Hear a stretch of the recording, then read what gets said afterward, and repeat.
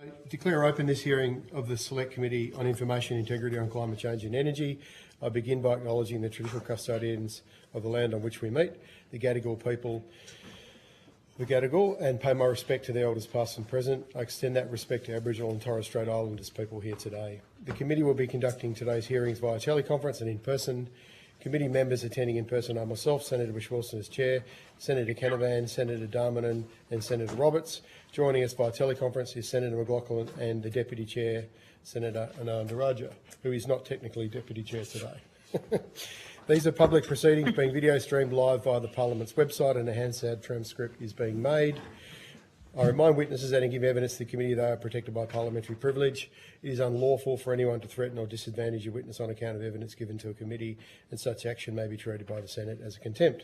It is also a contempt to give false or misleading evidence. Witnesses also have the right to request to be heard in camera. If a witness objects to answering a question, they should state the ground upon which the objection is made, and the committee will determine whether it will insist on an answer, having regard to the ground which is claimed. If the committee determines to insist on an answer, the witness may request that the answer be given in camera. I remind senators of their obligations under the Behavioural Code for Australian parliamentarians to treat witnesses with dignity, courtesy, fairness and respect.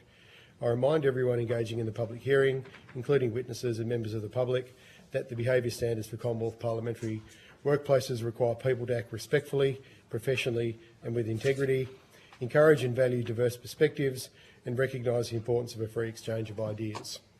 Bullying, harassment and discrimination will not be tolerated or condoned. I also remind committee members and witnesses who are appearing via teleconference and who are not speaking to mute their microphones. So I now welcome representatives of News Corporation in person. I understand that information on parliamentary privilege and the protection of witnesses giving evidence to Senate committees has been provided to you. For the Hansard record, would you please state your full names and the capacity in which you appear today? I'm Michael Miller. I'm the Executive Chair of News Corp Australasia. I'm Campbell Reid. I'm the Group Executive, Corporate Affairs, Policy and Government Relations. Thank you. Would you like to make a short opening statement and then senators will ask you some questions? We haven't prepared a opening statement, but here to answer your questions, and I appreciate the opportunity to be here today. I do firmly believe that healthy democracies are based on healthy debate, and that the role of all professional Australian media is to ensure that debate is played out and the public are informed, and Australian media do that to ensure that their audiences, but the Australian population, can participate, but also bear witness to those debates as they play out. Thank you. And we certainly appreciate you making time to come here this morning. Mr Miller, you told the Melbourne Press Club on Wednesday the 8th of October this year that social media was rife with misinformation, disinformation and the rabbit holes they drag you down. So you clearly recognise the importance of looking at misinformation and disinformation. You then said social media platforms do nothing more than tear and fray the social fabric. They are the true monsters at our gates, and our content is crucial to their success. Did you say that with some irony? No, I didn't. About your content being crucial to their success? That's how others on their platforms use our content. Right. Okay. And misuse our content. There wasn't an admission that some of your content is misinformation or disinformation? No, it's not. Okay. Could you tell us why you feel social media platforms are the problem? All Australian media adhere to Australian laws. They adhere to defamation. We have laws which relate to discrimination.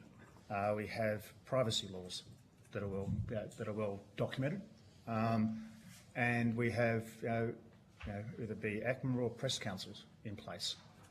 Social media and the people who participate in that do not abide by our laws. And what I did say at the Melbourne Press Club is that what I'm looking for is a level playing field. That was the point I was making. Yep. Okay. Well, the committee certainly wants to look into this area, and we're obviously hoping to also speak to the social media platforms. Great. That's something we're endeavouring to do.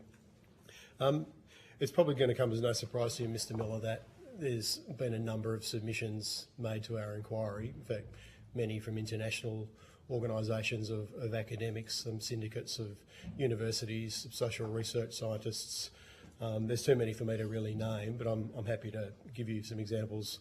I know you probably haven't had a chance to have a look at it. That paint a picture that News Limited has been mainstreaming climate disinformation or misinformation now for decades. How do you respond to that? That charge? A lot of those papers are based on the opinions of others. I defend their right to have those opinions. I don't necessarily have to agree with those opinions, but it's important that various opinions are debated and surfaced. And this is a debate that's happening not just in Australia but around the world. Indeed. And it's happening across many media, not just our own. Okay. So you don't accept the premise from any of these researchers or any of your critics that you do platform climate disinformation on across your news organisation? As I've said, these various platforms, companies, organisations, they definitely have their own views, and they've expressed those views as they're entitled to do. I don't need to agree with those views, and so you don't. And we often express those views through our mastheads. Okay, so you don't agree with those views? No, I don't. Okay. I'd like to ask you about reporting in January 2020 in relation to a leaked email from Ms Townsend, which I understand you responded to publicly. She accused your organisation of a misinformation campaign filled with irresponsible and dangerous coverage of the national bushfire crisis, urging yourself, Mr Miller, to think about the big picture. It was an email distributed to News Corp Australia staff and addressed to yourself. She said she'd been severely impacted by the coverage of News Corp publications in relation to the fires, in particular the misinformation campaign that has tried to divert attention away from the real issue, which is climate change, to rather focus on arson. And she goes on to say, I find it unconscionable to continue working for this company, knowing I'm contributing to the spread of climate change, denial and lies, and that she said she'd been sickened by the coverage of the organisation had given to the bushfires. What do you said at the time she was also, she's entitled to a view, but you disagreed. What was she referring to specifically, Mr Miller? Like what kind of reporting was she referring to? That's really a question for Ms Townsend. Right. She didn't provide that detail, and I don't think I'm in a position to talk about her personal circumstances. What I can say, though, is that we looked closely at our reporting during that period of time. Mm-hmm. We published 3,335 stories about the bushfires between September 1, 2019 and January 23, 2020. Of those, there were about 10%, well, about 12% which discussed climate change. 3% mentioned arson or arsonists. And the majority of those related to police looking for arsonists. Having looked into that, and I take the assertions seriously, I wanted to check that what she had concluded was either right or wrong. And I came to the conclusion that it wasn't correct. Do you accept that one misinformation can be a weapon of mass destruction in the hands of a massive platform like News Limited, given your coverage and how many people read your papers or watch? We cover a diversity of views. Right. And that whether it be news.com.au, which is our biggest news brand, or whether it be The Australian, whether it be the Hobart Mercury or the Northern Territory News, there is a range of views that are expressed across our various mastheads, and not just the views of Australian, our columnists and opinion writers. It's the people we interview who also have diversity of views. And that is fine, because healthy democracies are built on healthy debate. So this obviously this became public. You responded to it. Sorry, we didn't just respond to it. Sorry, we looked at it. You looked at it, and this is obviously covered internationally. Following this, James Murdoch resigned from the board of News Limited, citing disagreement over certain editorial content. Was he referring to climate information? I'm not sure that's the reason he said he resigned. Beg your pardon? I don't believe that was the reason he said he resigned. That's what was reported. Could be misinformation. It could be his wife, Catherine Murdoch. Don't be distracted by Senator Canavan, Mr. Miller. His wife, Catherine Murdoch, and himself made a joint statement, and they used the words, they were concerned about the ongoing climate denial at News Limited, and I think they were referring to Fox News in the US in particular, which I know is not News Corp Australia, but was Sky News any different? First of all, climate change is real. I've been on the record for that. Yep. So has Rupert Murdoch. So has Rupert Murdoch. So has Lachlan Murdoch. Yeah. I said at the time, and I'll say again now, that I don't believe that James Murdoch was reading our titles to come to that conclusion. He was possibly reading social media, and that if he picked up the phone and asked, I would have given him a more detailed answer. So he didn't take his concerns directly to you? No, he didn't. Okay. I mean, there was criticism at the time that you had underplayed the bushfire crisis. You chose to highlight concerns about arsonists, which obviously spread and were amplified on social media platforms. You're right, including by potentially foreign state actors who've done this internationally around extreme weather events. There was concerns that you use alarmist frames in your reporting of the Black Summer fires. You don't accept those criticisms? And as I've previously spoken about, and I'll say again today, we did look into that, and we have, I've given you stats today that our journalists did a fantastic job, as a lot of Australian media did, in supporting the communities that were impacted by those bushfires. Yeah. And we gave vital information, we provided care, and we went to the front line and reported when others didn't go there. So I'm going to stand up for our journalists and the journalists of many media who did a great job covering a global event. Yep. I'd like to say on record, I know you've got a lot of good people working for your organisation, Mr. Miller, and I know some of them personally, and I'm not. Well, perhaps if I could reframe it then, where did the arsonist, which journalist or which media platform of yours first platform the idea of this being arson? The origins of these fires. I'd have to take that on notice. In 2020, end of 2019. Yeah, fair enough. I don't have that, but I'm not sure that it was our media in the first instance. Maybe it was social media. I don't necessarily go to that premise. Can I just? Yes, certainly, Mr. Reid. My recollection is there was never an assertion made by any of our publications that arsonist was responsible for this event.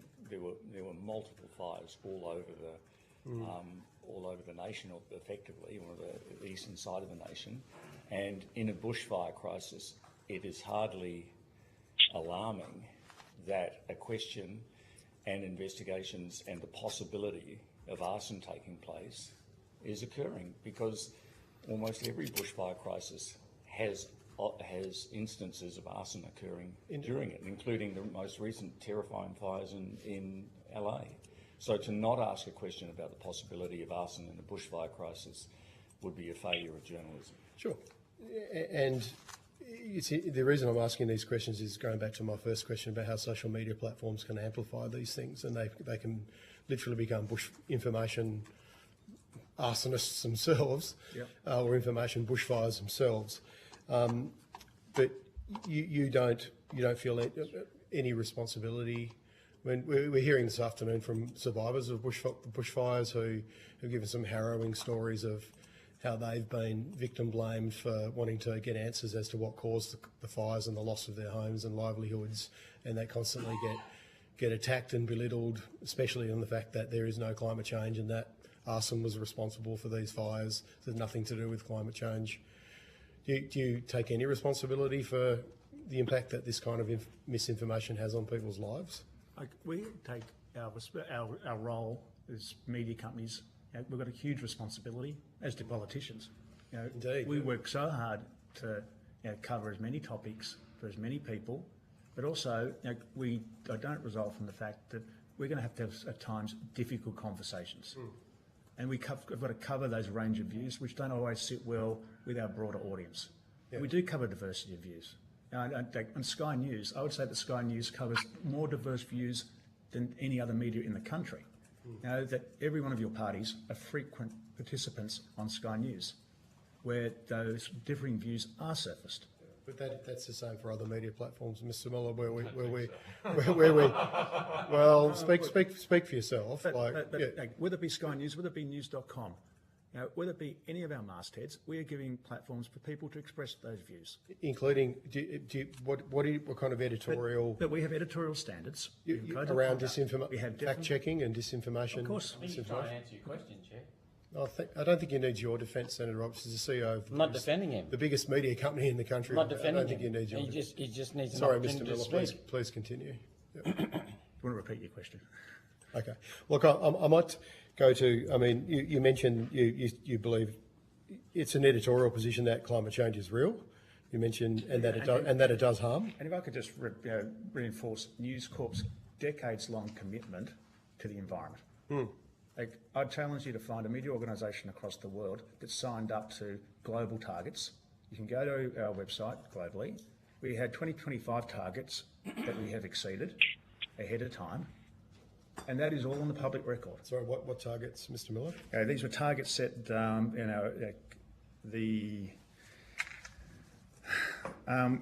we have the Global Environment Initiative. News Corp has got on our website what our targets are. We also published environmental targets to hit by 2025, which we did exceed those emission targets by 25%. We have long-term plans in place to reduce our carbon footprint. It's all there for the.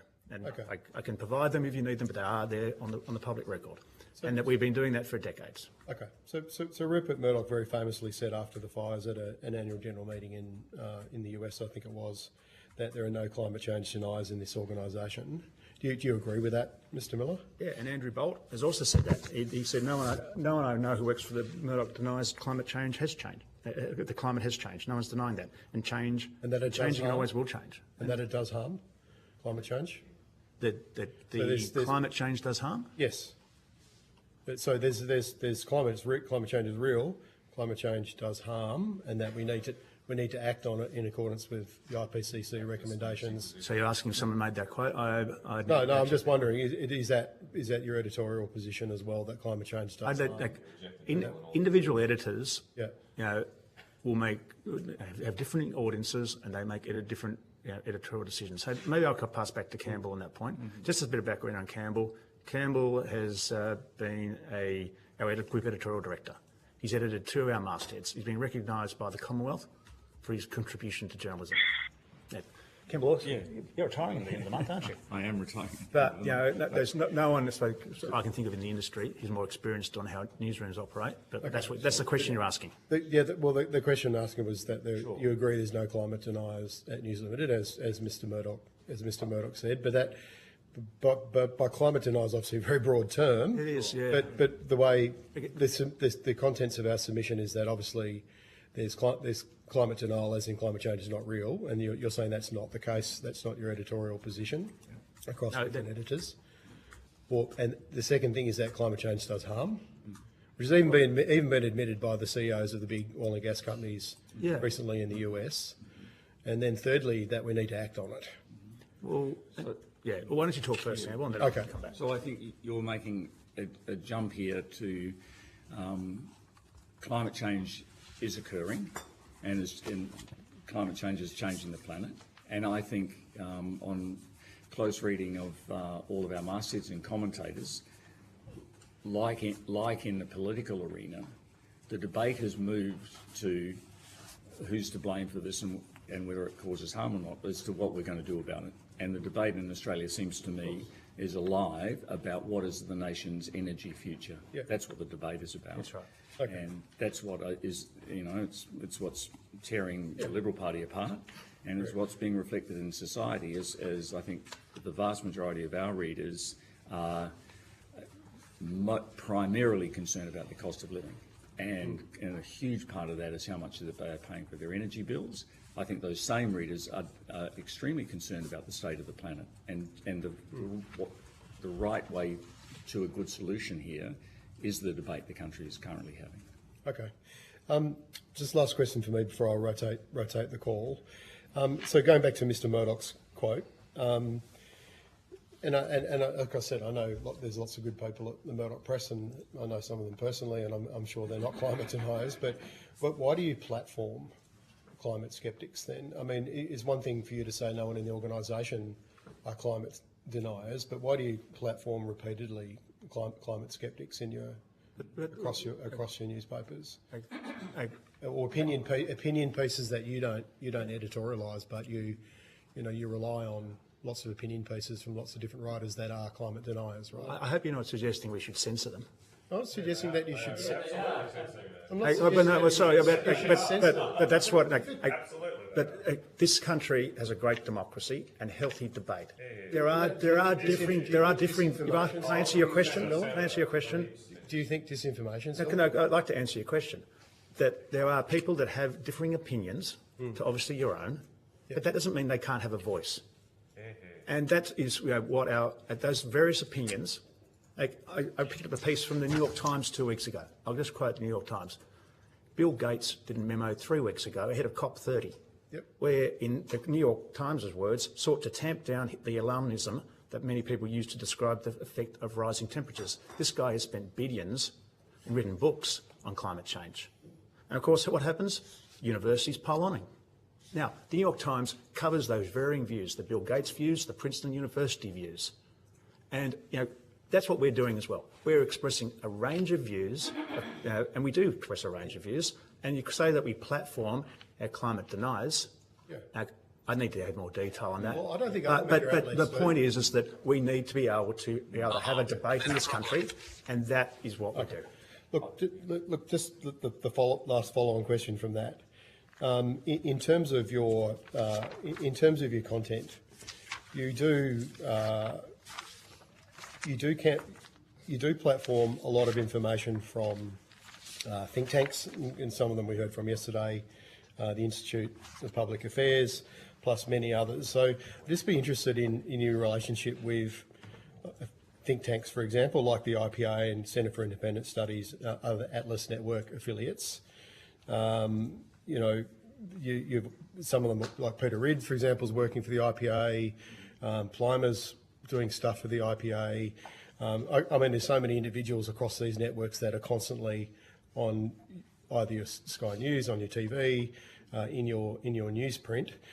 My question is really: is this a coordinated disinformation campaign? The fact that you do platform so many of these think tanks that are openly denying climate change and climate policies. No. It's not a coordinated.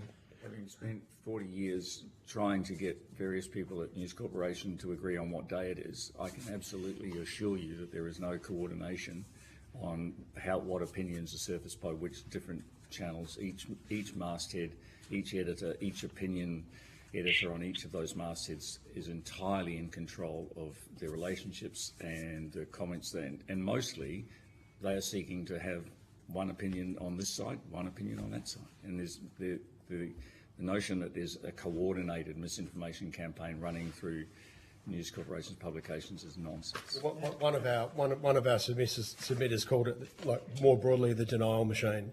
It includes PR companies, consultancies, think tanks, media outlets, just undermining climate action globally. You don't feel like you're part of the denial machine? No. Okay. No, we're part of a debate machine, maybe, but not a denial machine. And we're not alone in questioning this. I look at the Herald yesterday, and they've gone with the headline: "Third of voters want to scrap net zero targets." Two-thirds don't. 30% supported, and they're talking about the widening gap. They've gone very detailed into the stats.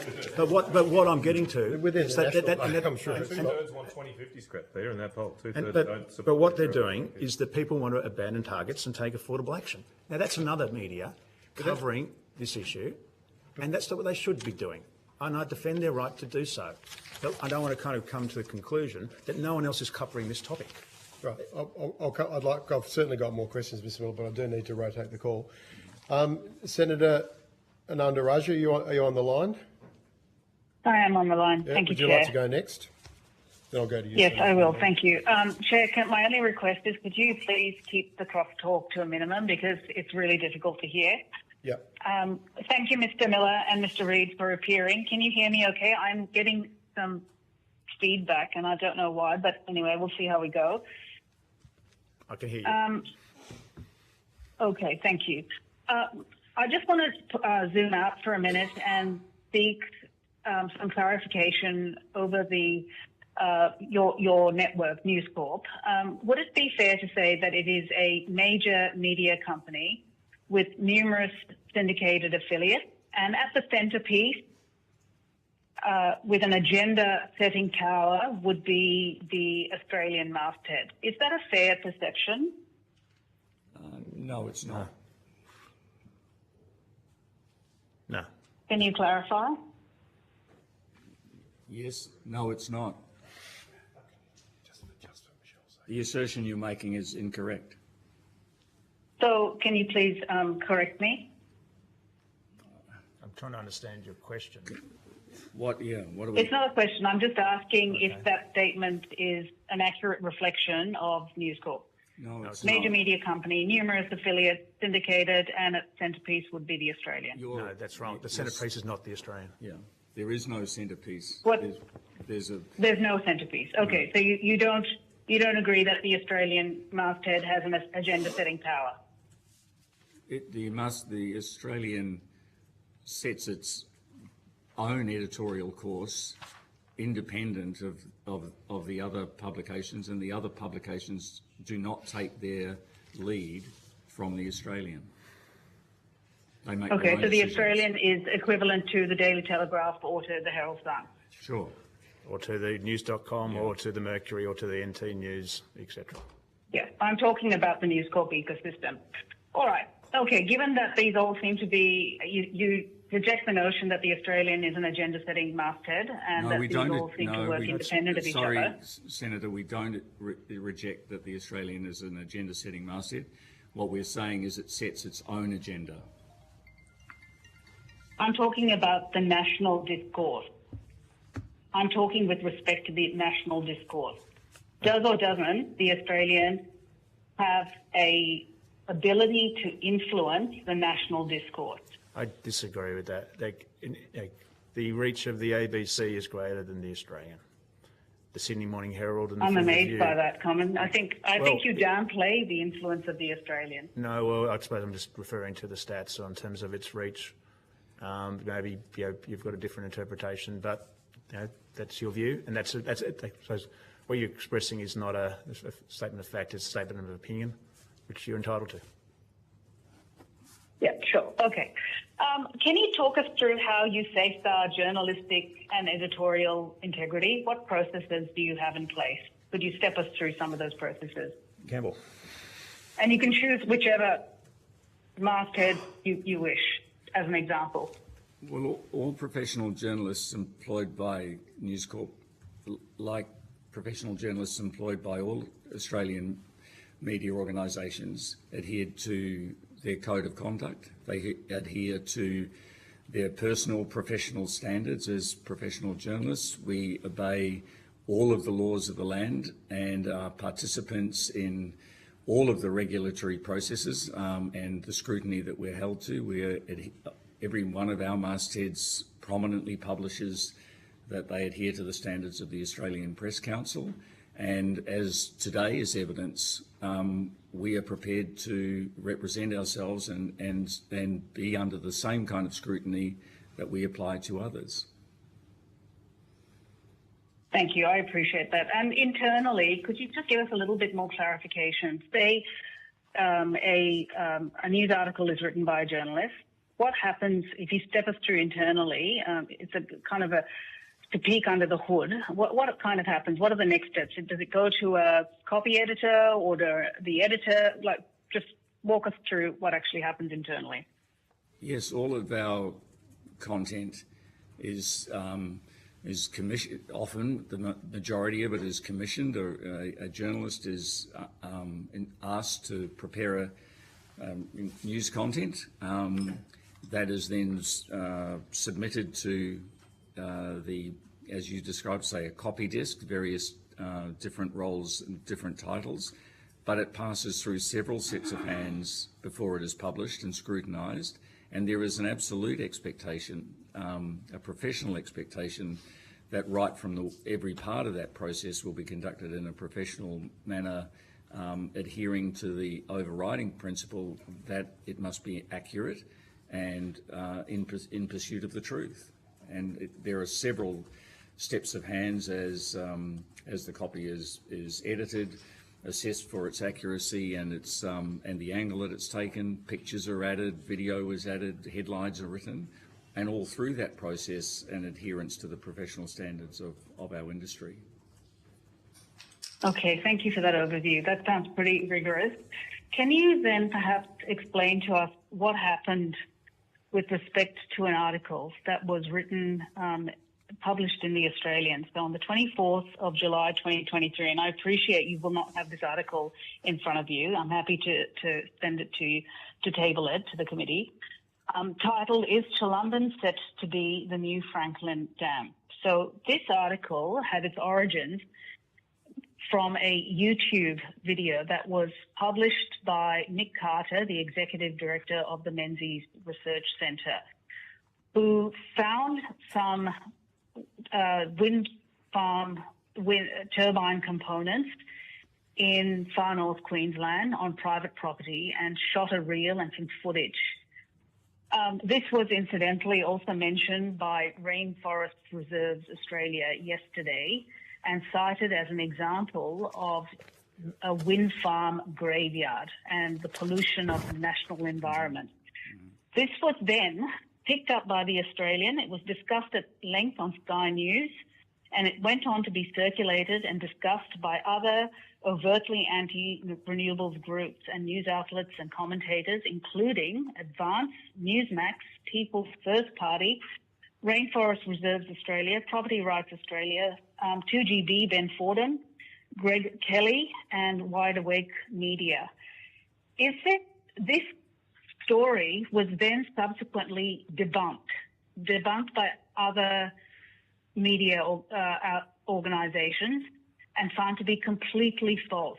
The wind farm turbine components had in fact been stored on private property belonging to Kidner Contracting Group because they did not want to see this in fact dumped, and they have gone on to provide 2 of those turbine components to CSIRO, where they are going to be recycled or upcycled, with the rest to soon follow. In other words, there was no truth whatsoever to this notion that wind turbine components were being dumped in the beautiful scenery of far north Queensland. But by the time this was debunked, the damage had been done. And I put it to you that this is an exemplar of what we are talking about in this committee, that The Australian did not follow its own journalistic standards and editorial integrity. And as a result, sloppy reporting led to the dissemination, unintentionally perhaps, of misinformation through a whole series of other media networks and nodes. And this then turned the backs up, naturally, of many Australians, including people in far north Queensland, who are now overtly, many of those communities have been poisoned by this sort of misinformation. And this has now subsequently led to a strenuous backlash against renewables, to the point where a $1 billion Australian-led wind farm project at Moonlight Ridge has been cancelled by the Queensland government. Where were your editorial standards and journalistic integrity? Could you please explain? Well, firstly, I would make you have stepped through a process of. And I'll just say it's Nick Cater from the Menzies Institute. So if somebody posts something on YouTube, you detail then a very long list of media organisations that had responded to that story, and then you also step through a long process of that initial information being corrected and debunked. Isn't that an example of open and robust debate occurring in an open democracy. I failed to, and I reject the assertion that a single story like But your that sloppy can reporting, undermine. your sloppy reporting kicked this off, Mr. Miller. Your sloppy reporting kicked this off. If your journalists and your entire command chain had done their job, this would never have been kicked off in the first place. And I put it to you that an organisation, a company of your stature in this country and with your reach and influence should do better. This is Integrity 101, Journalistic Integrity 101. Where was it with respect to this? Again, Senator, I don't have the copy in front of me, but I appreciate that. I don't know that on face value, a large collection of formerly used wind turbine equipment being stored somewhere while it's not being used, it's hardly a huge leap to describe that as a wind turbine graveyard. That's how it was reported by, maybe not by you, but it was reported by I'm others. contesting. And this is how misinformation spreads. Can I also... For the people there, it's a graveyard, Michelle. Maybe you should go there. And Senator, if I could just, you drew... It's being stored on private property. Read the We debunking heard that article. yesterday. I mean, how about you actually go to North Queensland wind turbine before you start components. insulting the people of North Chair, Queensland, can Michelle? you please Sorry, minimise I'm the trying talk? It's to, difficult. I'm trying to, Deputy Chair. Senator Canavan, you chair committees yourself. You know these kind of interjections are disorderly and they're not adding to the spirit of this discussion. But just in the, Senator, you went through a number of steps there and you concluded with the final point that as a result of that report, that a $1 billion wind farm didn't proceed. They were your final words. On Tuesday, the Deputy Premier in Queensland said he did not take into account the report. So the statement you've just said is contradictory to what the Queensland Government announced 2 days ago. They said that they instead relied on 142 submissions from residents.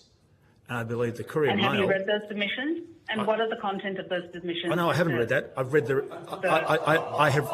There would absolutely be content in those submissions I have read... raising concerns about the dumping of wind turbine components in the bush. I've read the statement of the Queensland Government. I've read the statement from the Queensland Government. And the Courier Mail... The community submissions. And the Courier Mail has done, made this a particular significant issue in Queensland in the recent days that, Rainforests Reserve Australia has misled. Yep. And so where we find misleading information, our publications will cover that side of the debate. Okay. And okay, so just on notice, I understand. No, sorry, keep going. I'm sorry. It's difficult for me. Sorry, Deputy Chair, this will be your last question, then I'm going to have to rotate the call to Senator Canavan. I'll come back to you. Sure. Mr. Miller, just on notice, if you could provide with any information as to whether your company, News Corp, and any of your affiliates or mastheads actually issued a correction around this story, that would be most appreciated. I have one last question, Chair, with your indulgence. Yep. Sure, yes, please go. Okay. Mr. Miller, there is a submission in our portfolio from Climate Communications Australia. It was written by Dr. Holmes, who is a researcher of over 20 years' experience, who leads this not-for-profit and has had time at Monash University Climate Change Communication Research Hub. Are you familiar with this submission? I've seen a summary of it. I don't have the full submission in front of me. Okay, let me just step you through some of the key points that jumped out at me before you could respond. So in one line, I quote, the News Corp news group, so he analysed data, from Australian news material from 2023-24, and then he said, quote, the news group carrying the most misinformation on climate solutions were News Corp Australia at 23.67%, followed by 7 West Media at 5.15%, followed by 9 Publishing at 4.39%. Then there are a series of tables. They look like league tables. And on table 4, titled News Outlets with Clean Energy is Unreliable Misinformation, is 1, Daily Telegraph, 2, Herald Sun, 3, The Australian, Sky News, The Advertiser, in the top 5. And if you look at every single one of the 6 league tables there, News Corp publications dominate in the top. What is evident from this piece of research done by an independent researcher is that the problems of misinformation in News Corp are not isolated with respect to climate action and renewables. This is a systemic problem in your company. Can you please respond? Yeah. How that particular report defines misinformation, I would challenge. An opinion which someone disagrees with is not misinformation. Debate, diversity of views is not misinformation. We don't want groupthink in this country, and that because someone doesn't agree with a piece of material, someone else's opinion, they now label it misinformation. And so I reject what that report comes to the conclusion of. Yep, I make no apology that our papers are covering a cost of living crisis, of which energy is one of the major increases in Australian households. Varying reports would say over the past 3 years it's increased by 30 to 40% for most Australian households. This debate is not about climate change, it's about a cost of energy and how we transition to better energy and cleaner energy at an affordable rate. And this debate has been going on for decades. And a lot of comments have been made in across all media that this has been stalled by Australian governments after Australian government. And that is the debate. And so if people don't like that debate, it's not right to call it misinformation. And I would say that our mastheads are standing up for Australians more than other media, and that's what that league table suggests. Mr. Miller, sorry. I would say to you, Deputy Chair, I'm going to rotate the call. I'm going to rotate the call, Deputy Chair. I can come back to you. Thank you. Yeah. Thank you. I just would like to respond to that, though, just very quickly, if you don't mind, Senator Canavan. Absolutely, with the energy debate and energy policy, you cover that like a lot of newspapers very extensively, as you should. But let me give you an example of a disinformation, which is that offshore wind turbines kill whales, which started with a film in the US, first platformed by Andrew Bolt on Sky News. Now, that particular bit of misinformation has been thoroughly debunked. Mr. Miller, it's done an enormous amount of damage.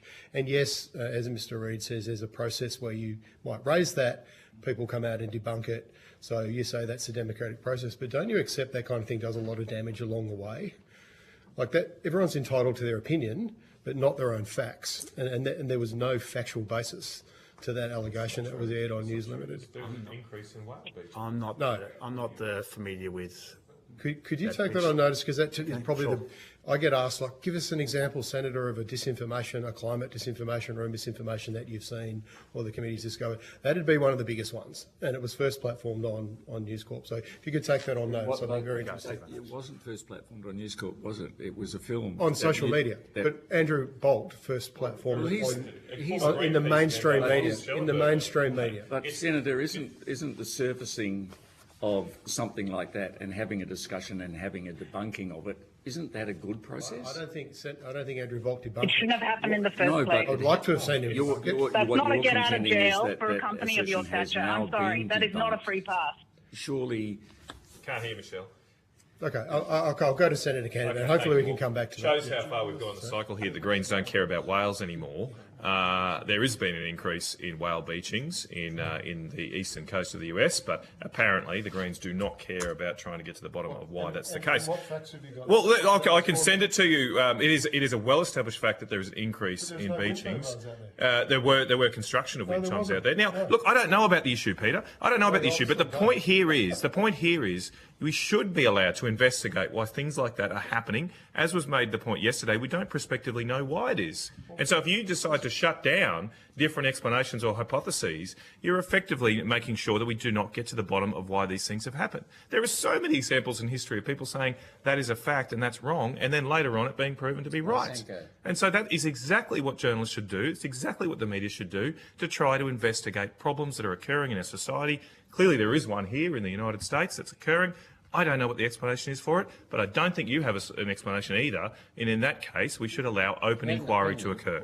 Now, I want to get to my questions because I do have a bone to pick with News Corp. I'm a bit surprised that they're getting accused of being climate deniers or some such, because, Mr. Miller, 4 years ago, you launched a campaign called Mission Zero 2050, and I found myself fervently opposed to the editorial line your organisation took. But can you take me back? Why did the News Corp launch that campaign, and is it still ongoing?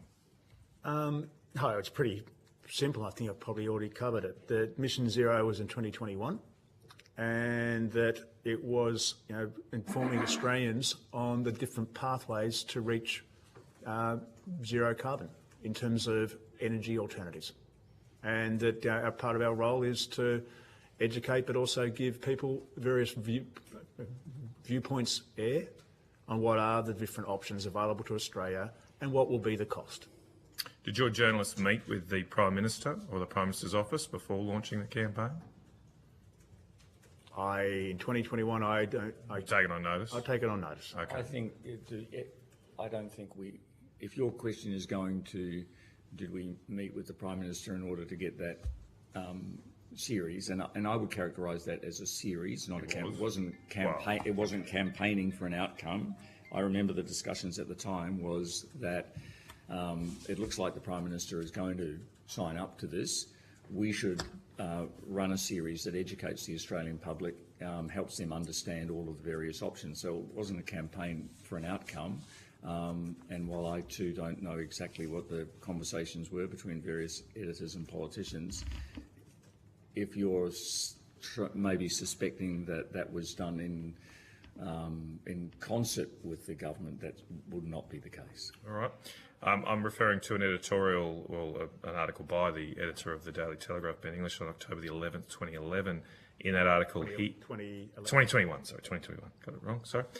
In that article, he says that, and I quote, "Our series will show that it's possible for Australia to move into this new global economy," and that is the net zero economy, "in an even stronger position, with more jobs, more money in our pockets, and a stronger economy."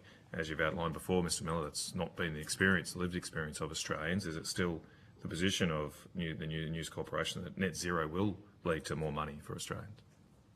Is that a question? Yes. Will it lead to more money for Yes. Australians? Well, I'd hope so, and that was part of what the debate and the coverage that we were hoping to, But that hasn't happened. No, it hasn't happened, Yeah. and that's not our doing. No, you said this. We have pursued net zero. Both sides of politics have. Yeah. You said that this would happen for our economy, but it's not happened. It's not happened yet. Well, but that's my question: is, are you maintaining it will happen?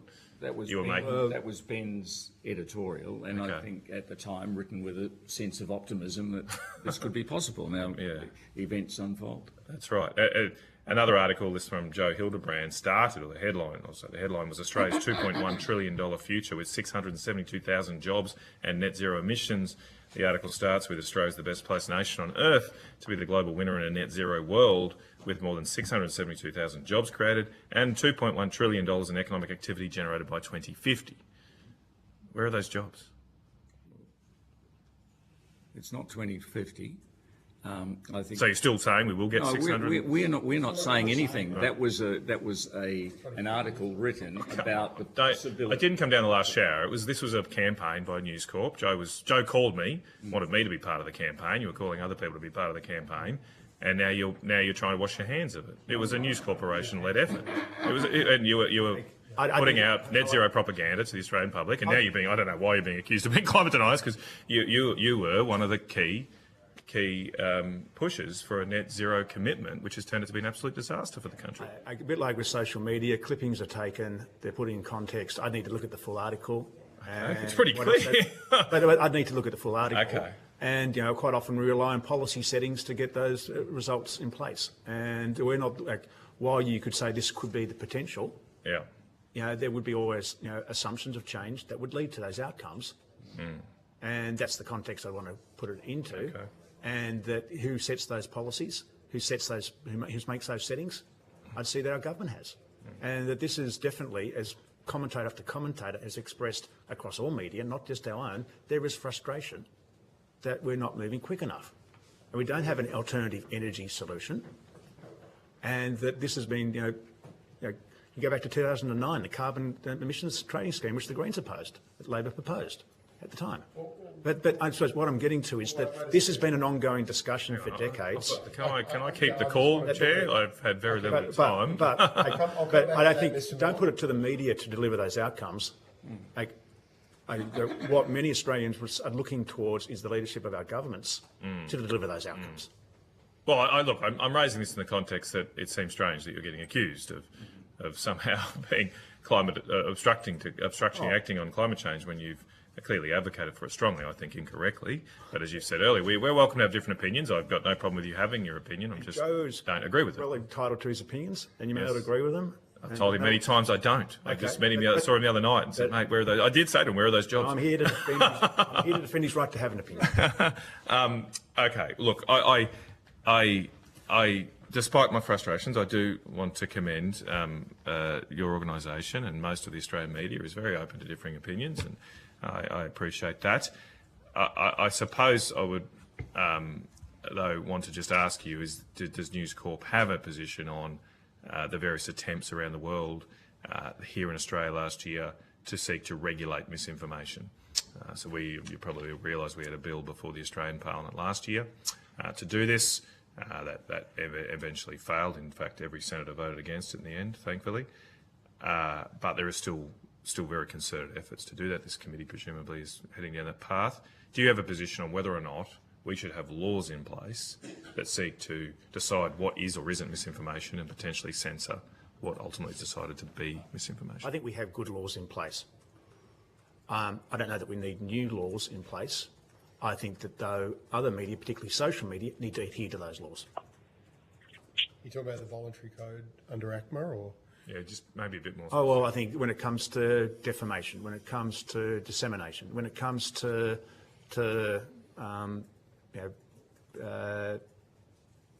privacy. So you want the platforms should be They should be liable for what they defamation. They should be liable for defamation, Yeah, whatever is published on their platform. Yes. It's been our contention across a broad range of issues that the fact that the tech platforms, and particularly social media, ingest content, disseminate content, algorithmically control that public content, and therefore are taking control of it.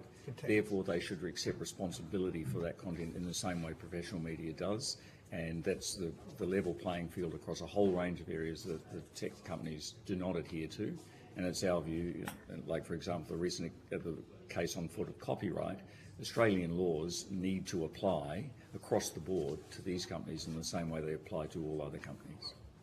Which, to the Chair's first question, was what my point was at the press club. Yeah. I wholeheartedly agree with your point, by the way, in terms of tech platforms.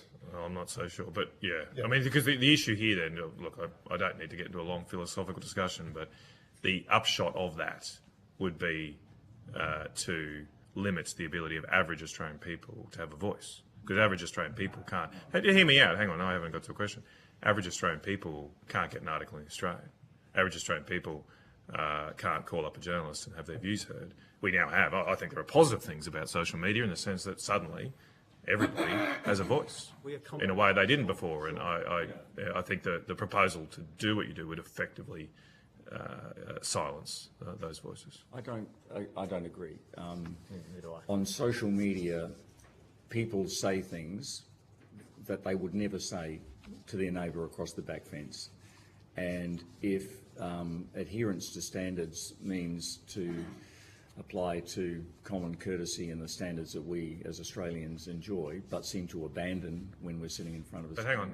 Are we talking about defamation, not courtesy? I mean, there's different. It's not. Are we regulating what people say in the pub, or it's not. It's the same thing. Trying to. A level of the objective. A level of public discourse, and remember the social media promise was that this is the new town square. Well, it hasn't turned into a town square. It's turned into a cesspit of accusation and horrific behaviour.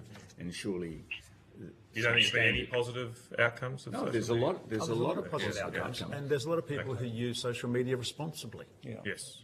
But a lot of people don't. as well. And that we have hundreds of thousands of people comment on articles on our websites, and we take responsibility for what's published on our websites, including those comments. There's no responsibility taken by the platforms of what appears on their sites. That's the difference. Okay. And some outlets like the ABC have turned off comments because it's just too hard to police, given how toxic it can get. Well, it's important that those people can comment.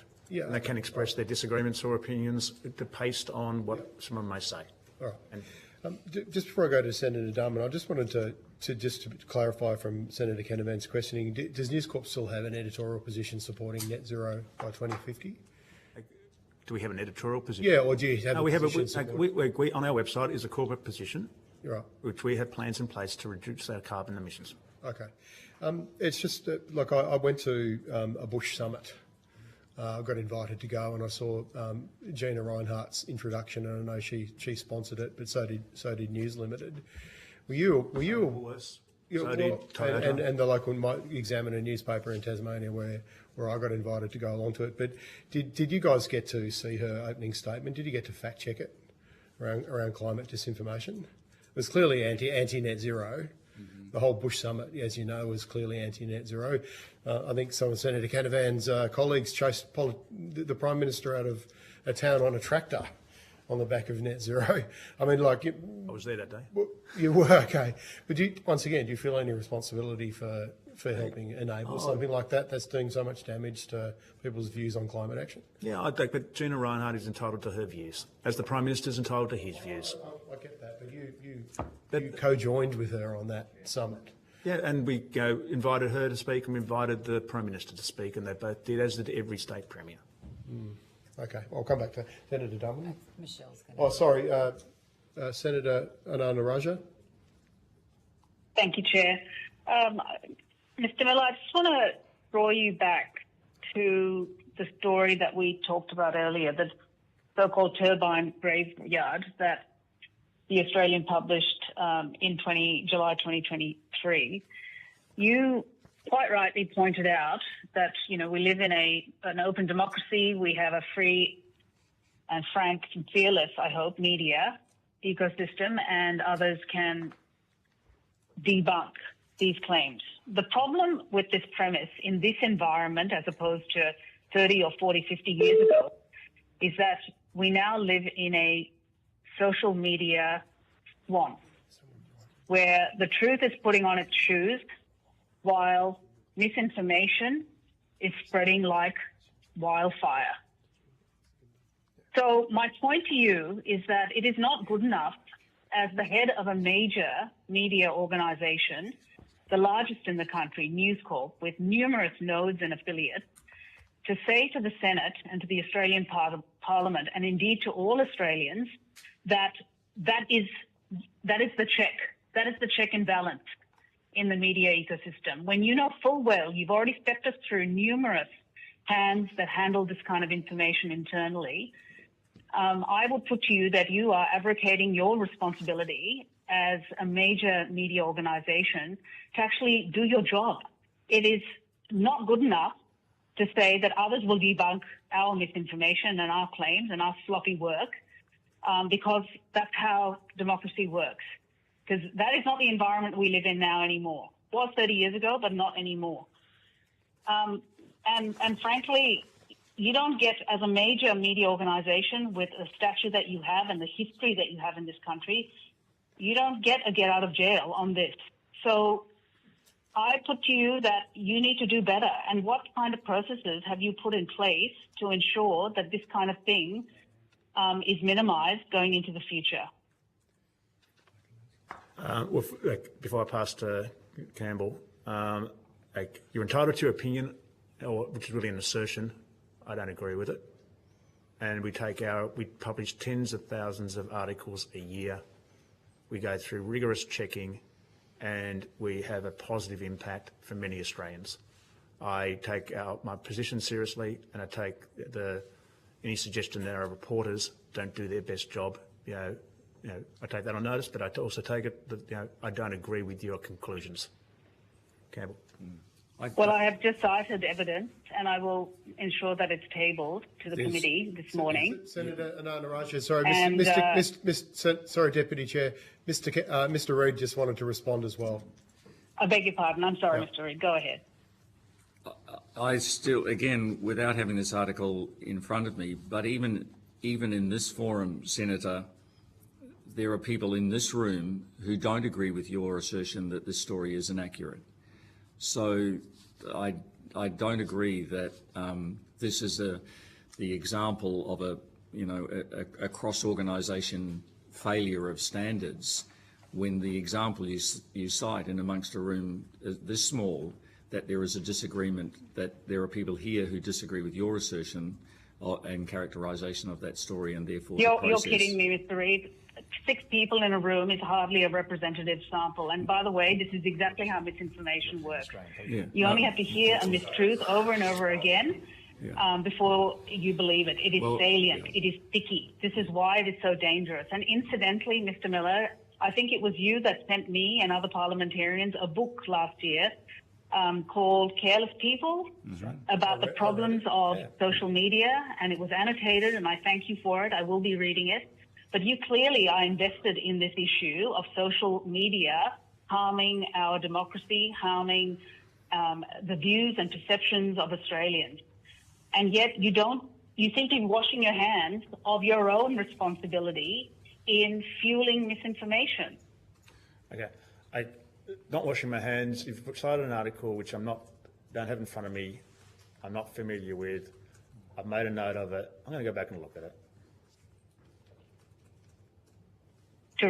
Terrific. And we would welcome any written response in following this. I just want to move on to Deputy Chair, sorry. something else. Do I have time, Chair? Yeah, just one last question. I then need to go to Senator Roberts. We're already running over time. Well, okay, understood.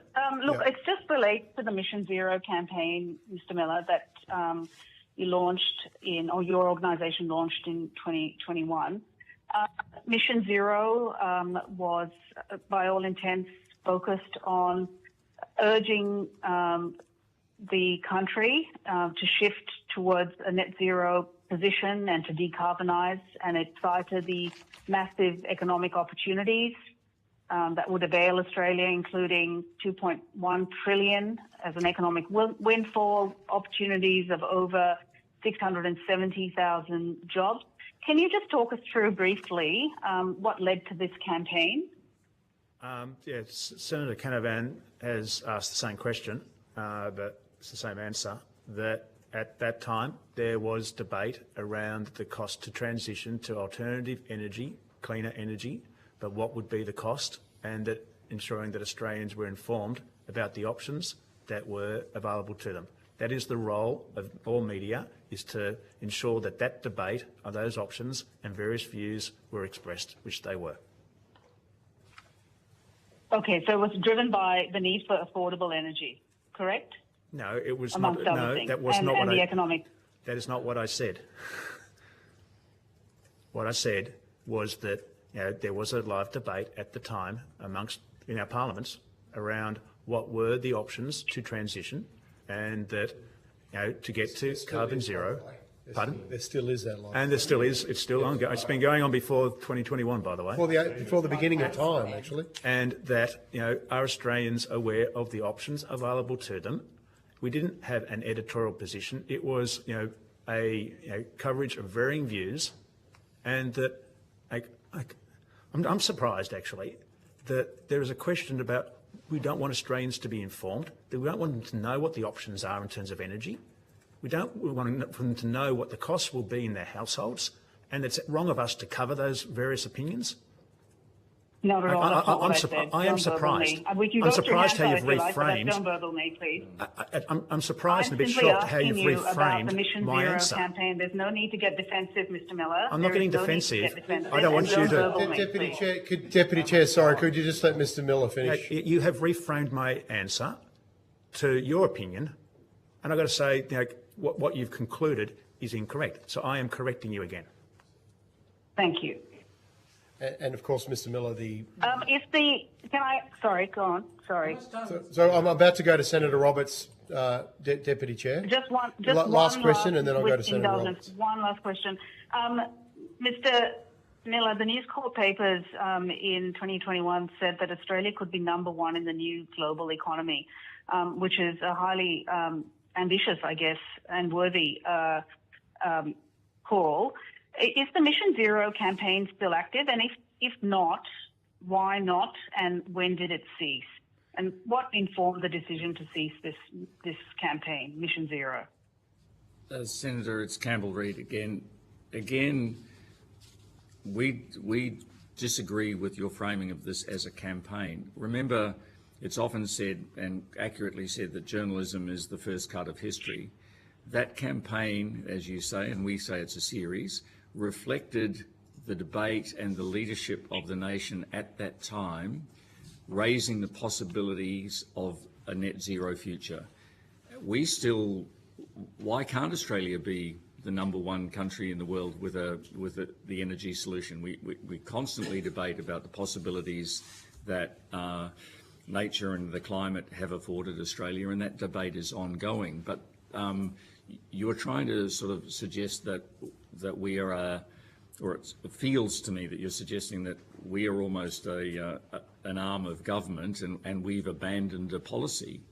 We wrote a series that reflected the nation's debate at the time, and that, as the senators have pointed out, that debate is ongoing. But we don't have any role in implementing government policy and the zero future. All our role is to keep the Australian public informed about the options. Whether it's called Mission Zero or anything else, that debate, let's not get hung up on the title. The debate is still alive, as is occurring in politics today.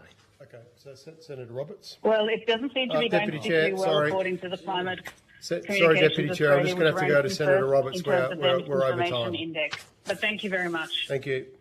Senator Roberts. Thank you, Chair, and thank you for appearing today. I'm going to ask my questions in a way that we can get a yes-no answer because I'm being frozen out of this inquiry. Are citizens allowed to prefer affordable energy over natural climate variability? Are they allowed to express an opinion? People are allowed to express an opinion. Thank you. Do you see people expressing opinion as a threat? No, we encourage it. Thank you. Censorship. That's what this inquiry is all about. It's about getting Greens and Labor Party together to extol censorship. Always beneath censorship there is control. Is that your experience? They're trying to control. I'd hope not. But that is the underlying motive of censorship, quite often. If this inquiry is about censorship, then I haven't come today with that point of view. I'm not accusing you of doing that at all. You certainly haven't. Always beneath control there is fear. Is that your experience? I think most people would agree with that. Yep. Thank you. Who's the best arbiter of misinformation, disinformation? I think I've answered that. The arbiter. Best arbiter of misinformation, disinformation. Is it free, open debate based on rational thought? Scientists, maybe? I think scientists will always have a...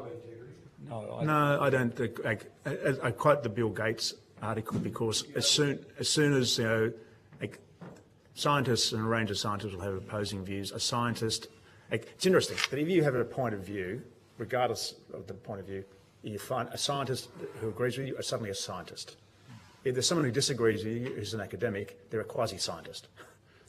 I think the word scientist is being misused, and so I don't agree with that. I think Senator So we're Roberts. having a discussion with Senator Wilson, right? Senator Roberts, perhaps I could refer to the old truism that sunlight is the best disinfectant. Thank you. What about labels like denier? Are they, in my experience, labels are the refuge of the ignorant, the incompetent, the dishonest, the deceitful. Would you agree, or would you make comment? The use of labels instead of data. It depends on the context, to be blunt. Okay. Thank you. I want to put on record my thanks for you promoting journalists to have a voice. People like Chris Yeoman, Rowan Dean, Chris Kenny, Andrew Bolt, Adam Crichton, Terry McCran, I haven't seen much of him lately, Judith Sloan, Tom Switzer, and contributors like Nick Cater, Bjorn Lomborg, and many people from overseas, America, Europe, and Asia. So I appreciate that.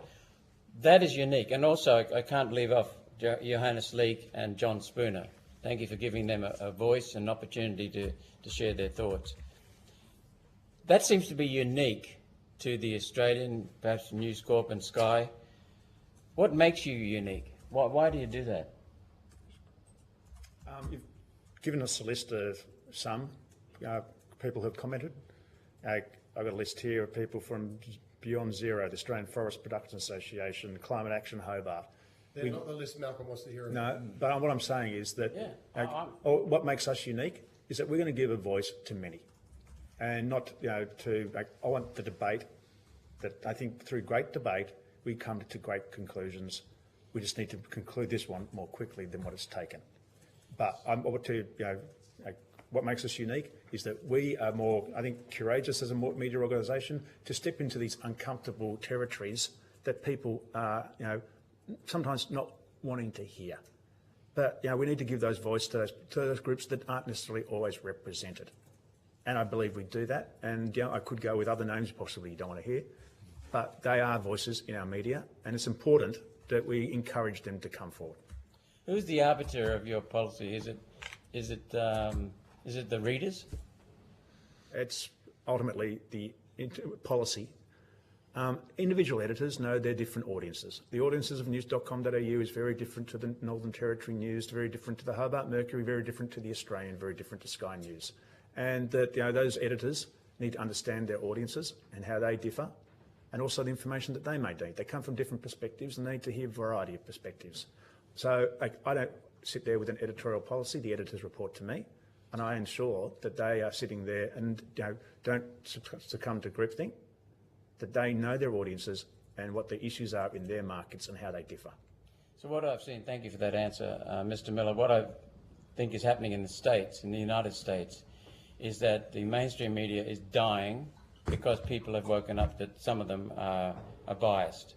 Surely what you have to do is you have to appeal to a broad cross-section of the community and put all the views across, otherwise you will die. Is that a fair comment? And that, we haven't nationalised our... Australia is... who runs Australia? Is it the states or is it the feds? I think that there's a lot of strong views that our states are very different and people are very parochial and proud of their states. And that I'm very firm that our state mastheads and our local mastheads, Geelong, Toowoomba, Townsville, Cairns, they know those markets and those issues in those markets differ. And I want those editors to represent the individuals in those markets. So I'm not here to make a comparison to media in the US. They've taken a different path. It's not the path we're on. I think we've got a different country, and that we are very parochial to our different state needs. So let me just rephrase the question. I've got two questions left. If you are seen by the public to be biased, you're dead. If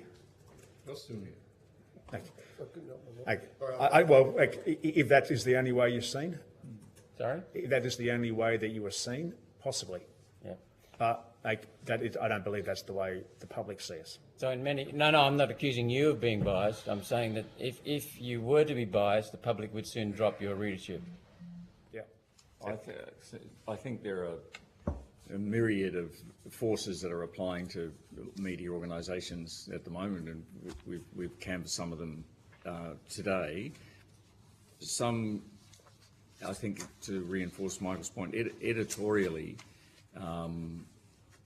our state-based, unlike other countries that you're citing, our mastheads are not driven by an ideology beyond representing what their readers are concerned. Hence our deep concern for cost of living issues. So we get sort of, it's the role of editors in our organisation to to reflect the mood and the concerns of their readership beyond political ideology. So it sort of goes to your question, but we as Michael was saying, we have a different mindset.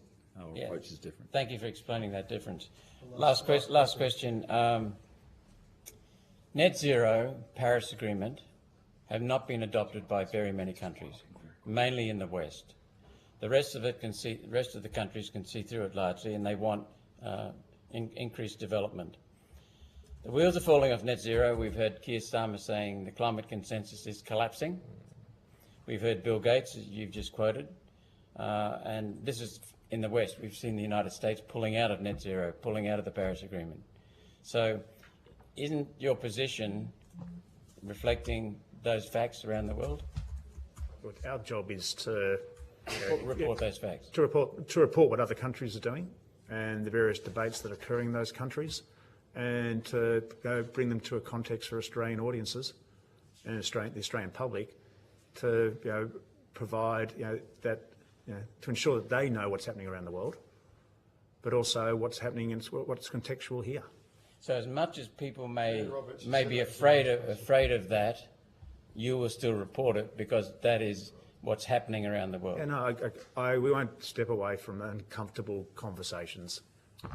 Thank you very much. Very quick question. I just wanted to raise you might have seen in recent weeks, the BBC has launched an investigation of its reporting on various matters, including a thematic review of its coverage on energy policy in the UK and climate change after whistleblower accusations, I believe, about bias in its climate change coverage. Is News Corporation following that review and thinking about any implications for its own reporting? We are following that review. I think when I say following the review, we're reporting on it. I think that it's anything. Like the BBC has a following in Australia. I think, as I understand the review, is that the BBC's code of charter, is quite specific, and it's quite different to the ABC guidelines. And that the review is really, have they adhered to their charter in the UK? And does that have application here? Not directly, but that's the review which I believe that have they met their obligations under their charter? Thank you, Chair. Would that be a review that News Limited might do something similar in terms of looking at potential bias in your own reporting on climate change? Well, we look at this. We're looking at our coverage and content all the time. I just wanted to clear up one simple thing you said there, Mr. Miller, about the Greens voting against the CPRS. You didn't acknowledge that we then negotiated a carbon price and a clean energy package that included a CPRS only a few years later. Which, interestingly enough, I asked the IPA yesterday why they won an award from the Atlas Network for undermining the carbon price and the clean energy package, and they outlined in their statement, in their own media release, they had hundreds and hundreds of media articles, which is what won them the award, and most of those were in News Limited. So it's an irony that you guys platformed the research of a group like the IPA that ended up us losing what was considered the gold standard clean energy package acting on climate emissions, and that's gone now. And we're still in the climate wars. Thanks for the clarification. Yeah, thank you. And thank you so much for being generous with your time today. We really appreciate it. So the committee will just have a short break now for 5 minutes. Apologies to the next witness that we're running a little bit over time, and we'll recommence at 10 o'clock. Thank you. Thank you.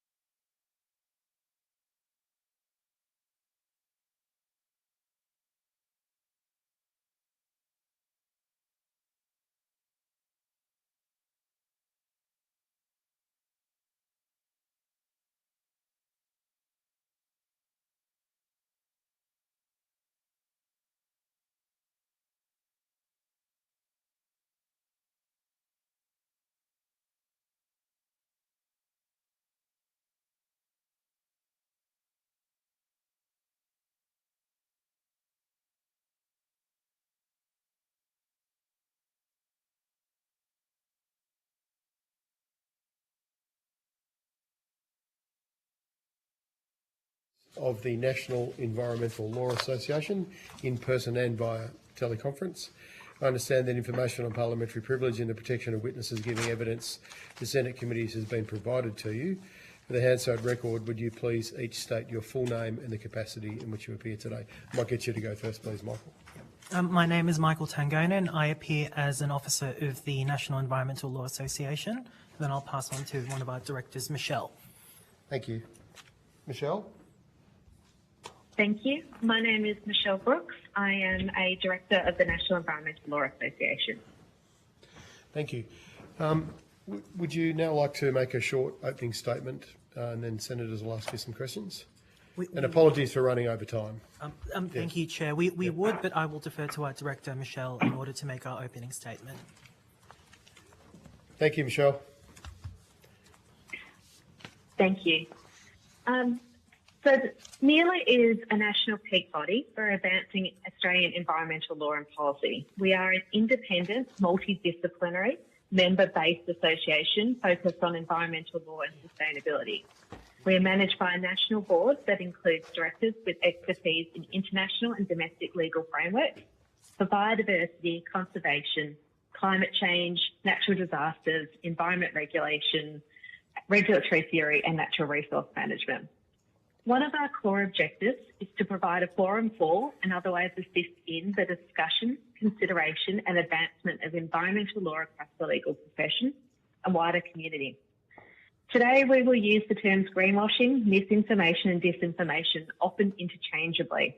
However, what we are focused on are statements that are core to information integrity and make false representations around sustainability, usually in the context of finance, commerce and corporate reporting. For us, this undermines the integrity of environmental initiatives, sustainability, customer or citizen choice. It dilutes the impact of genuine environmental action, slows down progress to make a more sustainable future, and deprives the ability of customer or citizens to make choices based on their own beliefs and value systems. Our submissions were based on the principle of integrity, accountability, and the ubiquitous need for resourcing. We believe by strengthening our laws and systems, the Australian government can better promote environmental sustainability and better position Australia as a responsible global citizen in addressing environmental challenges and provide greater certainty for industry participants, customers and stakeholders. Misinformation and disinformation breeds in poor or absent systems. There is an opportunity for Australia to improve the maturity of our systems to avoid and mitigate risks of information integrity and empower citizens and customers to make their own decisions. NELA is really grateful for the opportunity to make and address our submissions in the inquiry today. So thank you, and we welcome any questions you may have, but just ask for your support in this mixed media presentation where we will direct the questions between myself on the teleconference or my colleague Michael in the room, dependent on our expertise. Great. Thank you, Michelle.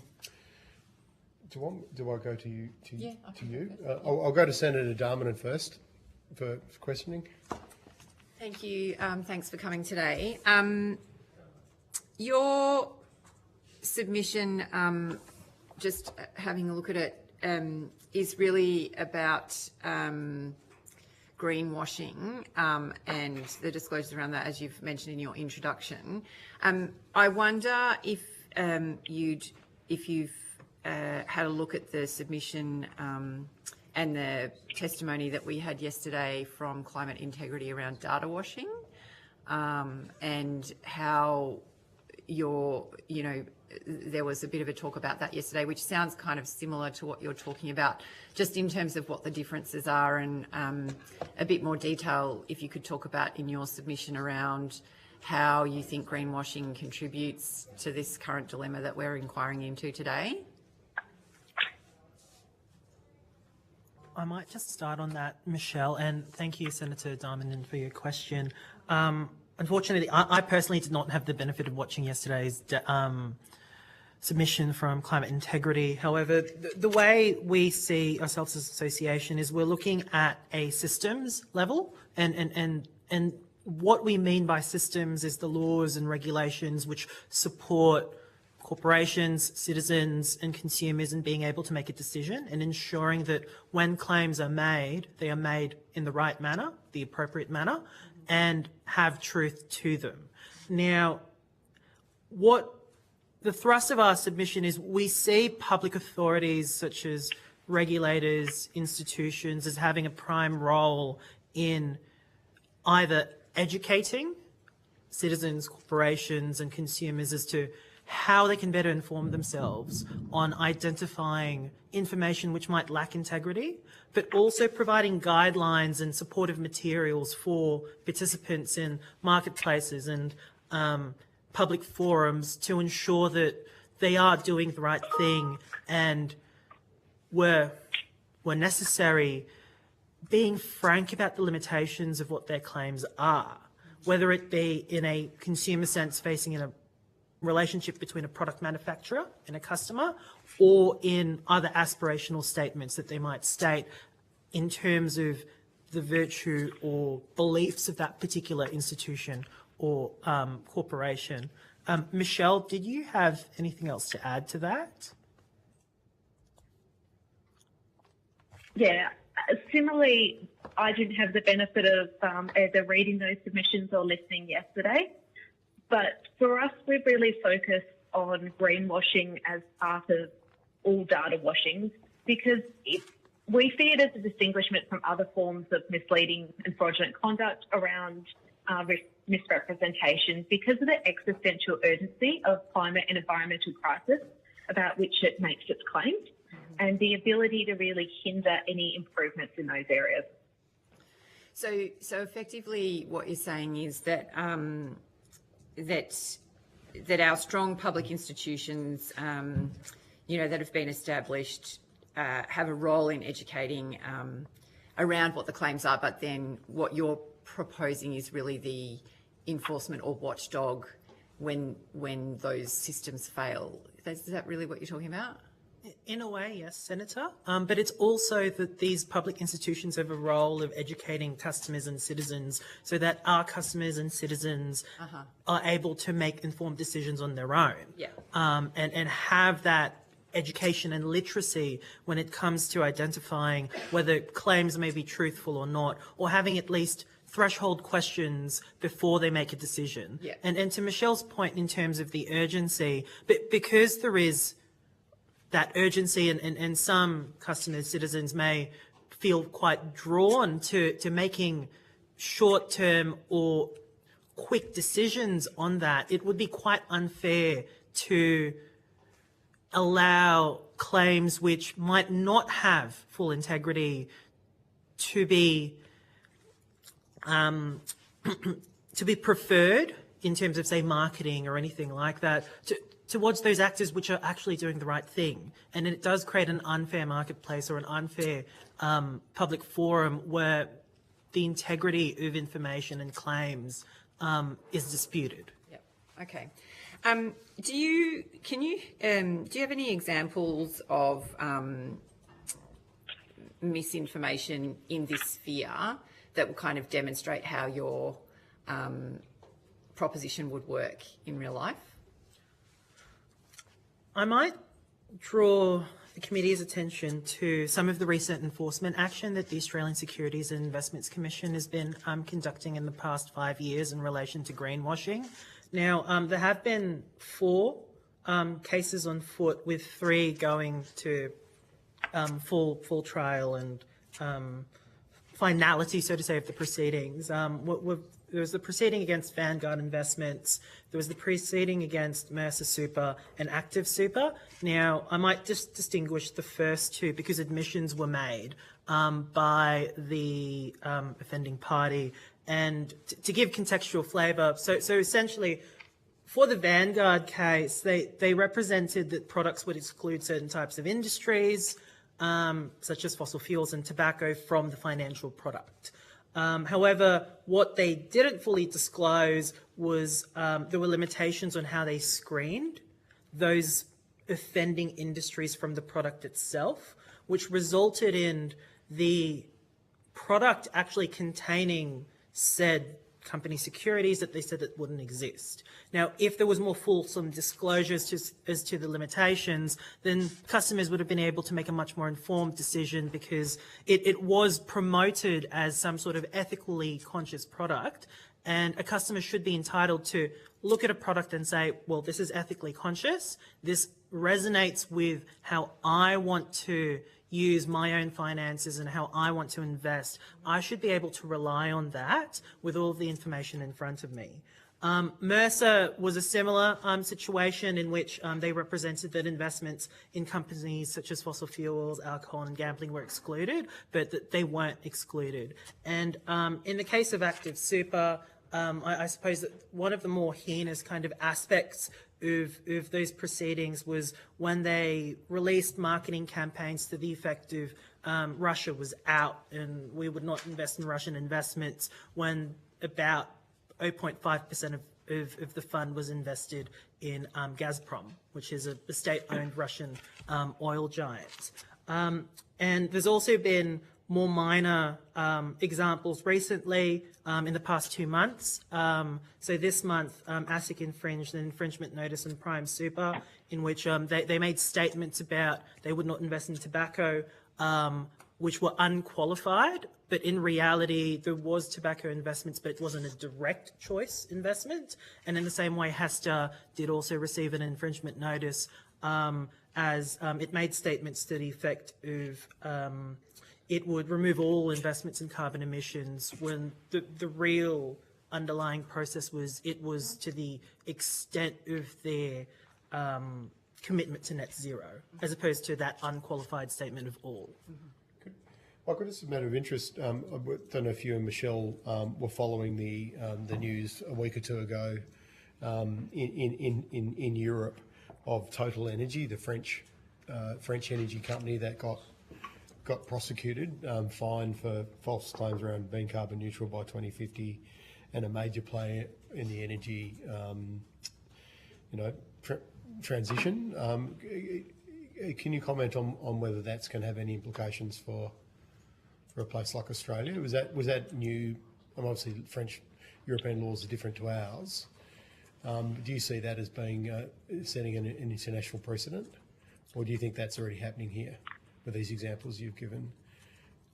Thank you, Chair. I do think that we have a robust system in Australia when it comes to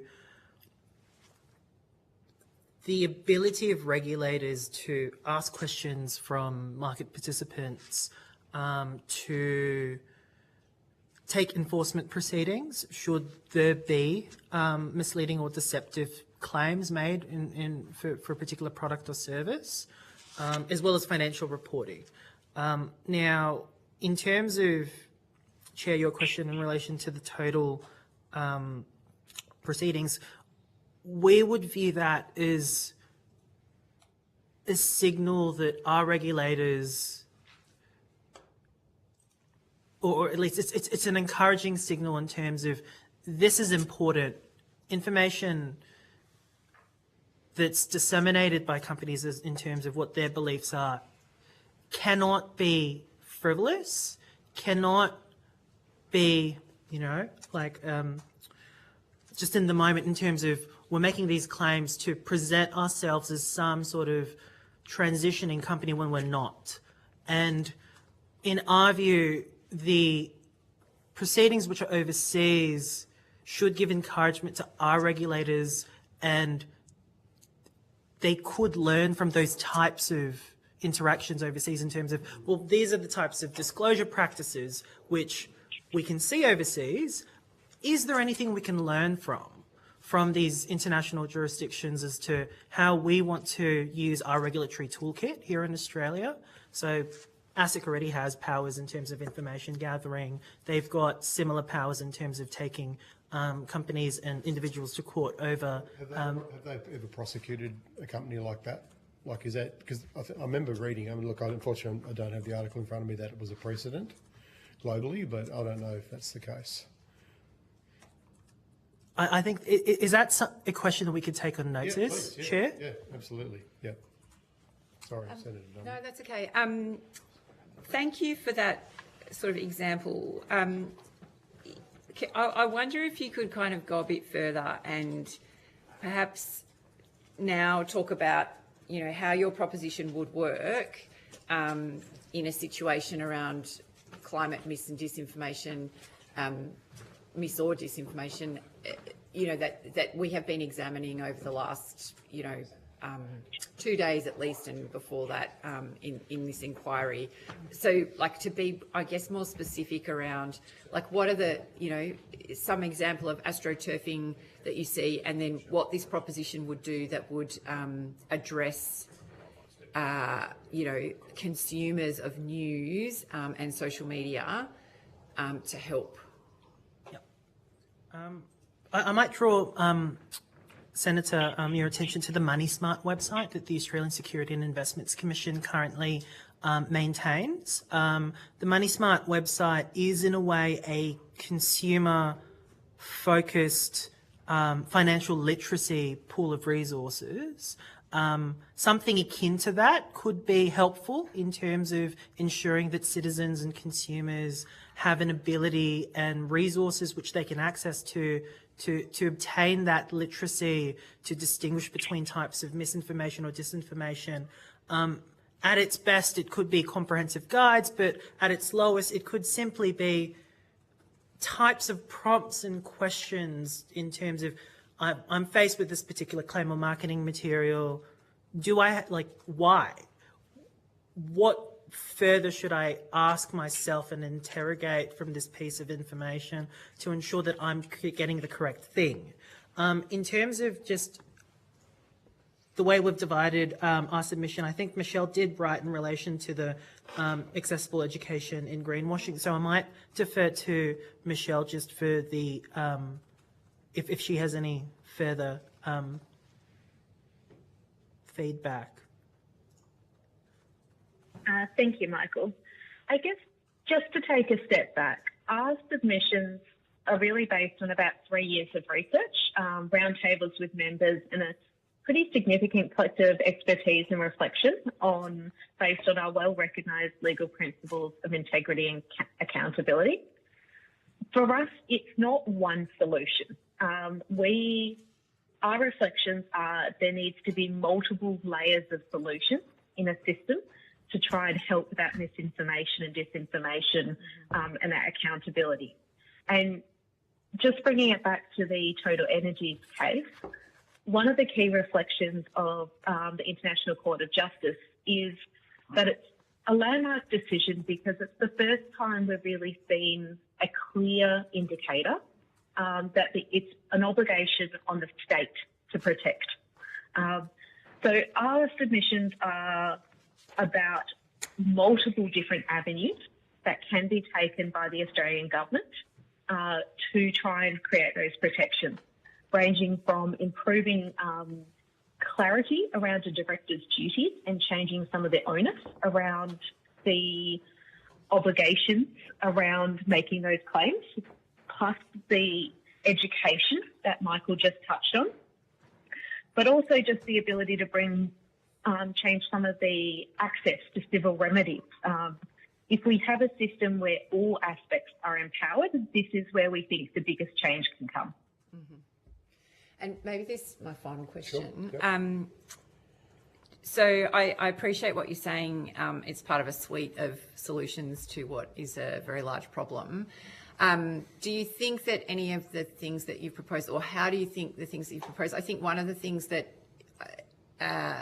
perhaps is unique about this challenge is how quickly things spread. And, you know, we've heard evidence from other witnesses around, I can't recall what the analogy is now, but, you know, it seems that, you know, relying on a Money Smart website, for example, perhaps presumes people who are interested in seeking out information as opposed to being targeted by a feed and an algorithm that forms a bit of an echo chamber, and how that spreads very quickly. So I'm just interested in your thoughts on how this suite of solutions kind of helps us to, you know, respond in the new way that information is being spread quite quickly.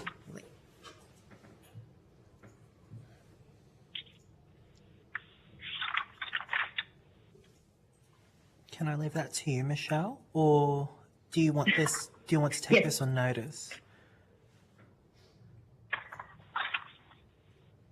I think we might take that one on notice to answer that fully. No worries. No, that's fine. Thank you so much. Thank you. Just a couple of quick questions from me. You note in your submission the International Court of Justice ruling, but I think I read in your submission it relates to nation states and their responsibilities on climate change. Can you tell us a little bit more about how definitive that ruling is, and whether you think there'll be any flow-on effects in Australia from that? Thank you, Chair. Now, in terms of that decision, it was an advisory opinion, and in terms of the International Court of Justice, there are contentious disputes and then advisory opinions. And in terms of advisory opinions, when they are issued, sometimes it doesn't have a binding effect, sometimes it does on different nation states. One way in which an advisory opinion would have a binding effect at international law is if the court declares something to be part of public international law.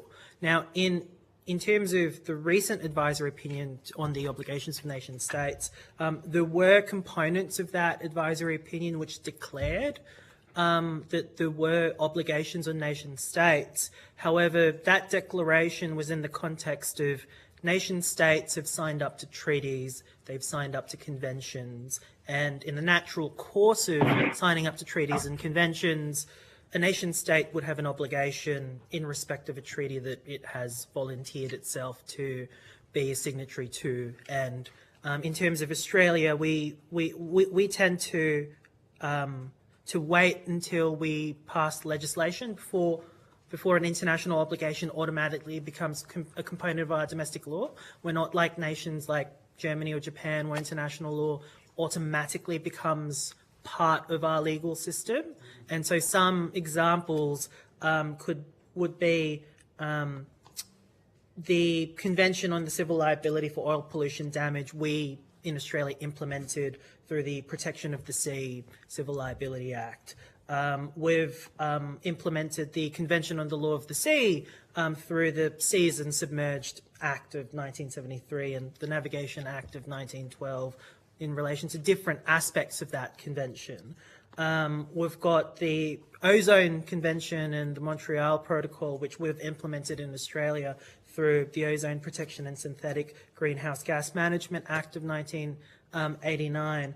And so in terms of our comment in relation to that particular advisory opinion, we do note that there was that nature positive package, which was introduced in the 47th Parliament. It did not proceed due to the election. However, we have noticed that it is yet to be reintroduced. Now, it's probably a matter for government in terms of when that reintroduction may or may not occur. However, there are already certain existing treaties which Australia signed up to. Some of them have been implemented and some of them have not been implemented. However, noting that there are multiple countries overseas where part of their legal framework is if they sign up to a treaty, it automatically becomes part of their law. That will change the way our relationships with those countries could be in terms of their expectations from us, whether it be a business partner, a trading partner. Trade agreements or those kind of things. Yeah. Yes, definitely, Chair. Right, okay. Look, last question from me. I presume you may have made a submission to the greenwashing inquiry that went through the Senate recently. Just whether you've got any thoughts about the recommendations in that inquiry. Obviously, we'll take that on board. But I'm particularly interested in the fact that, if a company greenwashes and gets investigated, presume there's networks of organisations like yourself out there that are looking at claims that companies are making, specifically in relation to climate change. one thing I suppose the committee is looking at is if a corporation uses a third-party organisation, be it a think tank or a PR firm or a consulting company like that Senator Darman asked you about yesterday. I mean, do you have any views as to whether it's a strategy for fossil fuel companies to use third-party organisations or industry groups? There's another example in the US that we've received some significant submissions on. They'll use front groups or third-party groups to greenwash, and that's a lot harder to connect them to those groups. So therefore, they're not going to be prosecuted. And how big an issue is that for us? I might take that question. As our organisation looks at the legal systems and structures, we don't actively monitor companies' claims. So we don't have active intel around what different companies are claiming and different mechanisms they use for greenwashing. However, what it does go to is, with the heart of some of our submissions, things like strengthening directors' express duties and the ability to open up civil claims around greenwashing would help to be able to uncover some of that information more readily. Okay. And Chair, I might just add on to what Michelle's just said, just in relation to financial products. There is a industry which, like ratings agencies, for example, and I might just draw the committee's attention when we're talking about in terms of the systems view of what are the institutional safeguards that are desirable to ensure that that people receive what they expect to receive. Is in the UK that they are moving towards regulating ratings agencies in relation to ESG ratings, and so some of these ratings agencies, what they tend to do is they'll examine a particular financial product or service, run it through a particular methodology. Sometimes methodologies are the same between agencies, sometimes they're not. That's another point of distinction which may confuse citizens, customers, and market players more. And then at the end of that process, they'll come up with like 4 out of 5 stars or 3 out of 5 leaves and all of that. Now, we understand the Australian Financial AFSI is looking or recommending sustainability labels, and there has been a consultation earlier this year. In our view, those types of mechanisms could assist in terms of providing the appropriate level of guidance and support to decision makers, whether they be corporate, whether they be individuals.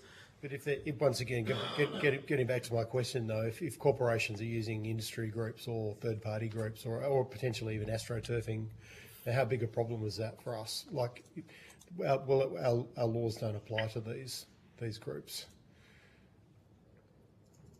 Like, are you aware of an industry body, for example, being investigated by ASIC for claims that they're making on behalf of multiple corporations that are their members? We're not. No, okay. And look, and you make a very good point. I mean, do you think the carbon accounting framework, it's essentially an ESG framework that is coming into law shortly, will make a difference as well in terms of greenwashing laws? And I just wanted to clarify, Chair, when you say accounting, carbon accounting framework, do you mean the financial reports and the new sustainability report? I can't remember the exact act off the top of my head. I probably should have written it down, but yeah. So in our view, this is yet another additional type of resource that's available to customers, citizens, corporations in order to make a decision. Now, we understand that it is through the accounting and auditing standards, and the expectation there is there's consistency, it's audited, and that should provide a degree of comfort. Yeah. But we have yet to see the full impact of that regime, given I think this year's been the first reporting year.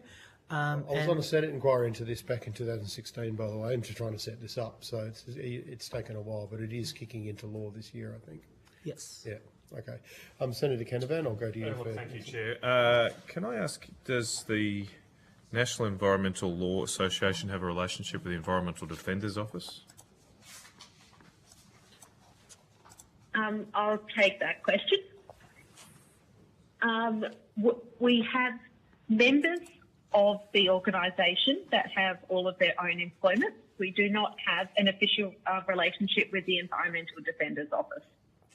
Your Vice President works at the Environmental Defenders Office, is that correct?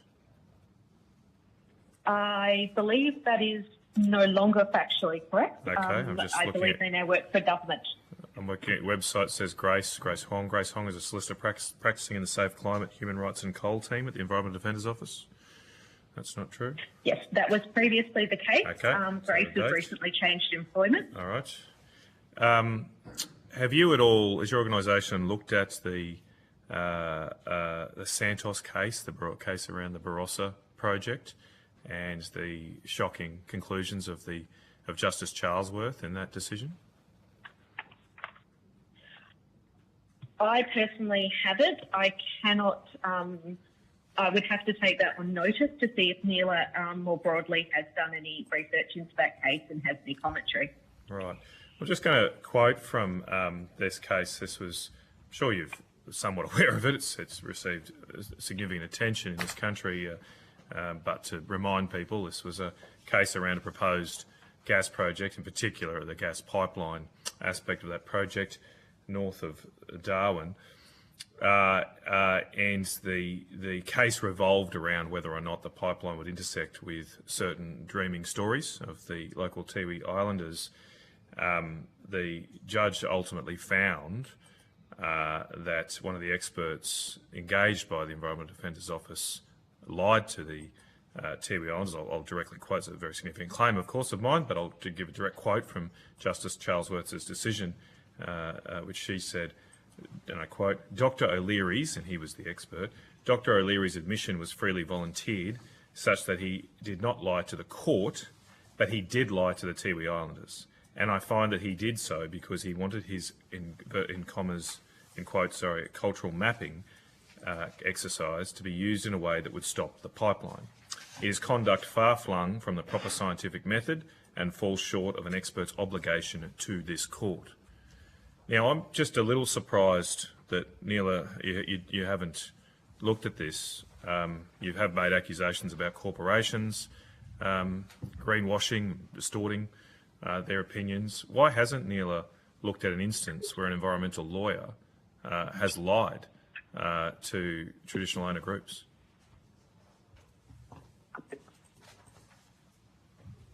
So respectfully, Senator, my answer was I'm not aware, and Right. I need to take the question on notice because I would need to go back and consult the organisation. It's just something I personally haven't been involved in. Yeah, well, sorry, Mr. And that goes the same with me as well, Senator. Right. In terms of, I'm not personally aware, but we would be willing to check into, in terms of whether anyone in the broader organisation has written or whatever, anything on it, and come back on notice.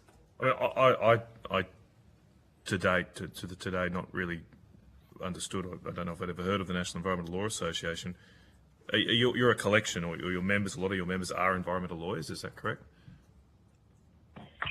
Yes, membership is for people with an interest in environmental and resources law and related disciplines. We are different to a law society or a legal practice board. We do not govern the professional conduct of environmental lawyers, but we do have that broader interest in that discipline. Do you provide training or tutorials or any kind of guidance to environmental lawyers? We do provide education and knowledge sharing to environmental lawyers. Have you provided any education or knowledge sharing around the implications of Justice Charlesworth's findings and the obligations of environmental lawyers to the court? Again, I will have to take that one on notice. NELA is a volunteer organisation. We each have different specialties in our areas.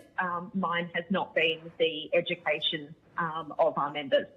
Look, to me, it just does call in question your evidence. As I say, you're making very strong accusations about corporations in this country, but yourself don't seem willing to apply the same standards to your own members. And there's a clear... Well, Chair, I'm jumping the gun there. well, Chair, that's not a point of order. You are the Chair, not you know. You're not a judge. How is this relevant to the terms of reference? Well, this is okay. Oh, I'm happy to take that on board, Chair. This is an inquiry into climate misinformation, disinformation. I'm using an example here where an environmental lawyer, an environmental group, was involved with lying to a court. What's it got to do with climate change? This court case was all about the carbon emission impact, the potential climate impact of Barossa's Santos project. They said they'd take it on notice, Senator Kennedy. Right. Now you're just running interference as Chair, because clearly this is causing some discomfort here for yourself and for those that would like to throw accusations at other Australians, but not apply the same standards to yourself. Senator Kennedy, right? You do not apply. It's a double standard here, where you're happy to accuse other people of lying or other people of distorting information. But when somebody does it from your own team, you run defence from them. And your intervention here underlies the bias and kangaroo court nature of this whole inquiry, right? Because you're running defence for your own groups while going on the attack for other people. Senator Canavan, you're bringing the Senate into disrepute with this nonsense by describing us as a kangaroo court. Come on. Can't hear, Michelle. Can't hear. So you're bringing the Senate into disrepute by describing this, he's here to inquiry as a kangaroo court. Okay. Do better.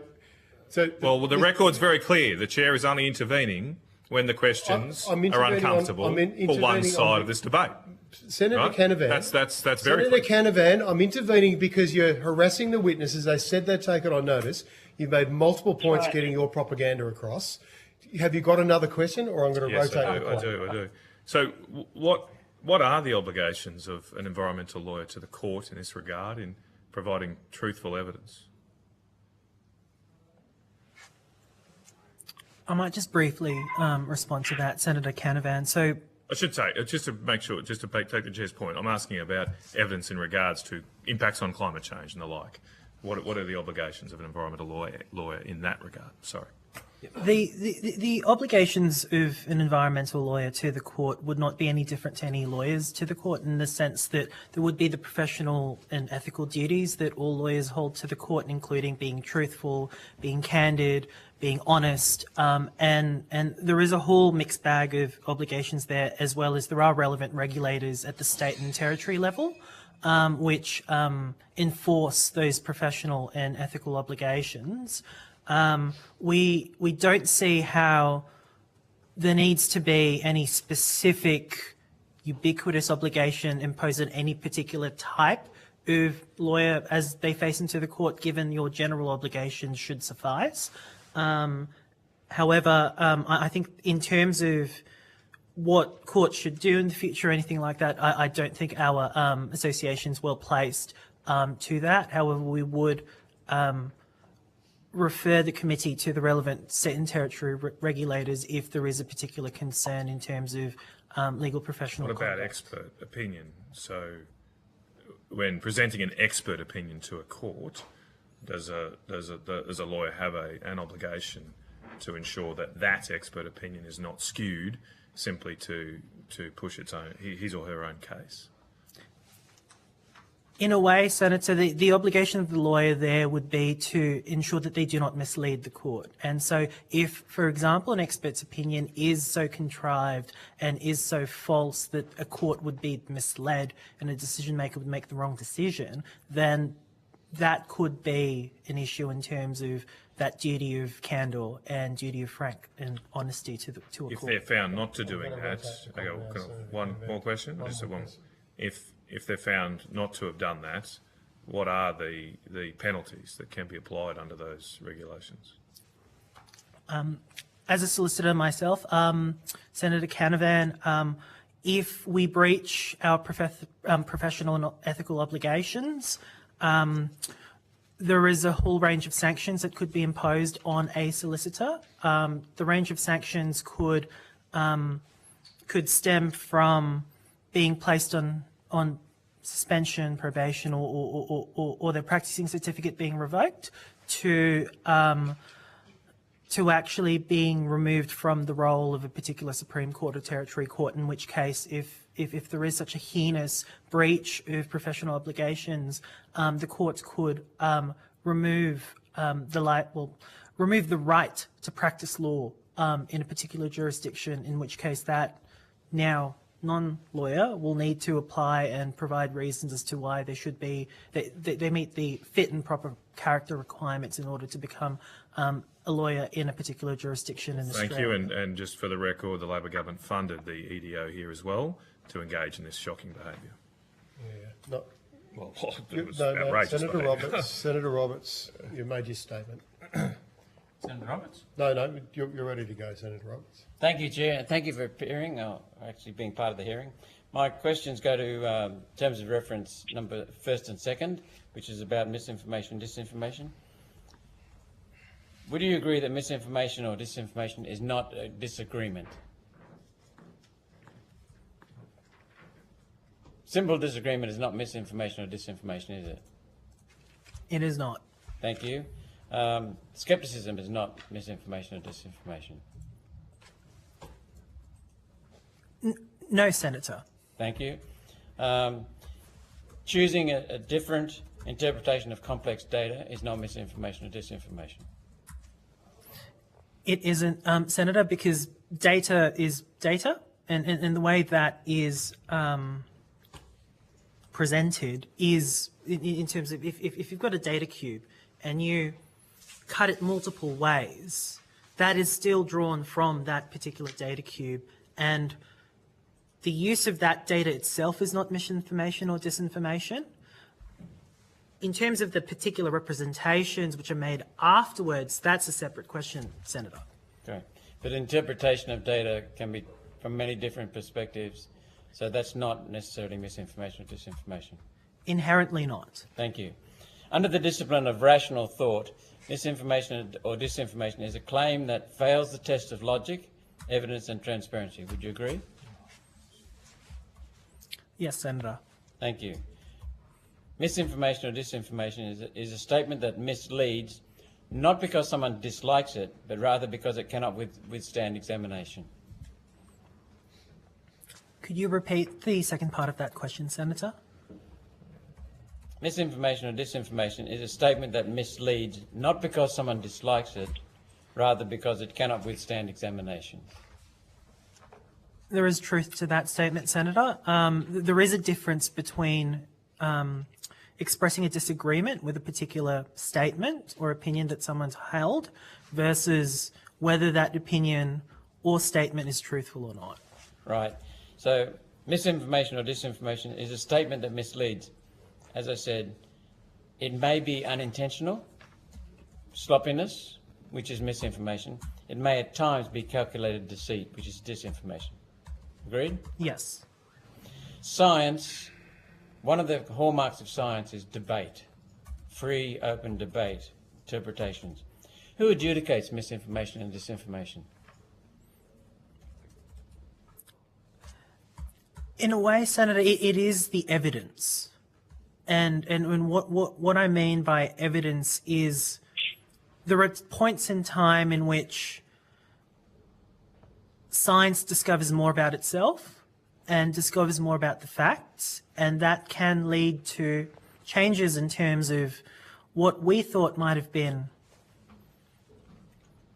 the evidence-based methodology of the past might be different to the evidence-based methodology of the future, simply because we have more resources now and we have more technologies which allow us to determine things on a more granular or a more profound manner.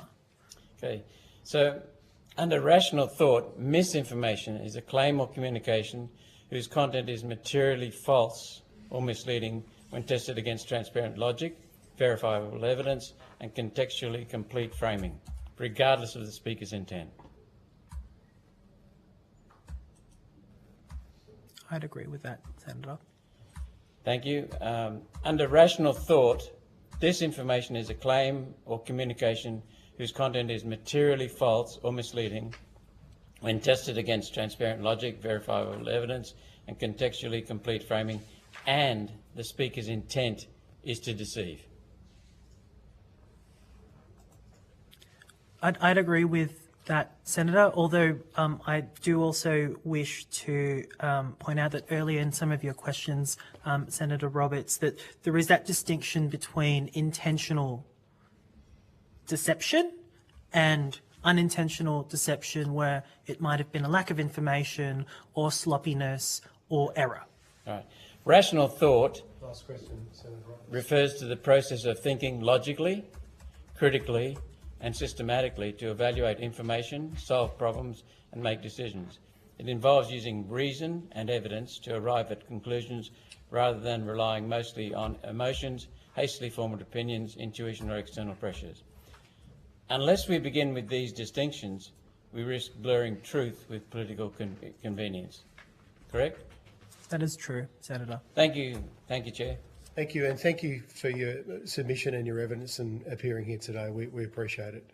And if there's any questions on notice that you've taken, I think we usually ask for responses within 2 weeks of the hearing date. So the committee will now suspend for 15 minutes for morning tea, and we'll resume at 11:05. Thank you.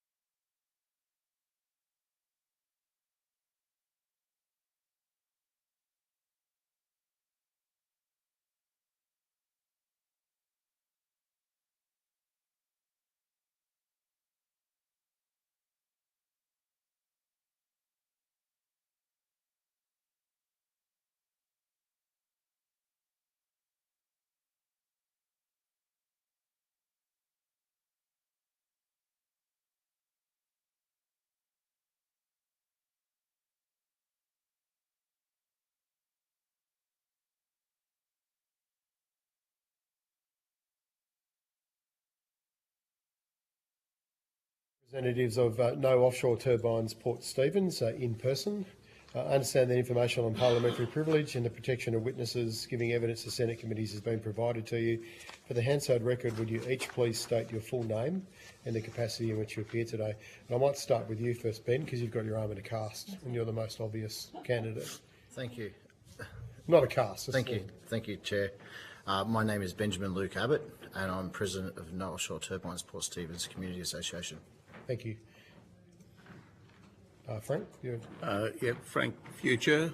I'm a member of the same organisation, and I run a commercial whale watching vessel in Port Stephens for the last 30 years. Thank you. I'm John Hamilton, and I'm Treasurer of No Offshore Turbines Port Stephens. Thank you. Would you, one of you or all of you, like to make an opening statement? We generally try to keep it within 5 minutes, so I'll go to you, Mr. Abbott. Yep. Thank you, Chair. Thank you to the Chair and members of the Select Committee. I'm a long-term Port Stephens resident and the President of No Offshore Turbines Port Stephens. We are a volunteer-run association that was set up to help provide a voice for the community of Port Stephens residents that oppose the government's plans to industrialise the waters of Port Stephens with hundreds of floating turbines with each up to 260 metres tall. To be clear, the focus of No Offshore Turbines Port Stephens is the opposition to the industrialisation of the waters off Port Stephens.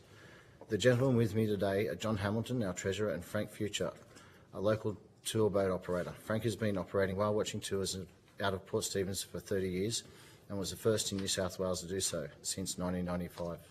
To say that Frank knows the area and understands the waters off Port Stephens would be an understatement, as Frank would easily be considered an expert on both points. Port Stephens is a proud coastal community that has been built on commercial and recreational fishing, beach culture, whale watching and tourism, a beautiful oasis a few short hours north of Sydney that has a thriving population and, simply put, is about as pristine and spectacular as you'll get in Australia. So much so that the area was awarded the prestige of being named What If's 2025 Aussie Town of the Year. When the Hunter Offshore Wind Zone was declared after minimal consultation that seemed more like a box-ticking exercise than real engagement, our community was up in arms. We were in disbelief that the government would want to install electrical generation from floating offshore turbines in such a pristine environment and at a scale that's never been seen anywhere in the world in such an inappropriate location. The floating offshore wind industry is in its infancy, so how can we possibly understand the impacts across the Australian marine environment? Much of our frustration over the last 2.5 years has been the lack of government transparency across the consultation and declaration process for the wind zone and the issuing of the feasibility licences. In particular, the lack of direct continuing government engagement and a lack of clear, reliable information on such multi-generational, massive-scale industrialisation and ultimately the impact of on the Port Stephens community and across the marine environment. Unfortunately, in such an information vacuum, disinformation and misinformation can grow to fill the void in a community's desperate effort to understand the impact. No Offshore Turbines Port Stephens is an association with a Facebook page of the same name with close to 10,000 members. We are run by mums and dads who are grassroots community-minded people that give up valuable time that's unpaid to moderate and vet the Facebook page and host community information events. A vast number of posts that are sent as suggestions are not published to the page, as we strive to vet our page to ensure that information is clear, current and reliable. We have experienced huge amounts of support within our community and beyond over the last 2.5 years.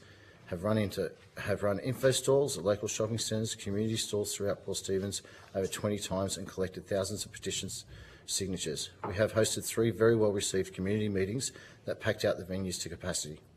We assisted the coordination support and supported the biggest rally ever seen in Port Stephens as described by the former mayor. Held a human whaletail formation and surfers paddle out with hundreds of community members involved. Attended other rallies further afield and met with local and federal politicians from all sides of government.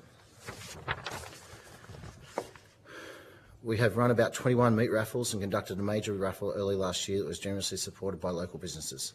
Collectively, the money raised by these events is used solely to help us spread our message through the production and placement of billboards, signs and merchandise.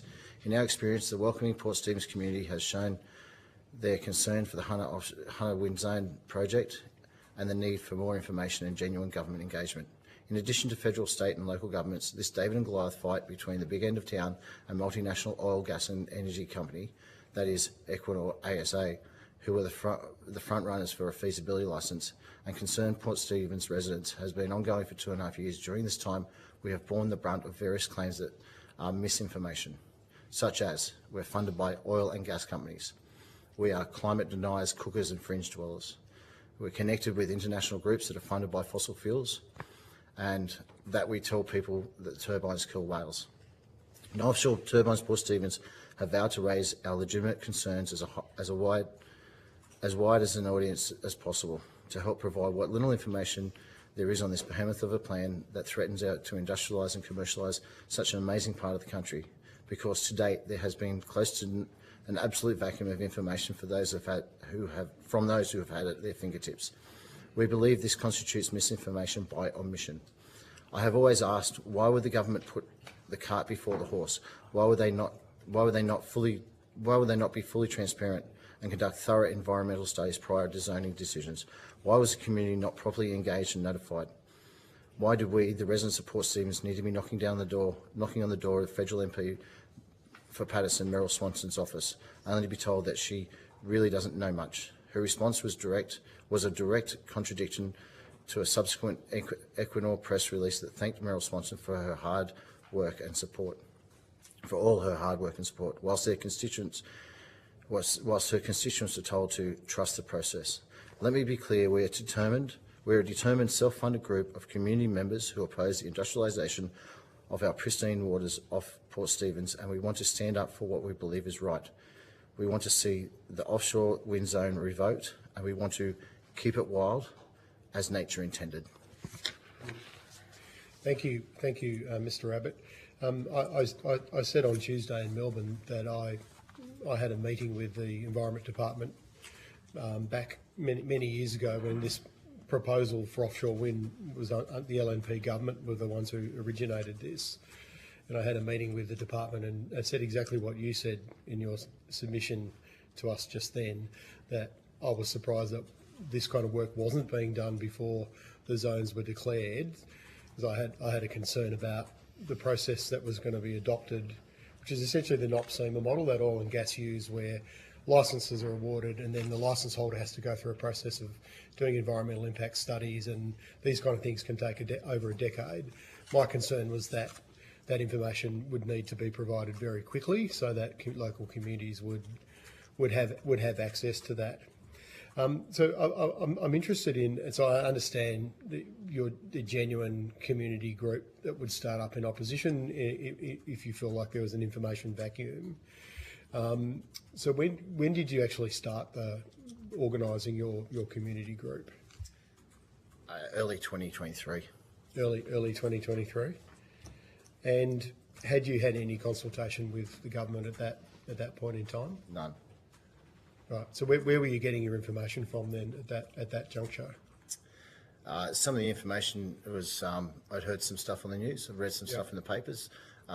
Face-to-face interactions with people around the place that actually knew some of it, and I ended up getting a little bit of a wind of things on Facebook as well. I was only ever on Facebook for fishing, and I saw a couple of things being mentioned through that.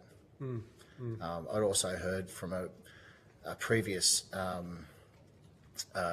candidate for the area that was opposing offshore wind farms as well, who wasn't successful. So a previous political candidate? A political candidate, yes. It was part of their campaign. Right, okay. So there hadn't been any consultation with any potential proponents prior to 2023? Like the companies themselves hadn't set up offices and provided you with any information? No. Okay. We've received evidence in the previous hearings months ago in Canberra from US experts that have been studying what's happened in the US, which is where community groups have set up in opposition, genuine opposition to potential offshore wind projects, and then that those groups over time have ended up being co-opted by other interests in this debate. So I suppose I'm interested today to kind of find out like when you started speaking to groups that have been also more largely opposing offshore wind renewable energy projects like NREN, who we had yesterday, the Rational Energy Network, Advance as a group. Like, did they approach you as a community group, or did you approach them? I can't be clear on who approached who, but I think there's some general sort of cross-pollination of comments on our website, on our Facebook page, and someone may have, this is NREN, and someone may have actually asked me a question or sent me a direct message.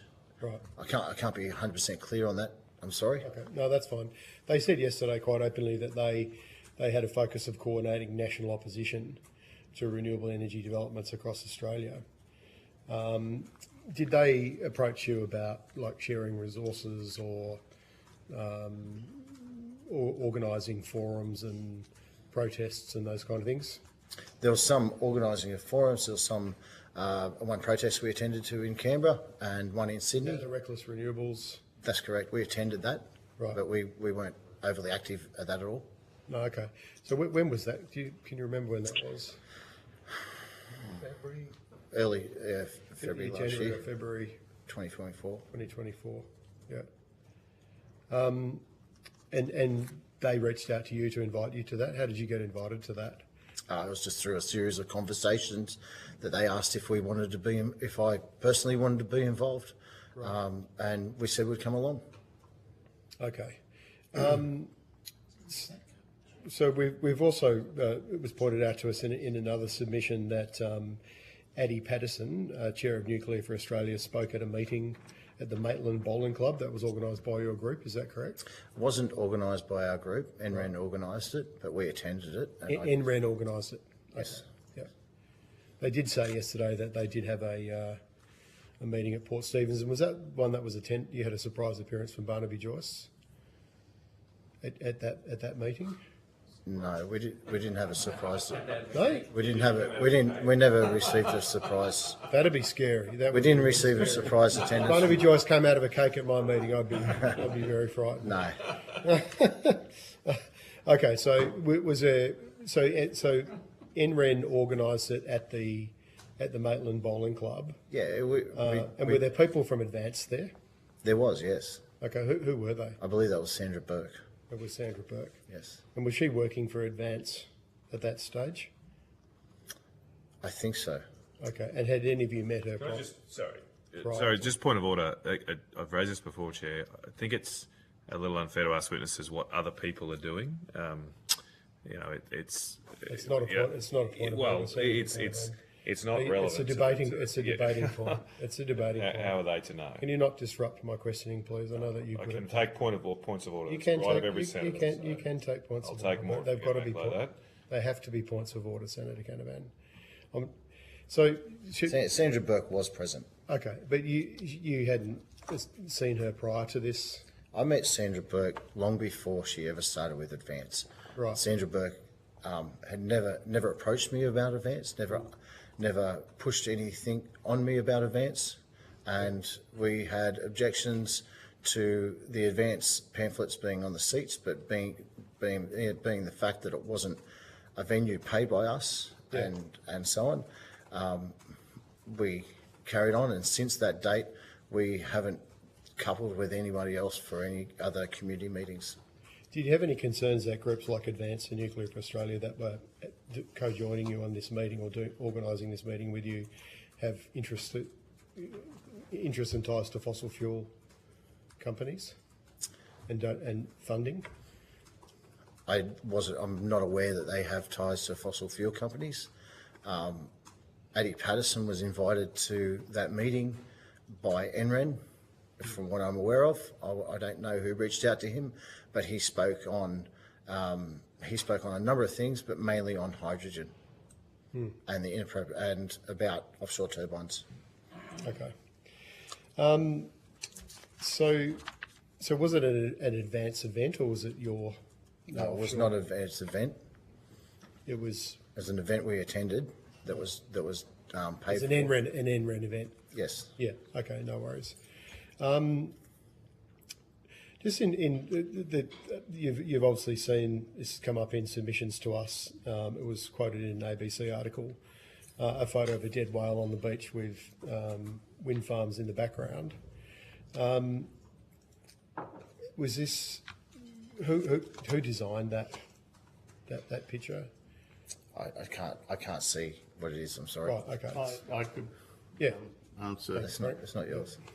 No, but I did have a sign that I helped create, which had a dead whale on the beach, Right. with ships between the whale and the turbines, because I'm very aware that ship strike is a primary cause of many whale deaths, and that's is, according yeah. to the International Whaling Commission. 45% of whales killed off the northeast coast of the States over a period of 40 years were killed by ship strike. Okay.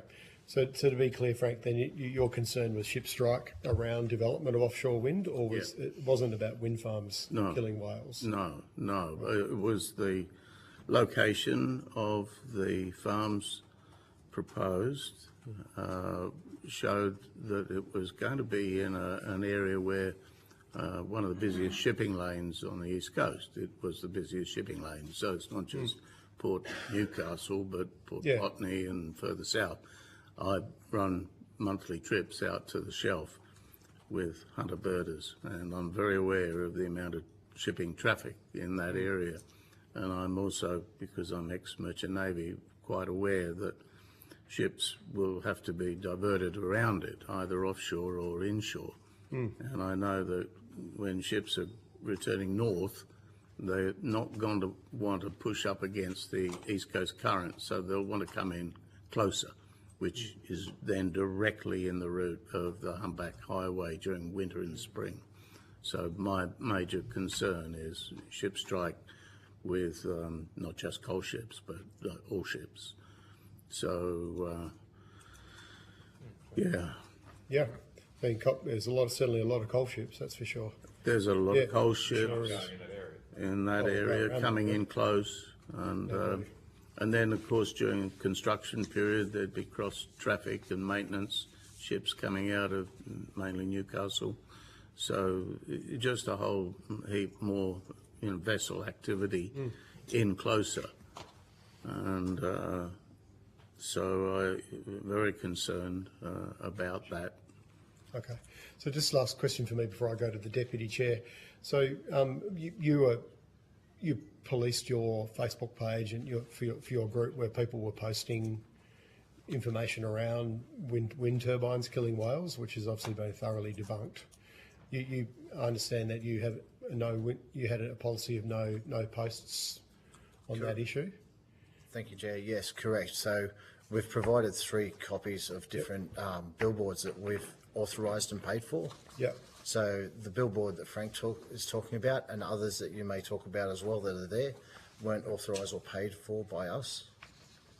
They weren't. No, and we do definitely vet the anything to do with talking about dead whales or any images of dead whales and so on and so forth. Okay. We steer very clear of that. So who authorised and paid for these as a matter of interest, do you know? Or, you'd have to check. Oh, okay. Yep. So just so I can be clear, so you're providing these as examples of advertising in your area. The 3 that wasn't your organisation. No, these 3. Oh, those 3. These 3 are authorised and paid for by our association. Yeah, gotcha. Okay, and you provided your costing. Yes. Your costing there, and who designed them? Was that? Oh, that's print and design. So printing. A local printer. Yeah, local printer. Okay, no worries.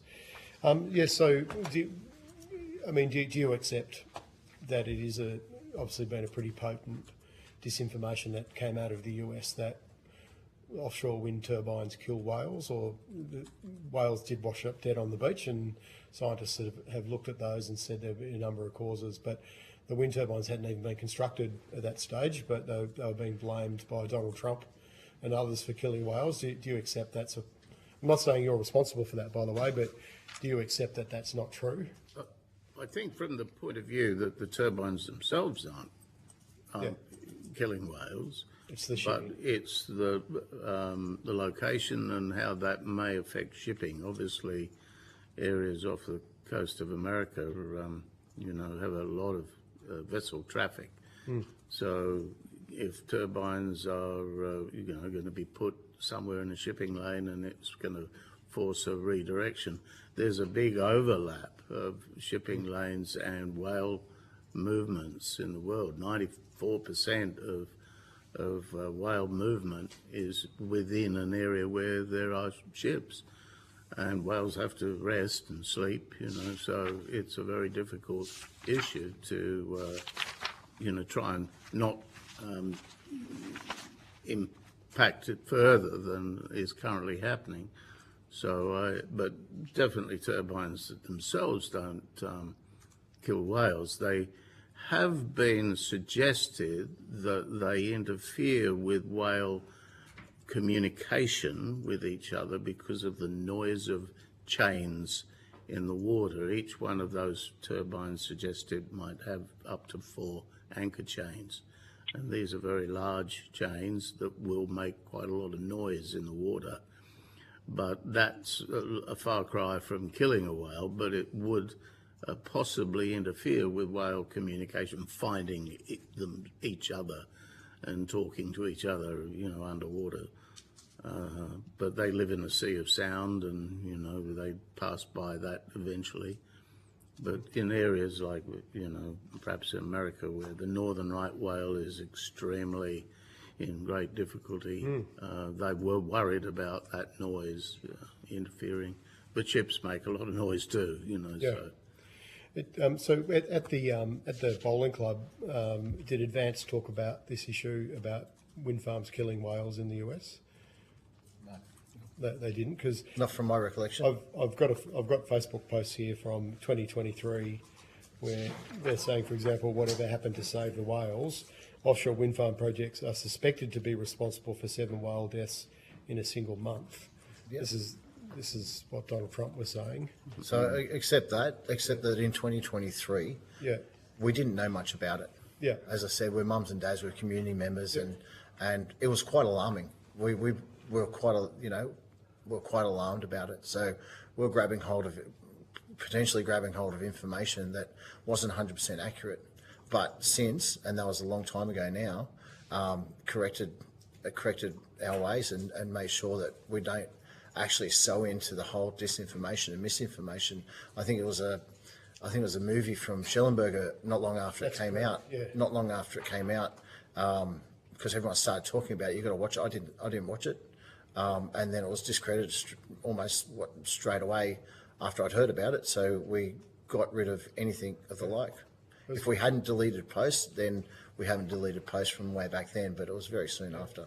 Well, good on you, because we know Andrew Bolt platformed it on News Limited on Sky News. I have too. Michael Sheldon, very respected, former Greenpeace member. Yeah. Very respected journalist. Well, You don't have an answer. good on you. Yeah, good on you for not defending the whales. You don't have an answer. Good on you for doing some fact checking that Senator Canavan didn't do. Right. You're just not concerned. You don't care about the whales, or you care about the profits of these multinational companies. It's absolutely the Greens political movement now. Very sad. I'll take that as a statement, Senator Canavan. It is. Thank you for pointing that out. I'll now go to the Deputy Chair, Senator Ananda Raja. Thank you, Chair, and thank you for your submission and your testimony today. My questions relate to your ethos. Now, you clearly and rightly demand and expect from the authorities greater transparency and open debate. But this does not seem to square with the rules on your own Facebook page. And I quote, "By coming to this page, you must know by name we are diametrically opposed to the government's plans to place 300 plus wind turbines in the ocean just off Port Stephens. It's in the name. Therefore, if you want to be a troll or spread your agenda against this on the page, you will be banned. But if you want sensible discussion, please stay and join us. Surely this is the very definition of authoritarianism. And so why is it that you expect from the authorities transparency, open debate, fact-based and sensible discussion, but you effectively squash this internally within your group? Thank you for your question. That was that rule was put in as a response to some abuse we had received, some wild claims that had been received by us from others on the page, some very nasty comments, and absolute just completely trying to completely sell an agenda that nobody liked. Everyone who commented back to those people started becoming combative, and we didn't see that it was being constructive at all. It turned it into a really combative sort of page. We wanted to, but others who are encouraged to stay, ask questions, and are respectful. On the other hand, there's pages who oppose us that we've been kicked off just because we've been on there. They will not entertain any conversation, just even a simple question. So as far as transparency and as far as letting people stay on there, we have a number of people on there that we know that are diametrically opposed to us, but they stay there. They stay there uninhabited, undeterred. We're not going to kick them off. If they ask questions, sensible questions, we'll keep them there. But that rule came about because there was a lot of nastiness starting to come about. I understand. Social media, by its very nature, attracts a whole range of views. They don't always agree with you, and all of us in this room, including your elected representatives, are familiar with that. But can you accept that having a statement like this which has an effect of silencing your own members, even those people who may not agree with having wind farms off the coast, but may have legitimate questions born out of curiosity, and yet this statement would effectively censor them, gag them, silence them? I understand your perspective, Senator, and thank you for the question, but I don't agree with that. I've had somewhere in the vicinity of 6 to 8 people in the last 18 months actually reach out to me directly after a short discussion on the Facebook page to actually sit down and have a discussion. And those people were opposed to what our beliefs are and what we're fighting for, but they actually sat down and had a meaningful conversation. We understood each other and went away quite happy. We were quite happy to have very cordial sort of conversations, but as I said, the only reason that was there is because of the nastiness that's coming across, and it stopped it. So it may have it. You're saying it may have a double-edged effect. We're saying something had to be put in place to stop the nastiness. With respect, 6 to 8 people is not representative of a large sample, and certainly not representative of the thousands of people in your community. And social media, on the other hand, does reach thousands, if not millions of people. So I put it to you that although I commend you in sitting down and having a respectful discourse with these individuals, I think your statement and the ethos on your side is profoundly silencing to people who do have legitimate questions. I want to move on to the Wales issue. Sorry, are you suggesting people can't have their own groups? No. What is the point of this? This is my question. It's their own group. It's their own side. You're not taking a point of order. You're interjecting, and it's disorderly. What is the point? You'll get your chance to speak. Deputy Chair. I think also the response you gave to the committee just now on the risk to Wales was actually a lot more nuanced than what has been platformed in your website, which is riddled lots of pictures of dead whales and there's a suggestion there that whales and marine life get entangled in infrastructure, undersea infrastructure. But what you said to us was that you were more concerned about the interactions whales may have with coal ships. And there's a difference there. So my question is, how do you verify the information on your Facebook page, particularly as it evolves with new data coming in from respected authorities? And the second question I have is, have you used AI, or where have you sourced your images from? Because these images look distinctly similar to images we have seen from the United States, from similar groups in the United States. Okay, I'm going to try to answer that question as best I can because it was quite lengthy and I believe there was a number of questions in there. So the verification of evidence is simply we put forward concerns. The gentleman next to me, Frank Future, raised his concern about ship strike to Wales.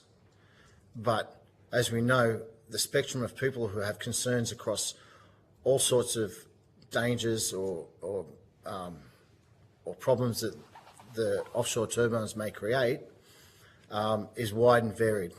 So some people are concerned about the noise that the turbines may create being floating that could travel 4 times as far and up to 4 times as fast through the water. Others may be concerned about the EMF. Others may be concerned about the guy lines and the lines that hold them down and string the cables between them. Others might be concerned about the nature of a substation having to be, or potentially multiple substations to be out into sea. But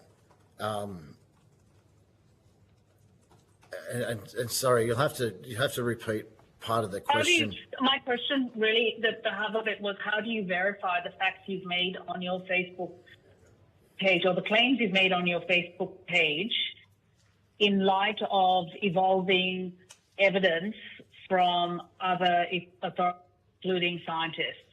Yes. How do you verify this information? Could you please clarify for me what claims you specifically mean, so I can respond? Sure. There's a claim on your website that whales can get entangled, or marine life can get entangled in underwater undersea infrastructure.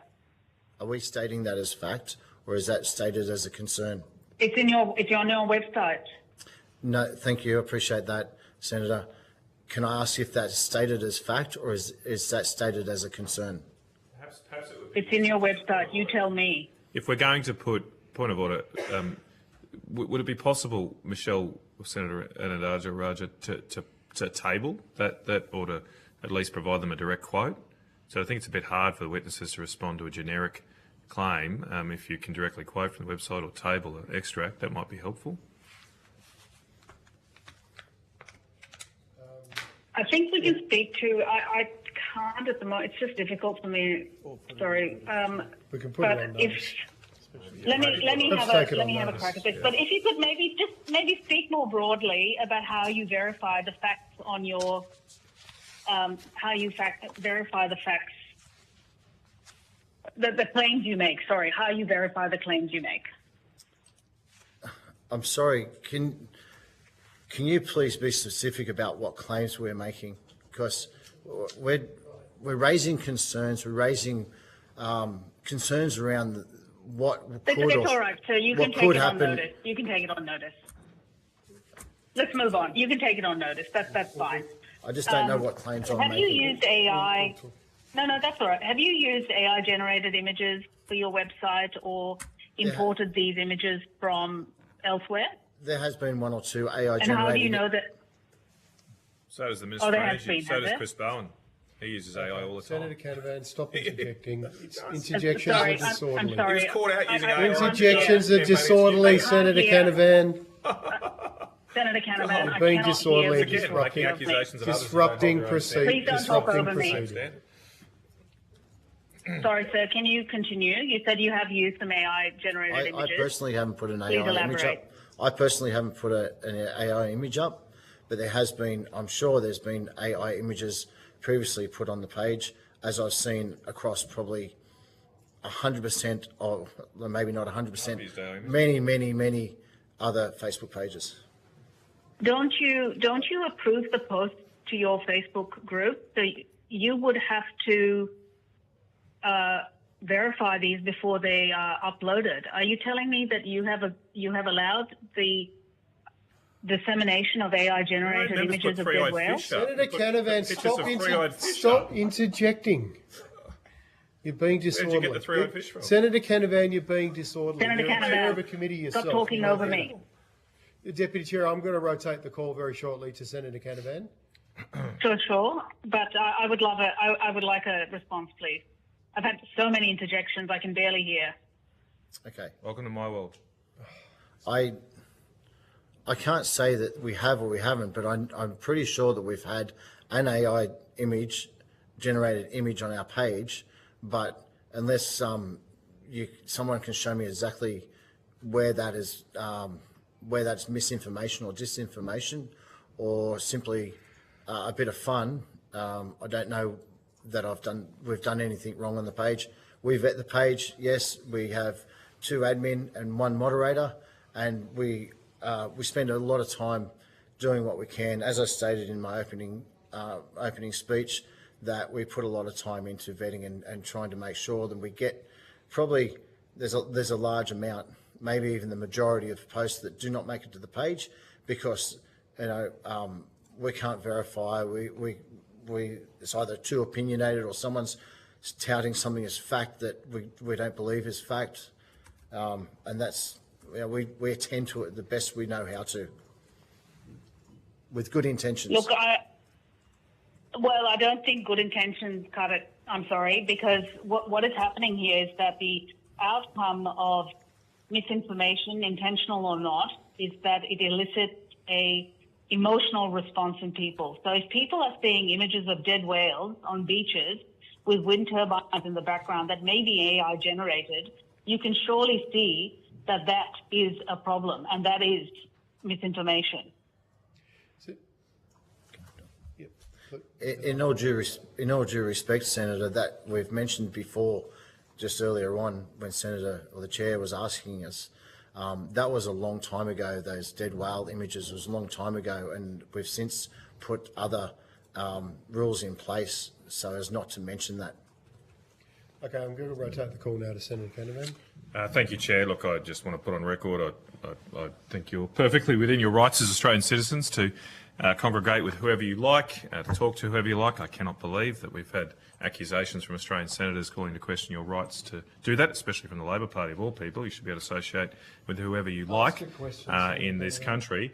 And I think it's outrageous that we're hauling before the Senate, wasting the Senate's time, wasting your time, simply for exercising your political, you are wasting my time, but I've got to do it, exercising your political rights to oppose a major project. There's nothing wrong with what you're doing, and I also want to commend you for your excellent answers today to some fairly ignorant questioning.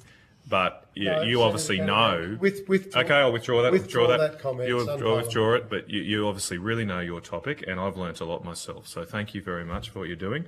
I want to, just on this Wales issue, I'm quoting here from someone called Paul F. Watson, who I believe was heavily involved with the Sea Shepherd movement. You know of him, do you, Mr. Future? There's a post from him in February 2023 where he says, and I quote, "Offshore wind turbines kill whales and many other species. The extremely high decibels from pile driving the foundations for these huge windmills literally shatter the eardrums and navigational abilities of whales and dolphins. The price is unacceptable. Alternative energy cannot justify the killing of whales. As these projects continue, more and more whales will die." I just want to note that in terms of the reputable nature of Captain Paul Watson, the chair of this committee, Senator Wish Wilson, has a quote from Captain Paul Watson on his Twitter bio, his ex-bio. So he's obviously someone who's well regarded in conservation circles. Sounds like you are aware of Captain Watson, Mr. Future. What do you make of his conclusions about the impact of wind turbines on whales? He was referring to embedded turbines. They're in the preparation of the site, where these are turbines in fairly shallow offshore waters where they're drilling down, possibly blasting underwater, and then concreting in piles and then building the turbine structure on top of it. A little bit different than floating ones, but that's not to say floating turbines don't have noise. They will clearly have a lot of noise, but it's probably not that eardrum bursting noise of explosions or drilling that Paul was talking about in that. But I have great respect for Paul. I've met him myself, and you know, we've worked together on saving whales in Anchorage and the IWC there many years ago. So, but there are a lot of unknowns because there's only 40 floating turbines on the whole planet, and so there's a lot of unknowns. EMFs is another one which I've been reading up quite a bit of literature on various universities that have been studying the electromagnetic frequencies of the cabling that comes out of the base of turbines and sits on the ocean floor.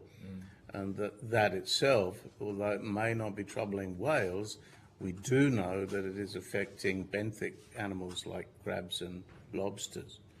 And that is one of our concerns, because the area where they're proposing it is a major lobster fishing area as well as a flathead fishery. So the possibility of it neutering, which is what they've discovered in Europe, where the males become neutered and they can't breed, so they're losing lobsters. Fairly recent, you know, discovery, because that many of these turbines haven't been around for too long. And it is one of the reasons, I think, where a lot of the companies like Equinor are backing off the very expensive floating platforms, but still staying with, you know, embedded turbines that may be closer inshore. But obviously in this instance, that's not the case. These are out in a fairly deep water, you know, 120 to 200 metres. As you say, this sounds like there's a lot of uncertainty. I know, having experience in other contexts, that our own laws and certainly conservationists use a principle known as the precautionary principle, that when there is scientific uncertainty, we should be careful about proceeding where there may be irreversible damage. Do you think the precautionary principle is being applied in this case in pushing ahead with offshore wind? Really think so, not from the government's perspective. When we asked Chris Bowen whether the government themselves were going to do any independent studies, it was very clear not. That the studies would be done by the feasibility experts employed by the proponents. So there was a bit of, you know, sense that, well, who pays the piper calls the tune. So, you know, there was a concern there that there wasn't going to be as much independence as we would have liked to have seen. EDF, who had employed feasibility experts to review it, backed off.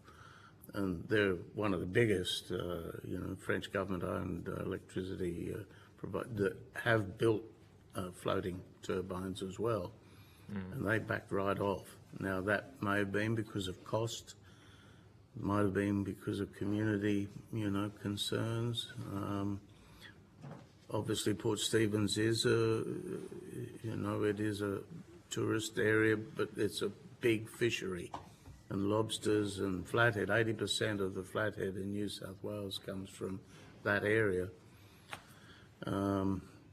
So I suppose, you know, there is some sense of concern there. Last question, sir. Okay.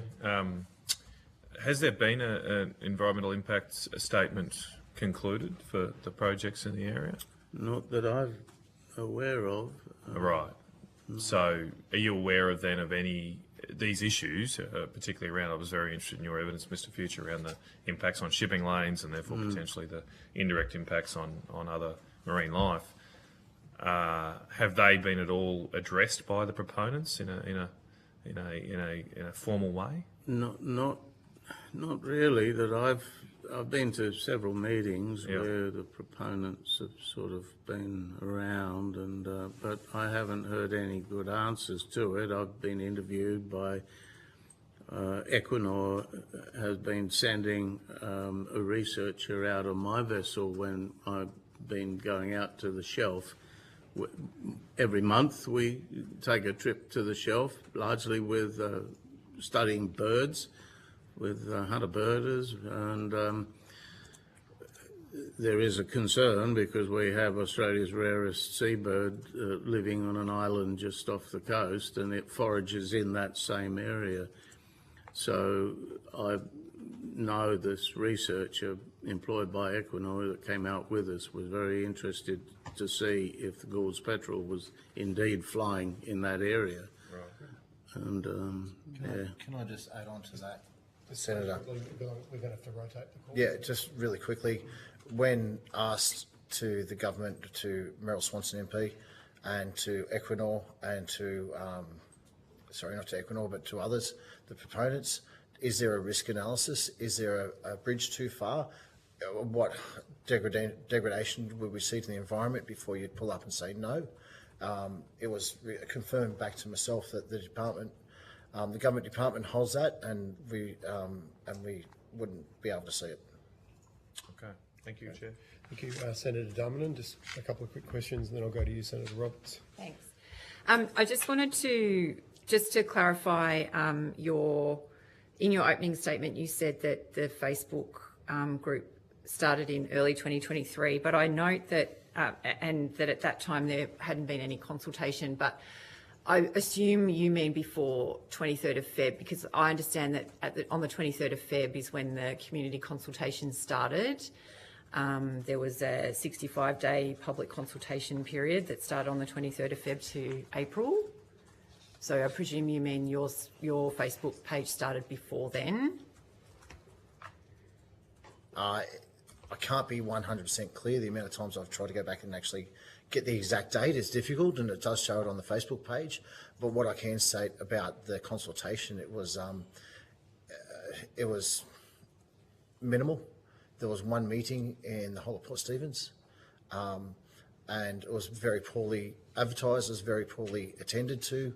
I know of one person through all of this that attended who's very, very tuned into everything marine based, and apparently it was advertised in the paper, but no one apart from that one person, I don't know anybody else that was aware of the consultation or who went to the consultation. And so what about the letterbox drops and the drop-in sessions and the public submission process? One drop-in session. I understood there was 7. Across the whole Greater Hunter area, Newcastle, maybe, but in Port Stephens only one. Okay. In terms of your the members, I think you said 10,000 members in your opening statement. Do you know how many of those are from within the Port Stephens area and how many are from further abroad? I can't be 100% clear. It doesn't really give us the numbers on it. No worries. I'm sure if we paid Facebook to get all that analysis, it would tell me, but we're not putting into that. Yeah, okay. And you talked quite a bit, which was very useful, around the kind of fact checking, and most of the posts that are submitted for approval don't end up being posted. Right. I was just wondering if you could talk, like, what kind of verification process do you go through exactly, or your volunteers? Look, it varies. It varies a lot. We'll have a discussion between an online, we're in a chat room, the three of us. We'll also consult other members that we know. We'll ask if there's a claim about something, a sea in the sea or something in the ocean. We'll talk to friends from time to time. Generally, if someone puts up a post saying, I'm concerned about X, Y, or Z, or this can't be good, so on and so forth, or why would anyone want to put turbines out in this beautiful ocean? so on and so forth, or it could be harm. They're not accusations. They're not calling it fact. They're not saying that it's absolute. It's a showing concern. So those ones will probably get through. When it comes to anything else, I think the Senator Roberts said before: is it logical? Is it evidence-based? And is it reasonable? Yeah. I mean, they're the things that we look at, and look, we don't get it right every single time. Yeah. We do our absolute best. As I said, it's not a full-time job. We don't pay. We don't benefit financially from any of this at all, and we do an absolute best. Now, sometimes one of our moderators might have been away, or one of us might be away. We fill in. We do our best we can. There might be 2-3 days before we put a post up. There'll be 10, 15 waiting to go, and we just have to cull them all because they're not rooted in what we understand to be fact. Yeah, yeah. And I think you also referred earlier to a former politician that you consulted with in setting up the group. Was that Bob Baldwin? No, I didn't refer to setting up the group. I didn't refer to consulting a politician and setting up the group. Oh, sorry, I must have misheard you. I referred to a former candidate that ran for office in Patterson, in the seat of Patterson, and was made aware of at the time because they were advertising saying stop wind farms. Say that again. They had part of their campaign was stop wind farms. To stop wind farms. Oh, I see. And so these billboards that your organisation has paid for, that was post then, wasn't it? That these are more recent? Post when, sorry? Post when you were, this other group that was associated with Bob Baldwin's campaign in terms of his anti-wind turbine. No, this is not Bob Baldwin. It was Brooke Fitnell. Right. Okay. Which party? Sorry, Senator Dominant. Which party? Can you clarify? Yeah, now we're persecuting political parties as well. Liberal. Yeah. He was a candidate. I'm assuming he was a Senator political Canavan, candidate. stop interjecting, Senator Canavan. Don't be so precious Just and let the sensitive, witnesses- Senator Canavan. Sorry, Deputy Chair, that's correct. Senator Darminan's got the call. If you need to take a point of order, let me know. Same to you, applies to you, Senator Canavan. Should I keep going? Yes, please. Well, let me ask this then. In terms of these billboards, it's quite hard to kind of see some of there is an authorisation on some of them, but can you confirm, because I understand that some of the billboards were authorised by the Port Stephens Game and Fishing Club, of which Bob Baldwin is director of the club? Not these billboards that we've Not put these up. ones. No, Okay. no. So other ones in support of your group, or they are separate? They operate separately? Separately, Yeah. we have crossed paths, we have supported each other, we have talked to each other, but just because I'm in the room with, 5 senators, I might agree on 2 points with yourself, but then I may disagree with all other points. So, Yeah. just because we're in the same room as someone else who carries a message that we carry, it doesn't mean I agree with every single point that they do. Yeah. And I don't know the workings of the ins and outs and workings of that group. Mm-hmm. So I really can't comment because I don't know.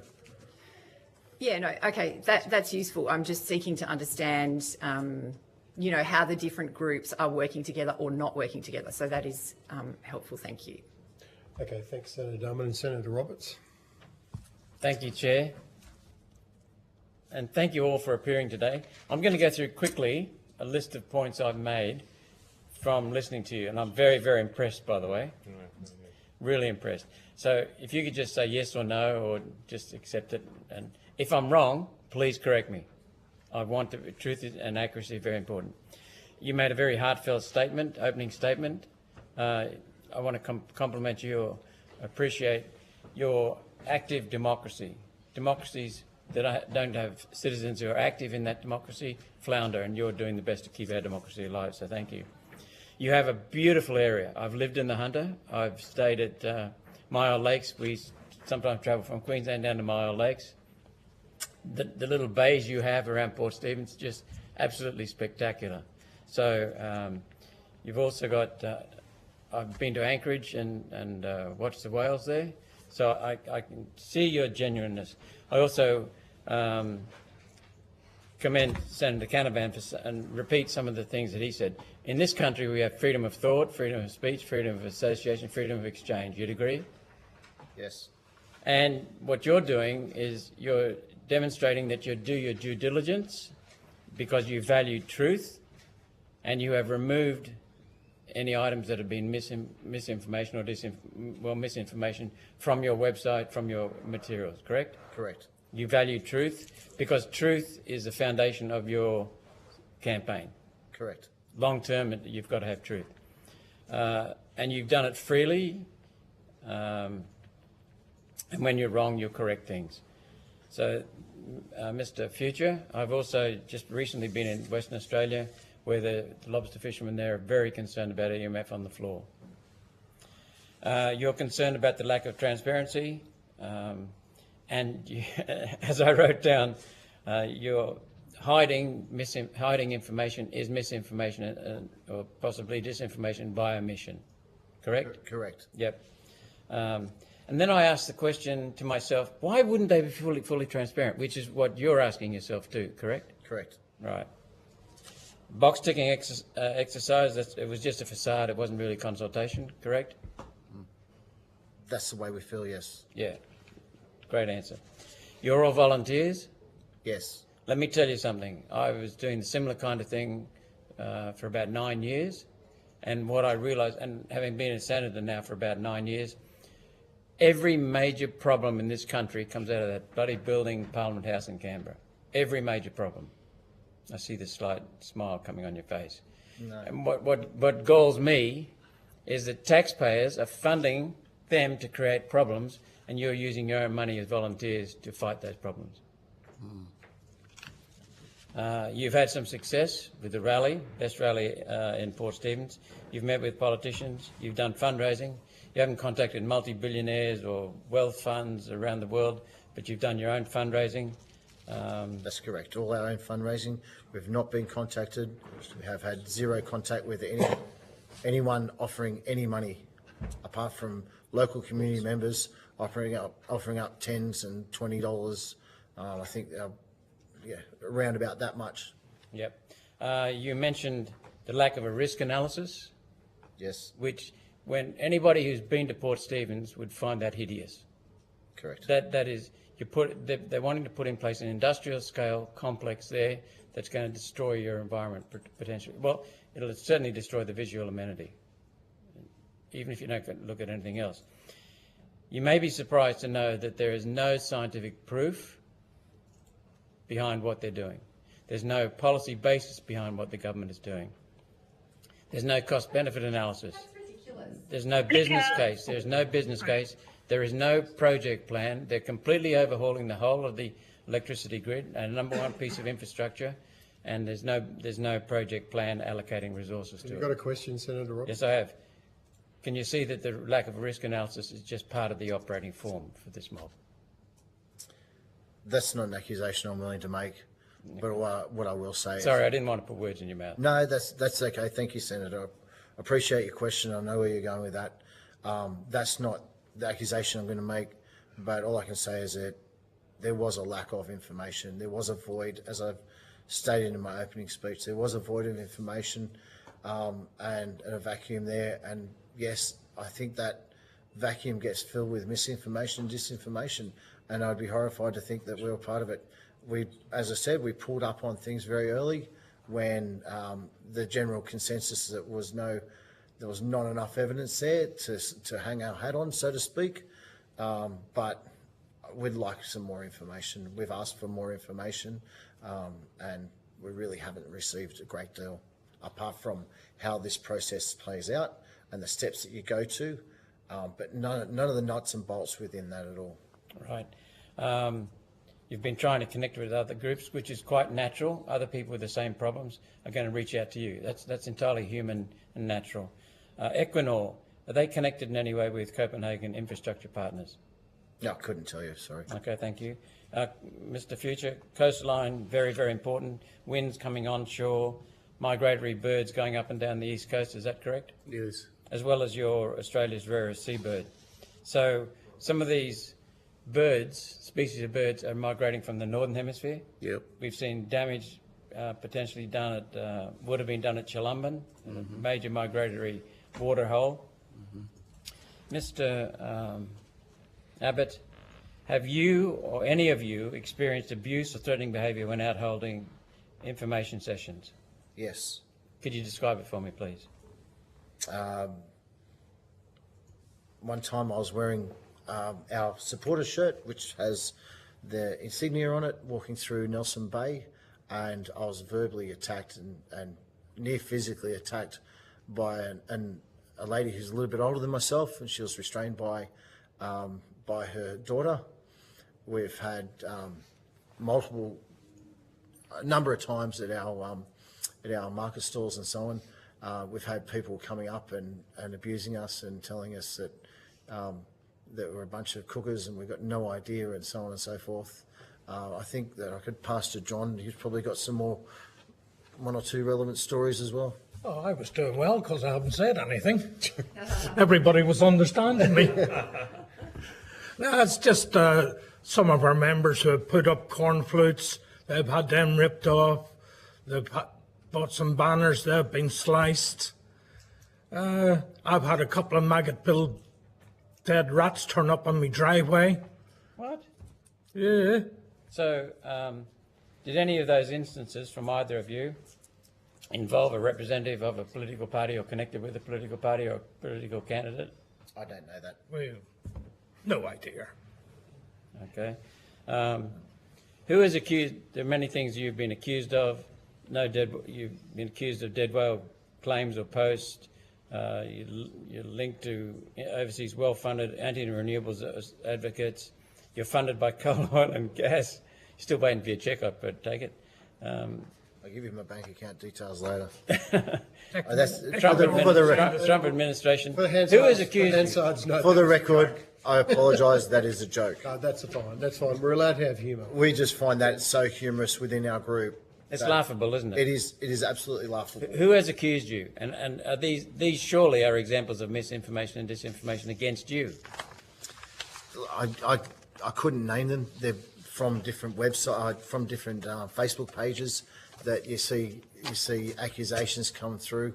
I don't dwell on it, so I don't write the name down. I don't follow it. I don't try to get back at them. It's not part of what we do. It's everyone's allowed to have an opinion, and I'll leave it at that. So, last question. You're definitely a grassroots organisation. You all have a common goal to stop these things destroying your pristine human environment as well as natural environment, correct? Correct. Social environment? Correct. Why are you such a growing grassroots movement? Why? Yeah, why? We love our area. We have concern around the wildlife.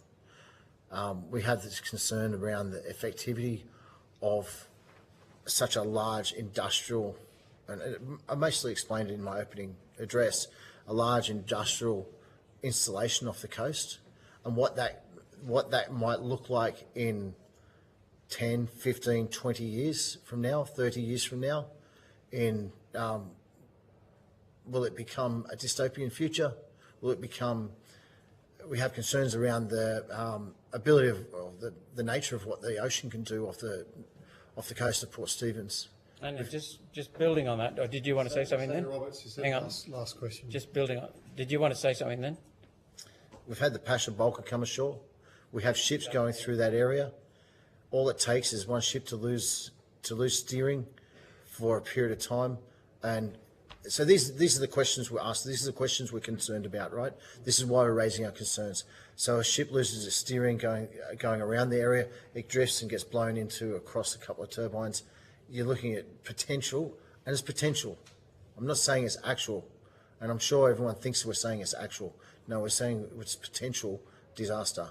The turbines could get knocked, thrown into the sea. What that does to our beaches was unknown. And you've been caught by surprise. It's the last question. On all these things, you've been caught by surprise. You weren't expecting this ever in your life? No. Thank you.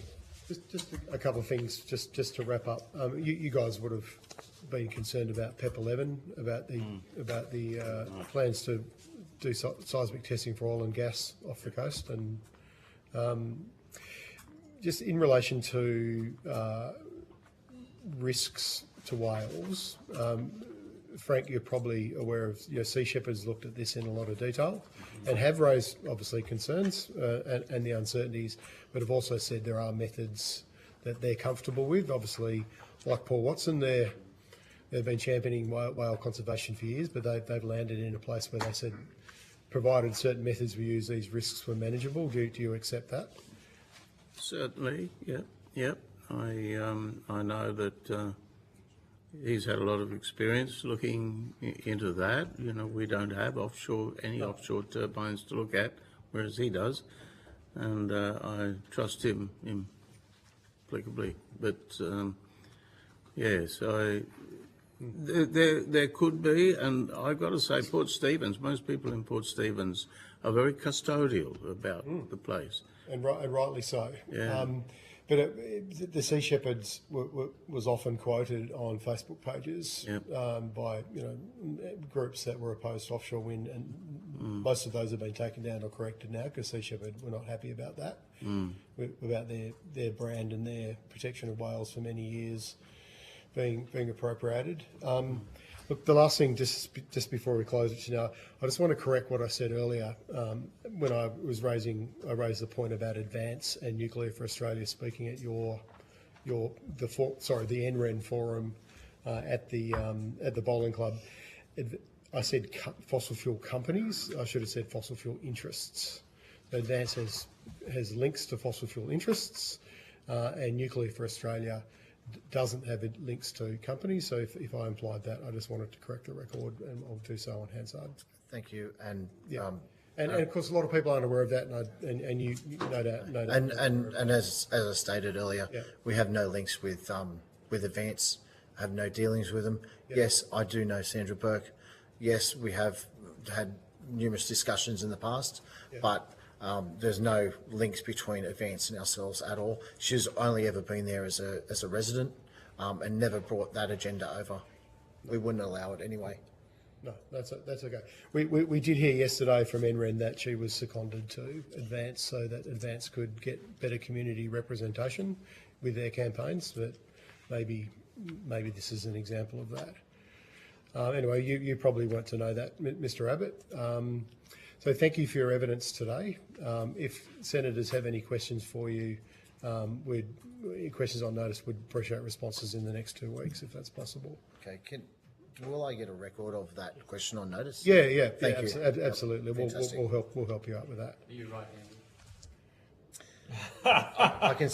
I only type one finger at a time, so I can get through it. Thank you for travelling all this way and for your evidence today. It's appreciated. Thank you, Chair. Thank you, Senators. Thank you. Thank you. So we'll now move straight to our next witness.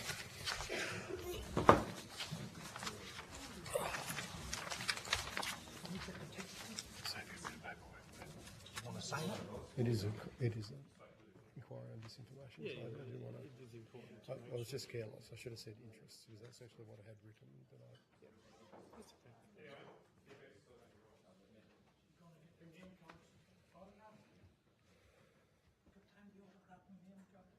Beg pardon?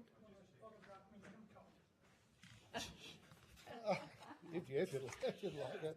Thanks, John. Shall I draw a picture of a samurai sword? Thank you very much. Thank you, Senator. It's good to meet you. Thanks for coming all the way. For like one, at least you got your name on the transcript. There you go, John. Thank you.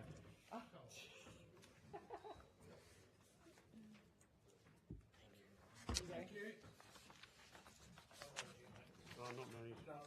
I'm not a senator. You can be if you want to be. If I want to be, yes. You'd make a very good senator. You'd do a better job managing this committee than I would, that's for sure. Okay, so next we have people for the parliament. I've got a couple of questions for them, yeah. Thank you.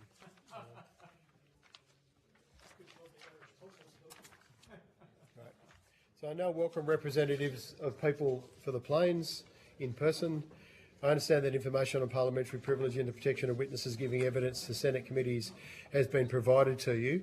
For the Hansard record, would you please state your full name and the capacity in which you appear today? My name is Stuart Murray. I'm a retired agronomist who has specialised in soil management and crop Stuart, production. just one second. Senator Canavan, could you... Yeah, please go outside. Thank you. Please proceed, Stuart. Okay, want me to read that again? Yes, thanks. Yeah, my name is Stuart Murray. I'm a retired agronomist who has specialised in soil management and crop production throughout my professional career. I continue to manage the family cattle property and serve as President of People for the Plains, whom I represent today. Thank you. Would you like to make a short opening statement, Stuart, and then senators can ask you some questions? I'll read it so I won't ramble too much, and that's probably a bit over a minute, okay? That's perfect, yeah. Well, you've got 5, but minutes even better. I think I read the brief and I thought I'd only said a minute. Thank you. People for the Plains have followed the social and environmental impacts of the coal and the gas industry for more than 10 years. We educate and advocate on related issues of concern to our local Narrabri and wider northwest New South Wales communities. Although our submission to the Select Committee is quite long, it pales in comparison to a recent 99-page report to the Secretary of the New South Wales Department of Planning, Housing and Infrastructure, pretty well on the same subject. That report was titled Santos Narrabri Gas Project Community Consultative Committee, How It Operates in Breach of its Guidelines and Terms of Reference. The committee's inquiry is therefore timely, as the information we present today is just one issue we covered in our report to the Department of Planning Secretary. People for the Plains believe it is a very serious issue as it questions the integrity of the CSIRO, a revered institution in Australia, because of its alliance with the gas industry. That alliance is called GZERA, which means Gas Industry, Social and Environmental Research Alliance, that receives funding from the gas industry. People for the Plains are not alone in our criticism of CSIRO/GZERA, and for this reason have attached a photograph as proof of 9 other entities that have reported concerns about the alliance CSIRO have with the gas industry. Because of the prevalence of questionable information produced by CSIRO/GZERA that favours the development of gas projects, we believe the committee consider this maybe even as astroturfing on steroids.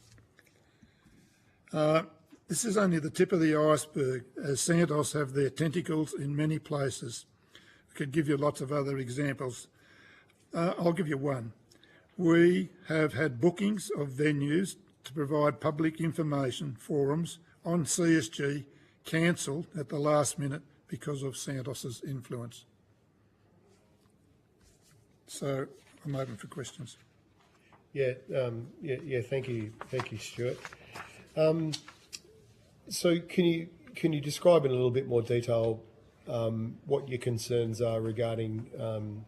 Got to get the right terminology here.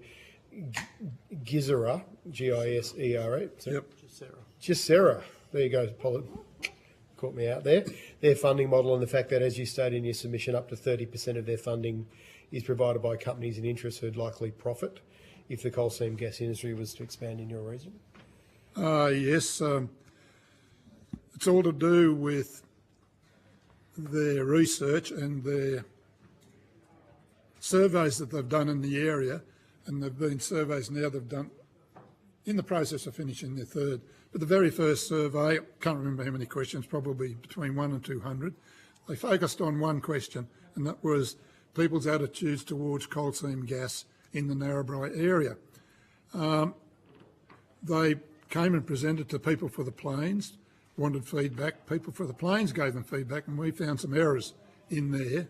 They did take up some of the things, and we did get a reply, and it's in writing, that they will take our concerns up and address them in their final report, and they never ever did. And what that entailed was their data, which they presented to us, showed that around about 70% of people were opposed to coal seam gas. That was their data they gave to us, and the information I think we've given to you in our submission. Yet in their final, actually also in that data, but in their final report, they come up with the opposite. In other words, 70-odd% of people were actually in favour, and that was truly not right. So, do you think it's like is it like a fundamental conflict of interest concern you have that the agency is receiving funding from fossil fuel companies while it's conducting this kind of research? Yeah, I gave a little laugh then, but yeah, the answer is yes to that. Yep. And one thing we didn't do was give a recommendation of what should be done about trying to stifle this sort of stuff, and I know that's what the Commission really wants. And if you want to, yeah, please. Do you want to talk us through that? Yeah, I just said the solution to it is to ensure arm's length distance between the industry funders of research and the researchers. Those with a vested interest in social acceptance of a project should not be part of designing or reviewing reporting on research projects. Okay. You could even disband and Gazira if you like. That would be a lot better for the CSIRO. Like I said, there's 9 other entities, and I gave you a photograph of those, who have similar concerns to ours. I think our concern, if you could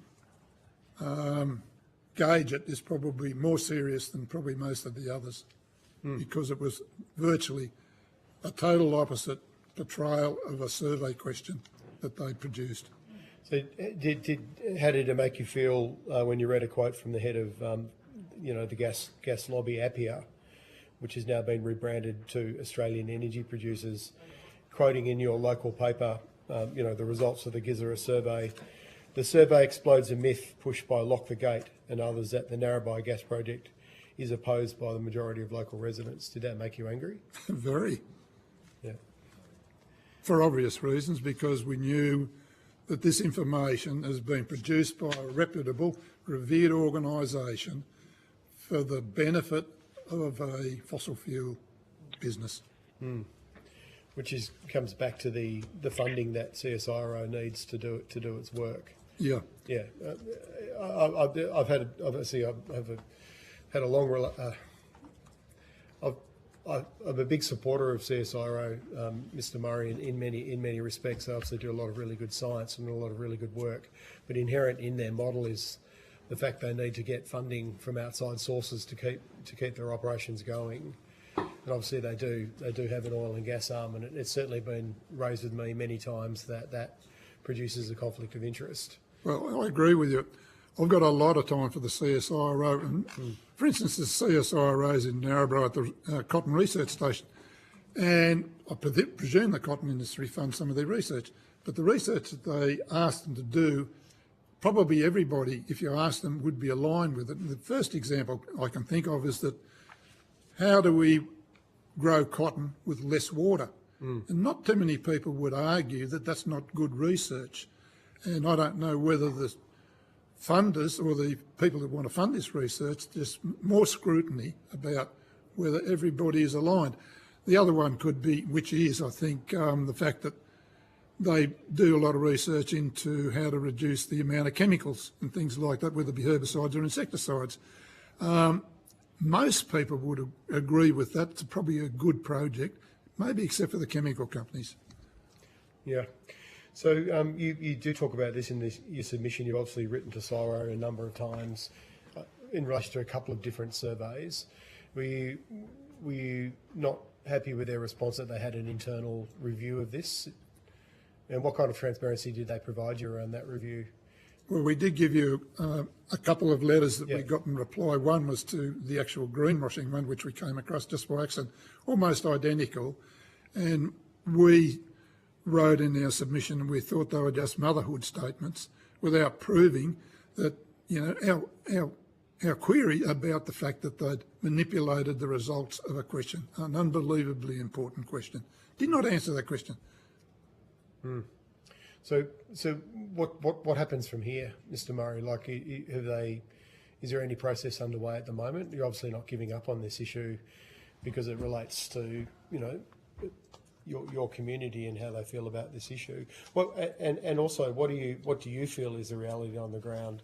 And once again, you know, the head of APPIA quoted in your local paper that the reality is the Narrabri community supports energy development. Well, things have probably your experience. Well, things have probably changed a little bit. I've done 3 reports, one in 2017, one in 2022, and they're just doing a current one. And the number of people that opposed it was 2 to 1 in the 2017 one. That was the one that they manipulated the answer to.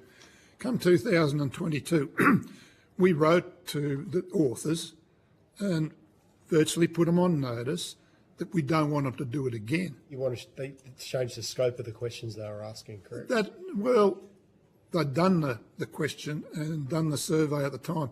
We just said, we don't want you to do this. And they took notice of us. Right. So the number of people that were in favour, well, it was about nearly a 50-50 break. That doesn't mean it was overwhelming, but that's after the approval of the gas project. People have moved on a little bit. Santos have funded a hell of a lot of stuff in Narrabri, probably, I don't know for sure, stand questioning on this, probably a couple of $100,000 a year with sponsorship and things like that.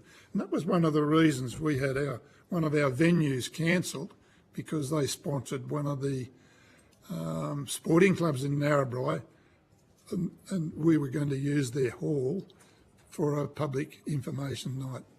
Yeah. So I mean, what kind of funds do you have? I suppose you wouldn't have the ability to conduct your own, like, research or your own surveys, or employ a company to do polling.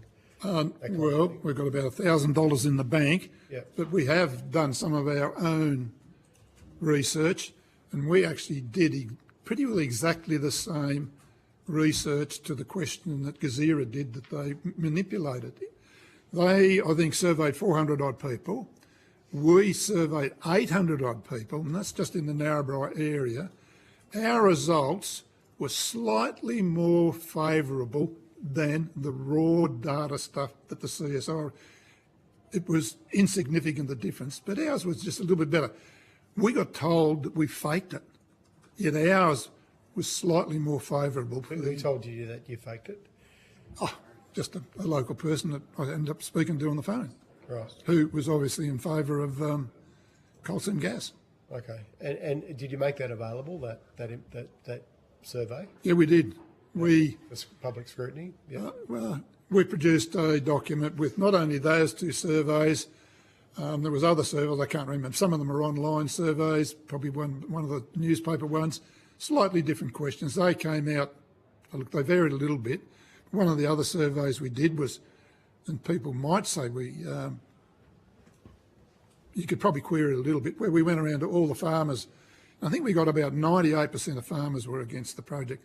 The other thing that happened, which is interesting, there was submissions went into the project before the Independent Planning Commission, 23,000 submissions. They weren't all from Narrabri, they were all over probably New South Wales and possibly even Australia. 23,000 submissions objected, 196 were in favour. Then when the IPC came to town, there was the verbal submissions. Can't remember exactly, roughly 400 people volunteered for the verbal submissions. Can't remember how many were in favour of, maybe half a dozen. Okay, doesn't sound like what they produced in their research report. Absolutely. Yeah. Okay. But things have changed. I said to you, the 2022, the number of people in favour as against was about 50-50. Yeah. I went through the numbers, and this has been a bit pedantic. They came out at about 50 point something. I used the same information. I came out at 49.9. I don't know whether that's just a psychological thing. I could tell you a couple of other things. In the 2017 report, when they did the additional survey checking or sampling, they gave the results, which the results that should have been the ones that come out was 2.54, which was below 3, which was negative. They rounded that up to 2.6, but the extra sample checking came out at about 2.42. In their final report, they forgot to add in those to the 2.6, and fair enough, rounded off. When they did the 2022 one, that 26 that they put, which we thought was a little bit above what it should have been, was actually 27 in the next one. Why did they have to change it? This has been peer-reviewed stuff, and we found a couple of other mistakes. Okay. Look, just very quickly, you said 98% of farmers didn't support the development. What were their key concerns? Probably the biggest single one was the threat to the underground water supply, because the project is right on top of the, goes through it and underneath to the Great Artesian Basin. And a lot of the people in the area were concerned about that. Probably quite a few people were concerned about the effect of the project, which is going to produce greenhouse gases. Then there was probably a few that were probably not so much the environment, but a little bit on the environment. Okay. Deputy Chair, Senator Anandara, did you have any questions? Yeah, just a few. Thank you, Mr. Murray, for your testimony and your submission. I just wanted to ask you, in reference to your submission, you mentioned pro-gas supporters and how there was a almost complete reversal of the data from approximately 2-1 opposing CSG development compared to headlines of people who were actually opposing it initially. So we went from opposition to support very quickly. Can you identify who some of these supporters were? Were they organisers or community groups or external interests who were pushing this narrative? They would have been people in favour of the Narrabri gas project. I don't know their structure of the Yes to Gas group. I'd say it was unbelievably loose. I can say things now and I can't prove them. Maybe organised, I say maybe organised by Santos. We know that they spent over $30,000 on advertising in the local paper. So we think it was probably astroturfing. Yeah. And you said maybe organised by Santos. Is that based on the fact that they spent money? Have you got any other even anecdotes to share with us? No, look, not really. There's obviously Narrabri supporters. Who went and saw who, I do not know, but there was a group of Yes to Gas supporters and they did a lot of advertising. Don't know where they got their money. Certainly people for the Plains couldn't do that. I mean, we had trouble finding... Where do you think they got their money from? I can't prove it. Santos. Santos. And what was the group called again? Yes to Gas. Yes to Gas. Sorry. No, you go. Oh, I was going to say, there's a photograph of one of their ads in our submission from Yes to Gas. I collected, I think, every ad. Are they still in existence? No. So how long did they last for before they disappeared?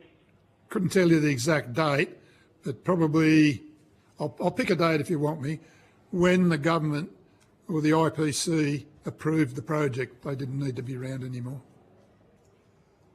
That would interesting. Be so that is very suspicious. That is very suspicious for an astroturfing group. Yeah. I also note that in your local newspaper, The Courier, from 2017, you've given us an example of a chap called Malcolm Roberts, not our President Malcolm Roberts, but the chief executive of the gas industry body APIA, being quoted in this newspaper. Yes, that's right. I think... Do you think... Well, that was sort of mentioned when Peter Wilson actually made the opening statement. He did talk about that particular article in the paper. Do you think there's evidence that the local paper, The Courier, I don't know if that's a News Corp masthead, but was biased towards this project? For example, did they interview people for the Plains? we visited the editor of the paper and had a chat with him, and I had to be sort of calmed down a little bit during that particular discussion. Yeah, they are biased. Although they, if you asked them, they wouldn't say they were, but just simple fact that Yes to Gas or Santos provided over $30,000 worth of advertising would be a reasonably good reason. What role do local media and social media and other forms of communication, WhatsApp groups and so on, play in local communities like yours in spreading misinformation, disinformation?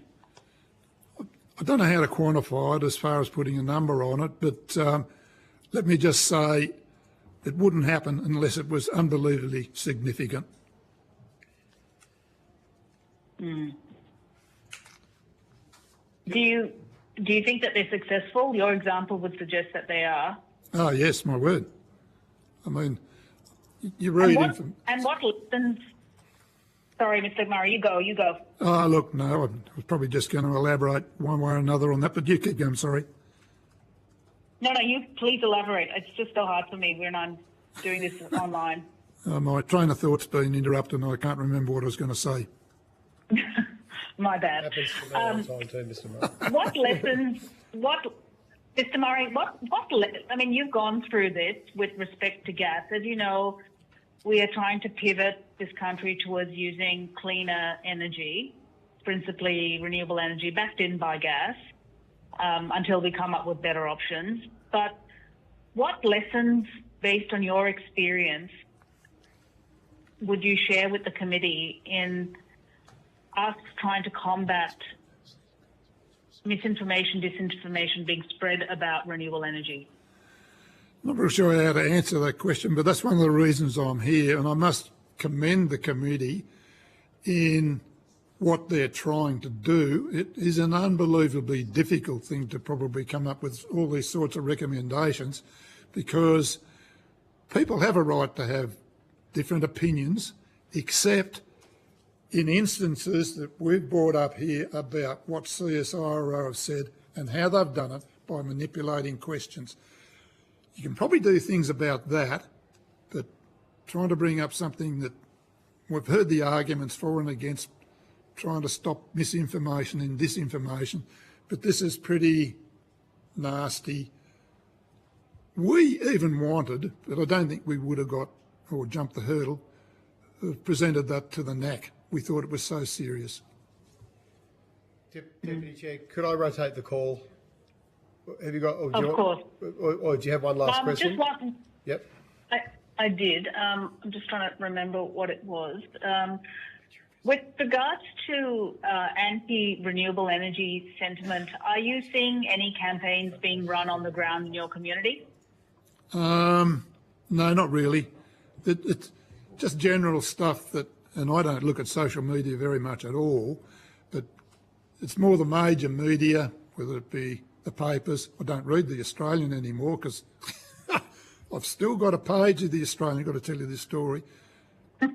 2nd of April, I think it was 1989, and I've still got the article at home about the Murdoch press saying we've got a problem with fossil fuel industry. Didn't mention gas because it was hardly even invented then, and I've still got that article. Did I get off the point a bit there? No, you made it very. So they were aware. No, why did you stop reading the? No, I'm curious now. Why did you stop reading the Australian? Because I just couldn't put up with the BS on global warming, climate change, and things like that. Thank you. In other words, what was their position that you didn't like? Oh well, obviously they do, and we just heard the fellows talk about it there. They do put other things in, but I think a lot of people would agree that they are biased towards fossil fuel industry, let's say. Okay. Thank you, The Deputy. people. Thank you, Chair. Thank you, Chair. Thank you, Mr. Murray. Senator Kenneman. Thank you, Chair, and look, thank you, Mr. Murray, and commend you for being involved in a political fight. Always encourage people to be involved in Australian politics. I'm quite interested in this area and been involved in a bit in my time as a senator. Can I just clarify, what are your major concerns about the Narrabri project on the local area, if you have those local concerns? Well, you're talking to me, and this might not be indicative of everybody, sure, but I'm certainly worried about the underground water and the potential to damage that. Narrabri's now got PFAS in our water, different aquifer, I admit, and it wasn't caused by Santos. But these things can happen. And a lot of people, about a quarter of us, 22% of Australia, relies on water from the Great Artesian Basin. That doesn't mean everybody in town, but a lot of people. So a lot of people are concerned about that. We had a lot of support from the people out of Coonamble because they use the water. And of course, climate change. A lot of farmers, maybe, not all, a lot of farmers don't believe in it because they're old and their dad went down to paddock and fenced and the water bag boiled and all sorts of things in their day. I do talk to people about that and I just say, prove it. I had one bloke the other day and I was speaking to him and I said, I've done the sums on Narrabri's temperature, the record. And it's about a bit over 60 years now, and from about the halfway mark, days over 40 degrees have tripled compared with the 30. And he said, that's rubbish. And then I said, are you trying to tell me that the Narrabri temperature records are fake? He didn't say anything. But that's the sort of thing we come up with. So some farmers don't believe in it, but there's a lot that do, and it's probably more serious than probably the underground water supply in the long run. Yeah, well, just going back to the water supply, I'm from Queensland. We've now had almost 20 years' experience with the coal seam gas industry, and certainly think at first a lot of the major companies weren't acting in a responsible way, mainly in their relations with landholders. I think, though, my assessment now is that the communities of Dalby, Chinchilla, Roma's got a long history with oil and gas. The industry is very well supported. The relationships with landowners are much better than they were. And I should say I had maybe a declared interest. I used to work for a company called Stanbroke that had 24 wells on our property. We had a very fractious relationship with the company at the time, and I know that's a lot better now. So have you been there in Western Queensland? Have you spoken to people there and farmers and others about their experience over that time frame with coal seam gas and what it might mean for your area? I have been. It was the very early days and we had a trip up to Queensland to talk to farmers. Yep. I can't remember the name of the group. And we actually, I think, had dinner in one of their halls and things like that. But certainly not recently to do that, what you just talked about. Okay, all right. As I say, look, I think your concerns are legitimate and they need to be investigated. But the lived experience, at least now in Western Queensland, I think shows we can coexist. They can't guarantee. No, they can't guarantee. No, they can't. And if you want to look at SBS Insight, who came to Narrabri because the controversy was like that, it was red hot. They had a SBS Insight show. One of the fellows, or Santos, the executive, was there. He was asked that question. He admitted, we cannot guarantee, didn't say bugger up your underground water supply, but they cannot. We've got alternatives. Let's use them. But we can't guarantee that for any industry, though, too, Mr. Murray. And obviously, we can't guarantee. Can't guarantee safety in any activity. Obviously, as you would know, in the Great Artesian Basin, there's still an issue of uncapped bores. That is a consequence of agricultural production. So there's always a balance to be struck here. And as I say, I think your concern's legitimate. But the experience has been probably, I think most would agree in Western Queensland, an overall positive for the area in terms of jobs, employment and economic activity, as well as opportunities for farmers now with produced water and the like. Well, I still argue the point. There is a risk. They cannot guarantee it. Absolutely. There is an alternative. Simple as that. Okay, Senator Roberts, just to take us into lunch break, and thank you, Chair. If you can keep it to 5 minutes, if that's possible. Thank you for appearing, Mr. Murray. I too have some concerns, some big concerns about coal seam gas, and particularly with regard to water aquifers, so I share that. I echo Senator Canavan's comments, though, that initially there were cowboys out there, even some of the major companies, and they were doing enormous damage environmentally as well as socially, but things have settled down now. It's ironic, you mentioned Santos, and I'm certainly not a shield for Santos, but we were out at Roma and we were talking to farmers there, and they said the only company at that time, this was some years ago, that was doing a good job was Santos because they understand how to deal with the community. So I'm not an apologist for Santos, but I just. Well, if a good job's handing out $200,000 a year, you're correct. And that does win a thing. Money is just unbelievably important. George Monbiot said something the other day. The pen is greater than the sword, but money and wealth is greater than the sword. And that's what's happening. And human progress has undeniably been fuelled by hydrocarbon fuels, coal, oil and natural gas. But that does not mean we extract them at the cost of an aquifer or the cost of social licence. So I'm not saying that. So keep going. It served us well, I must admit, but we know different now. I'm very concerned about your comment, PFAS in the water. Can you explain that briefly, because I've got other questions. Well, probably haven't got much to do with this, but Narrabri has discovered we've got PFAS in our underground water supply. They had to close down 2 bores. They've already upgraded 1 bore and put us... So this is human consumption bores have been closed down due to PFAS? Yep. Where's the PFAS coming from? I don't know whether they've said exactly, but we know that I don't know whether it's from one of the mines, but one of the open-cut coal mines was given permission to use PFAS a little bit further upstream, more likely, according to our council, from firefighting foams. Okay, I've got 3 minutes to go, so let me just make some points. And if you disagree, let me know, because truth's important. You're very concerned about the Jazeera alliance with CSIRO. Yep. I found CSIRO highly questionable. Climate change, they've been terrible. They've admitted under my cross-examination in a private presentation that they have never said there's a danger to humans or the planet from carbon dioxide. Politicians made it up. So sometimes CSIRO gets the blame, but it's politicians. GenCost, their study of different alternative generation sources of electricity, is an absolute fraud. So I'm with you on that. So can you prove it? Yes, I can. Okay. You better supply it. Yeah, I can. I can put you in touch with people who've done it more depth than I have. No, please do that. They appear to be guns for hire, CSIRO. Well, CSIRO, I got a lot of time for. I draw the line between CSIRO and Jazeera. If there's people funding the information you're just talking about, I'd like to know about it. Okay, let me just make a note of that. Can you make a note of that, Alan? Okay, right. Now, tell me about this survey that was 70% were against, but it was reported as 70% in favour. Tell me more about that. Well, it's in our submission.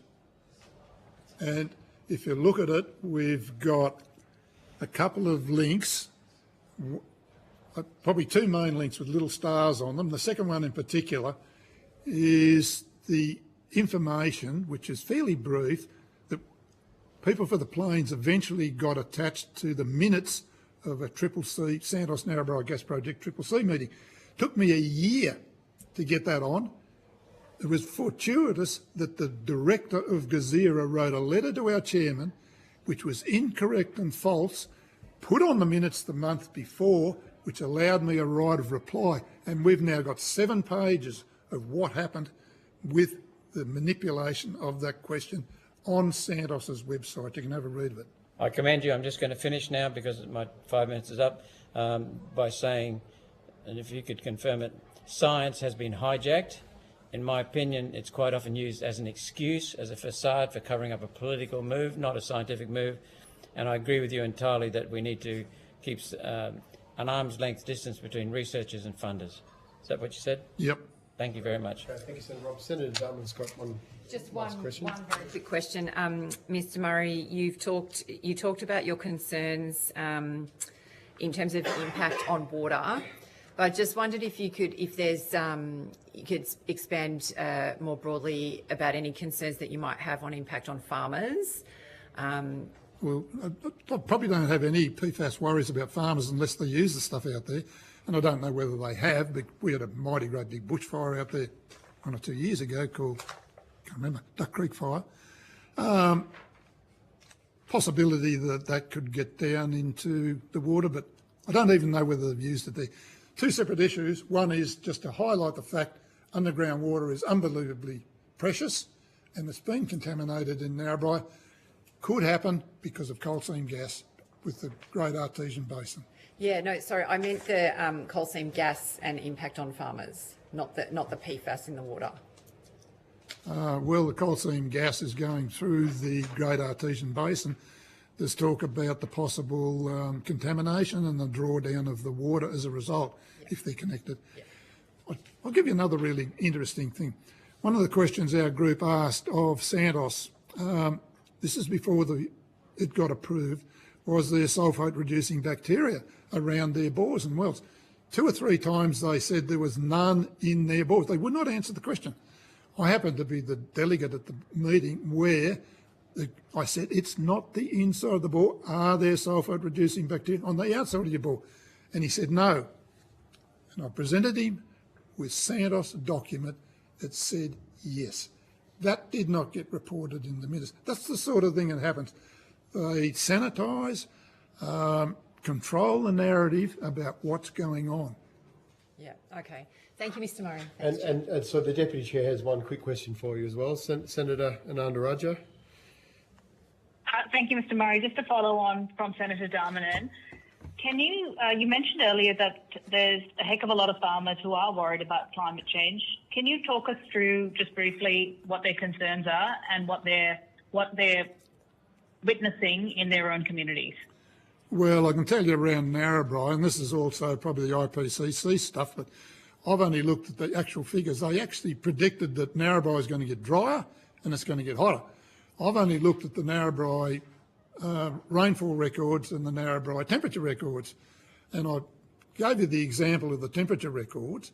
The number of days over 40 over the last 30 years has tripled, not quite, but nearly. Then I got my son to do the other one because I couldn't do this sort of thing, but the rainfall records went a lot longer, I can't remember back to when, and he had to do a 20-year moving average to move the line out because these things go up and down like a yo-yo. And I can send you this stuff. And the last 20-odd years, our rainfall figures have started to take a dip. I think ABARE have come out with some information, and I can't remember the figures exactly.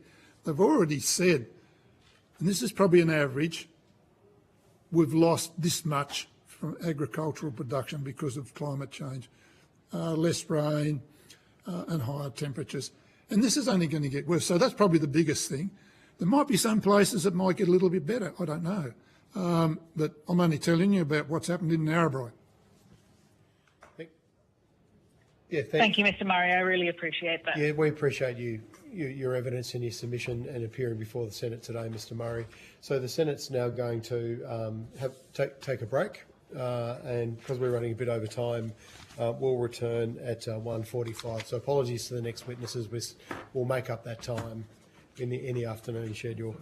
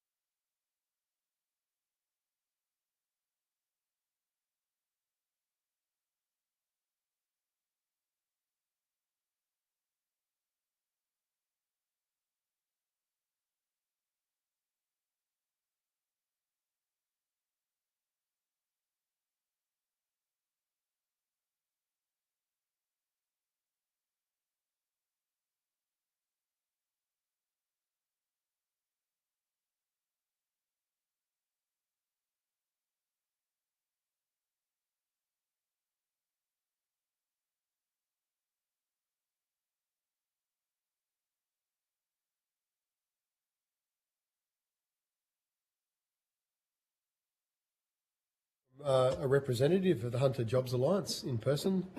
I understand that information on parliamentary privilege and the protection of witnesses giving evidence to Senate committees has been provided to you. For the Hansard record, would you please state your full name and the capacity in which you appear today? Justin Page, Coordinator at the Hunter Jobs Alliance. Thank you, Justin. Would you like to make a short opening statement? You've got up to 5 minutes if you need it, and then we'll ask you some questions. Yep, thank you. Good afternoon, Chair and committee members. I'm Justin Page, Coordinator at the Hunter Jobs Alliance. I welcome the opportunity to appear today and to further discuss our submission to this inquiry into information integrity and climate change and energy. In our submissions, we focus particularly on the developments on offshore wind in the Hunter region and the large-scale misinformation and disinformation campaign that have built up around it. The reason this matters is the Hunter region has world-class assets, port infrastructure, skilled workers, heavy industry and manufacturing, but also faces significant transition risks as coal mines and coal-fired power stations wind down. If misconceptions, deceptive narratives and politically driven misinformation distort public understanding, delays project approvals or building common community opposition, the social, economic and environmental opportunities, jobs, renewable investment, regional diversification are at risk. Our submission documents how networks of actors, including overseas think tanks, social media networks, industry captured interests and political campaigns have deployed misleading claims about offshore wind, claims that go against scientific consensus, that complicate local decision making, that erode trust in government, industry and communities tackling the transition. For the Hunter region, this means real risk. Delay to the energy transition means thousands of jobs, manufacturing opportunities and regional economic renewal may be lost. And when the public is confused by false narratives, the social licence for transition is weakened. We therefore argue that strengthening information integrity is critical, not an optional extra. The current parliamentary and regulatory frameworks are largely powerless to respond to the scale and sophistication of misinformation and disinformation now influence public debate on energy and climate issues. We support strengthening these frameworks to ensure that information shared in the public domain, particularly by corporations, lobby groups, political actors and community campaigns or social media groups influencing local debate, is truthful, transparent and accountable.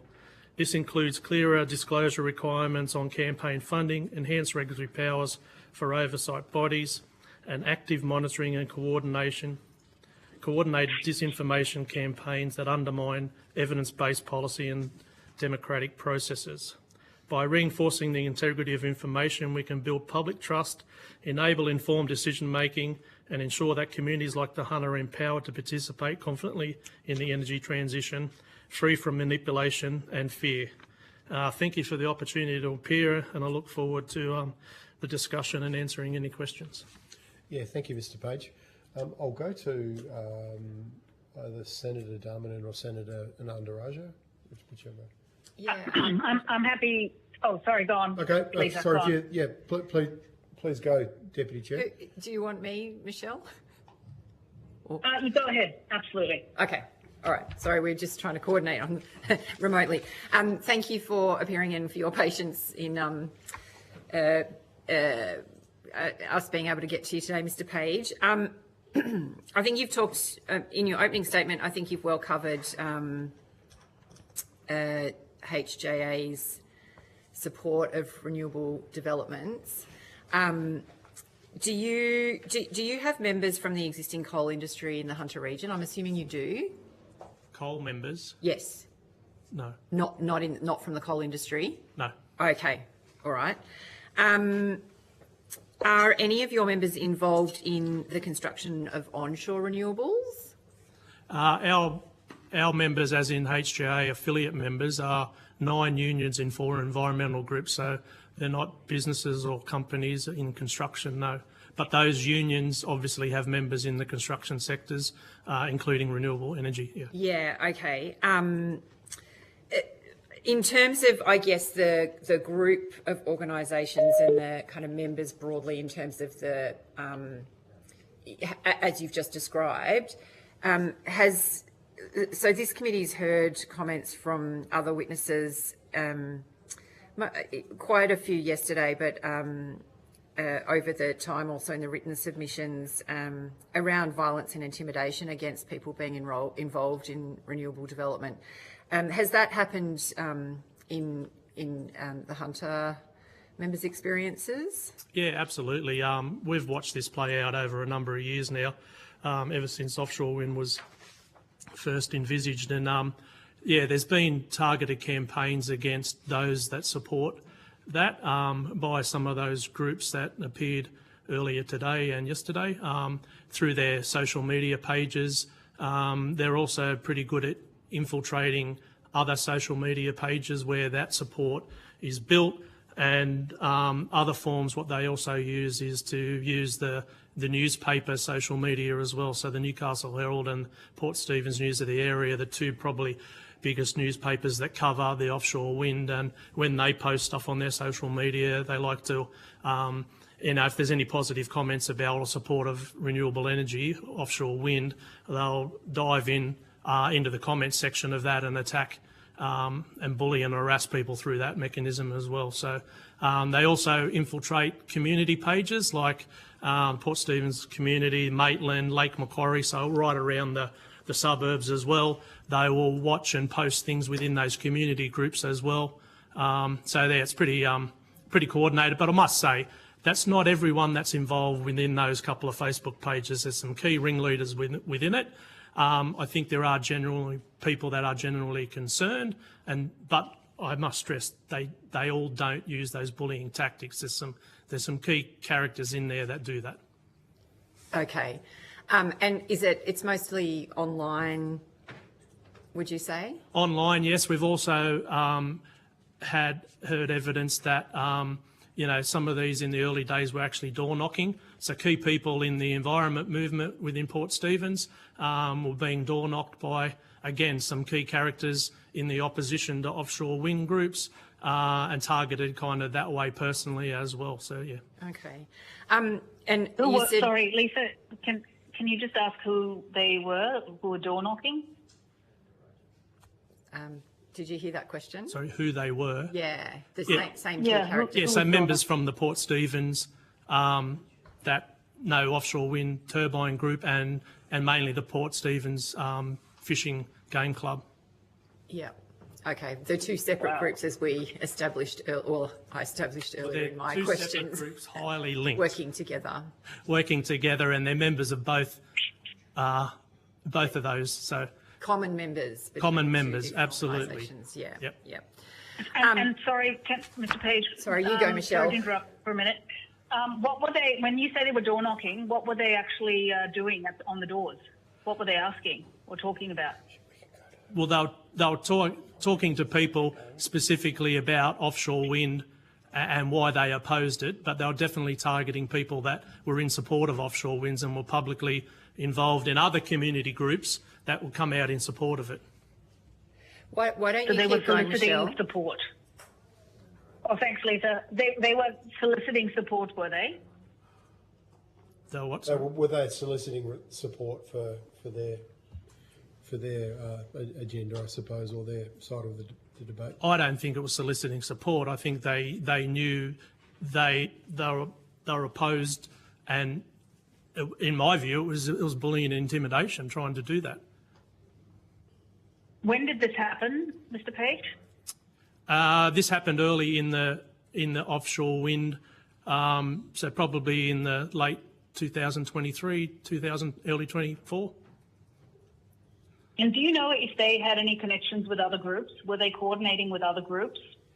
Yeah, absolutely. As I said, it was those key groups. So there's the Port Stephens No Offshore Wind, there's the Port Stephens Game Fishers, there's the Save the Mole Coast Facebook page as well that's set up out of Tea Gardens.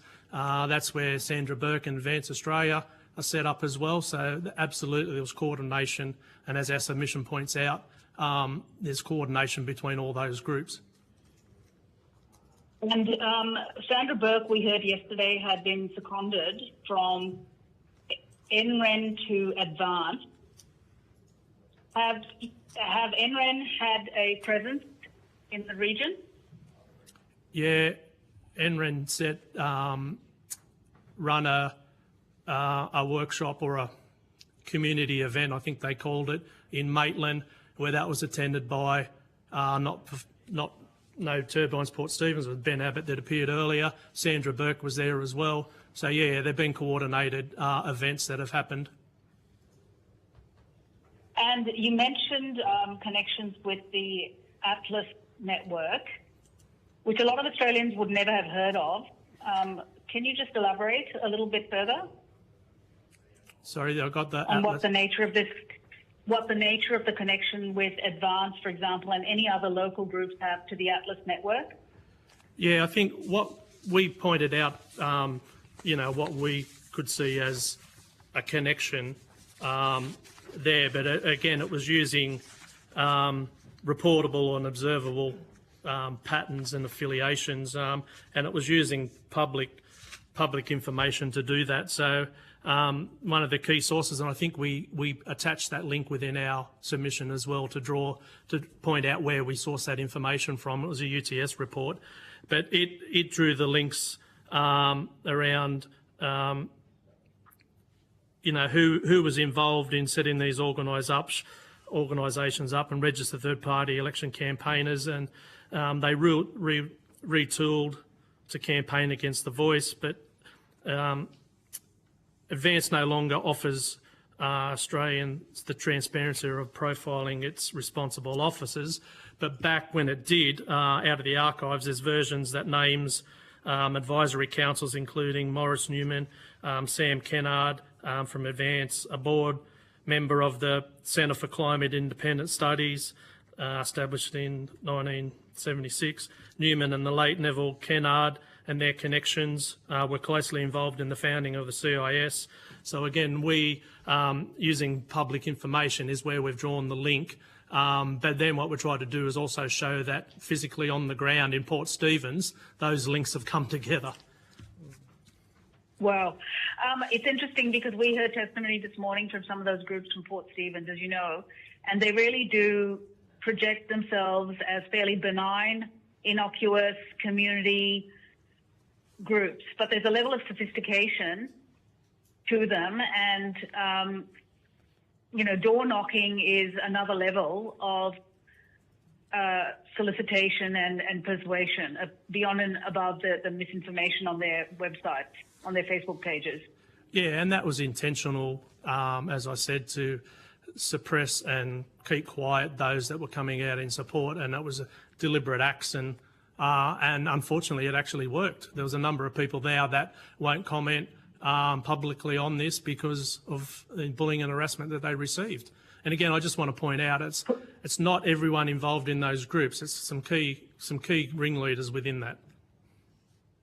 Do you know who those? You can take it on notice. Could you supply us the names of the ringleaders, please? Or you can mention them here if you do know them. Yeah, I mean they're the same people that are publicly in the newspapers as well. So it's the Ben Abbotts, it's the Troy Radfords, the president of the Game Fishing Club.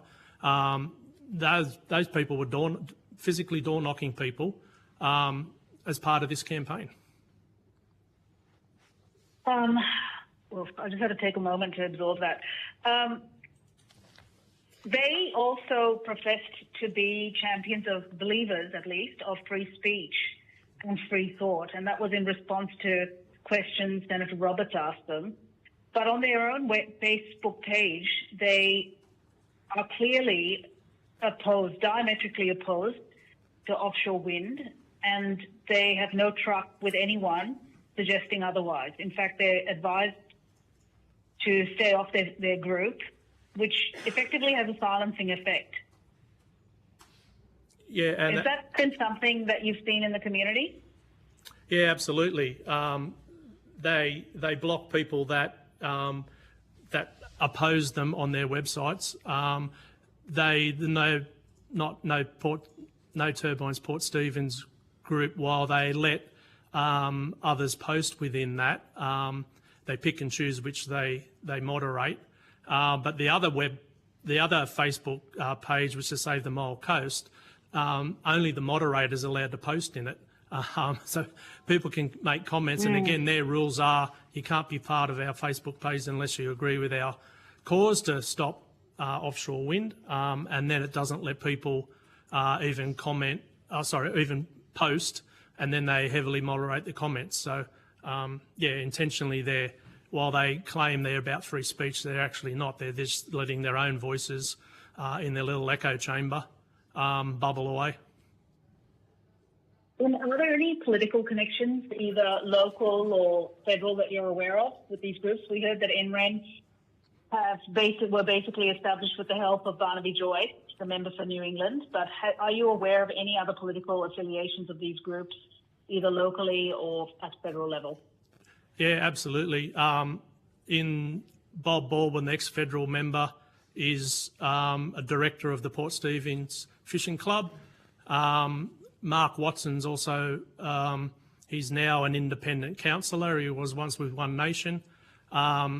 He's involved in the No Turbines Port Stephens, and he's also involved in they call themselves the Responsible Renewable Committee for Port Stephens, Mole Coast. I think they made submissions here as well. And, you know, even during the council elections, they were very active politically, and during the last federal election, they were obviously very active politically as well. So, is it conceivable, and I put this to NREN yesterday, that these groups that we've talked about are actually proxies for these political parties? So these political parties are using these community front groups to do their bidding on the ground. And it's no secret that the Nationals have abandoned net zero, and as of today, a few minutes ago, the Liberals have joined in. So do you think that these groups are proxies for these political parties? I wouldn't go as far as say they're proxies, but what's happened is these political groups have actually seen an opportunity to use these so-called community groups to their advantage. They picked Paterson as a marginal seat, and they took that opportunity to infiltrate those groups, sell them the message that they were going to stop offshore wind. So again, I think there's a level of sophistication within the groups, and there's some people that are politically savvy, but there's also some of the people are naive within these community groups and haven't, probably they should realise now, but I don't know if they realised at the time, you know, by jumping into bed with these other political organisations on the promise that they were going to stop something, they're actually, you know, in my view, taken advantage of for sure. And just a question on the money, the donors. Do you have any insight into who might be funding these groups beyond mum and dad donors? Yeah, I think there's a level of, there are mum and dad donors that do it, but also, you know, we've seen the billboard that was put up with the dead whale. That was a $20,000 billboard. That come through, originally it went up without authorisation, and after some community concern, the Port Troy Radford from the fishing club ended up putting the authorisation on it. But it was an anonymous donation of $20,000 to their cause around offshore wind. So to our knowledge, they never disclosed who that is, but and I have no evidence who that is, but I could hazard a guess, but I don't think that helps any of us. Are there any high net worth individuals who you think, or corporates or businesses that you think might be funding groups like this? Oh, I think in your area. In our area, well, obviously the way we've seen Advance come in, and again use that as an opportunity. You know, they've after some scrutiny, they've now disclosed that they actually put Sandra Burke on the payroll, specifically in that area to make an impact. So absolutely, there's high-funded, you know, organisations that come in and targeted that. So Advance have put assets into the Hunter region to undermine offshore wind. Yeah, absolutely. as I said, I've named it. Sandra Burke was in there, who was very vocal against it, vocal against renewables. They even put posts up. They're very sophisticated in their social media. They put posts up that offshore wind kills 7 whales in a month. I think it's in our submission. We put the post there. So, again, they're very, as I said, I've been accused of, saying that these organisations are well funded. I think Mr Abbott misinterpreted that. He thought it was about his social media group. It wasn't aimed at that at all. It was aimed at, these other well-funded organisations like Advance that have become part of the space, if you like. And my final question, Mr. Page, is what are the implications to the region if offshore wind does not go ahead, specifically to workers, to the broader community, to local industry, and to energy bill payers, if these projects are either cancelled or delayed? Oh, it's enormous. So the Hunter's always been an energy producing area. We have coal-fired power stations. We have over 22 coal mines in the area.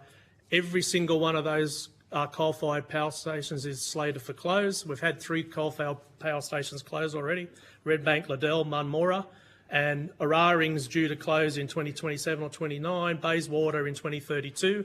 So again, our energy sources are actually closing down, and we're not building at scale the renewables to match that. So again, offshore wind could have delivered 5 gig of power for that area, which now's been debated about Tomago aluminium and what's the cause of that, and some are jumping on the net zero bandwagon. It's an energy market failure, is clearly my view. I've been involved in energy all my life. I worked at Tomago aluminium for 23 years.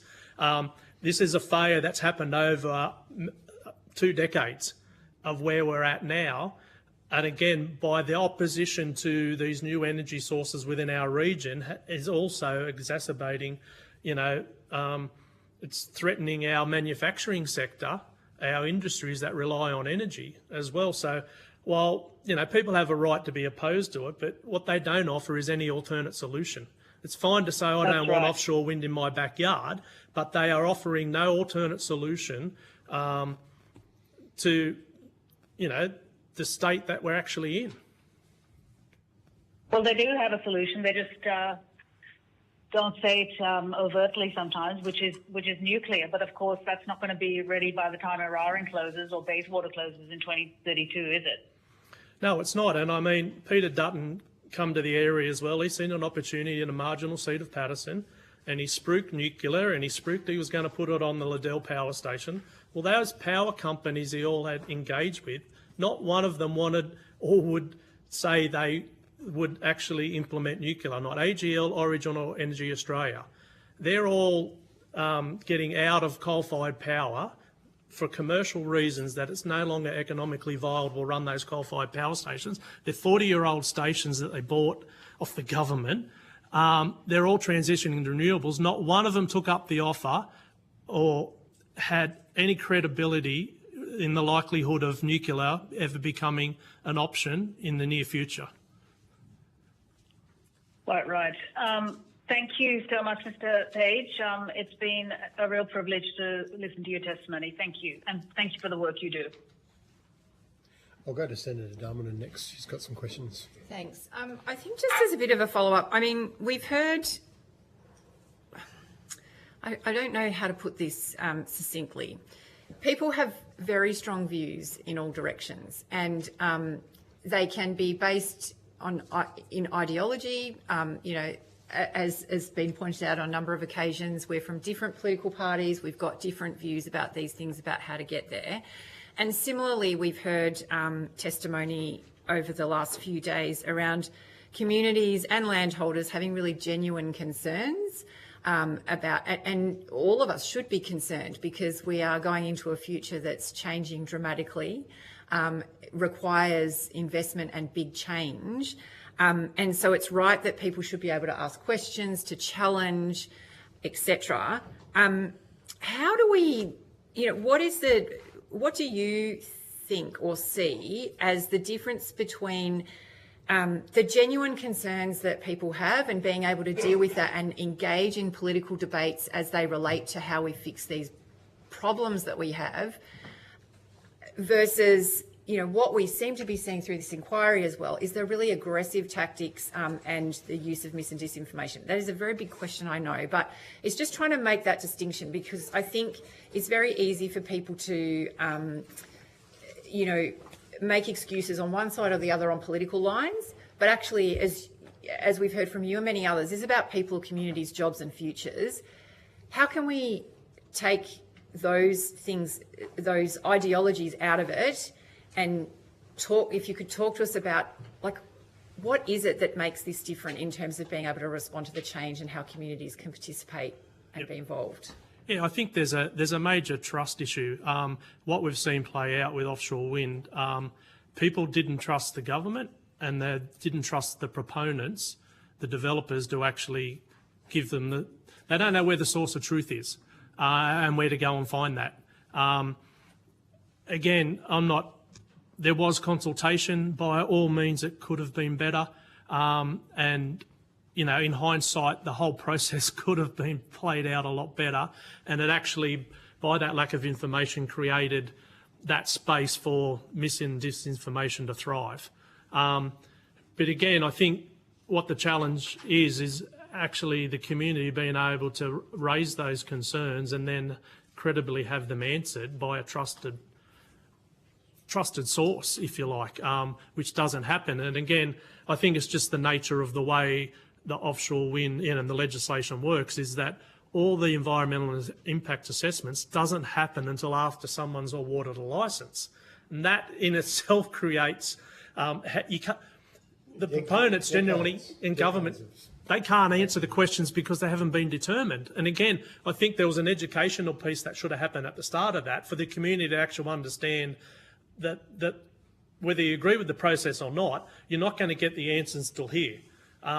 So I think it's a really challenging area. I think one of the positive things I will say about the disinformation and the distrust, it's made the developers of renewable energy do more and work harder to actually be able to answer the questions that the public are now bringing up, and they need to.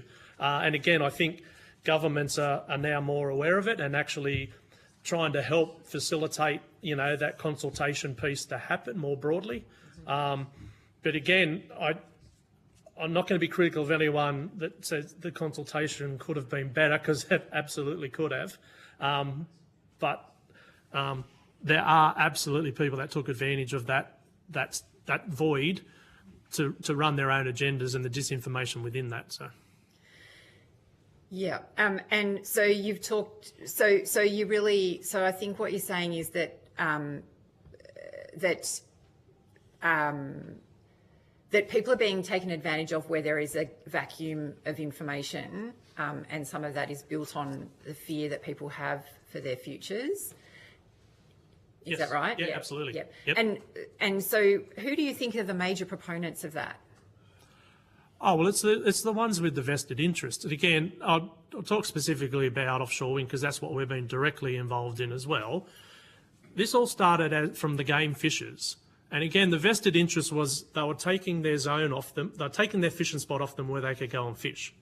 And like, that's a legitimate concern, don't get me wrong. But what they did is they made out it was all this, it was going to kill whales and it's going to be environmental catastrophe to get people within the community up in arms about it. Mm-hmm. So again, there was this... So you think game fishers don't really care about the environment? Or maybe that's not their number one issue, it's about the fishing. Well, they opposed the marine parks being put in 10 years earlier on the same basis they were. And again, that's their. I'm not saying it's not their right. It's absolutely their right. Yeah. But let's not make out it's about protecting the environment. Yeah. Where what's happened now is that people have joined that cause, generally that they have concerns about the environment. But the levers and the strings that are being pulled is by a different vested interest. Yeah. Okay, thank you. All right, thanks. I just have a few questions before I go to Senator Roberts. So in your experience, Mr. Page, was there any evidence of that, debunking worked at all in changing anyone's minds, or do you think people's minds were made up? No, I think it opened people's minds, right? And then people actually went start searching and doing their own research as well. And again, probably not a bad thing, but again, I just look at it. We went through 2 elections through this period. We went through the council election and we went through the federal election, and offshore wind was made a key... Politicised in both those elections, but the way the elections both played out, it was evident that there wasn't as much concern within the community as people made out. Yeah. People voted, and I get federal election was more about offshore wind, it was about cost of living, it was about a whole range of things, but where they tried to portray that we, the community, all of us are opposed to something, it doesn't actually translate when actually, and again, that's the best gauge I can have around when people physically have to vote on something. Those were the two indicators for me that demonstrated that is not as broad a support as they think they have. Yeah. So we've heard, we've had some really interesting examples of different renewables projects in recent days. I think the word one industry proponent used was inoculating the area. So prior going into there, setting up a presence, communicating with the local community, just giving them information before you even kind of go into the process. But also you've recommended like the energy hubs, the kind of places, virtual or otherwise, where people can get that information. But I was just interested whether, given the way this rolled out, whether there was any changing anyone's mind by the time, like these Facebook pages, for example, did you witness anyone putting factual information up and people going, oh, okay, thanks for that, or was it just like they totally mind made up? They were campaign pages to stop offshore wind. Both. There were people within those pages and the moderators that were absolutely adamant, this is our cause. And there was people in there generally. But also what they were doing is we were watching, they were, looking at other Facebook pages like Good for the Gong and Yes to Renewables that were actually running the other side of the argument and going, well, here's some factual information that we've found. And you could see people that were part of the opposition groups actually in there engaging quite genuinely.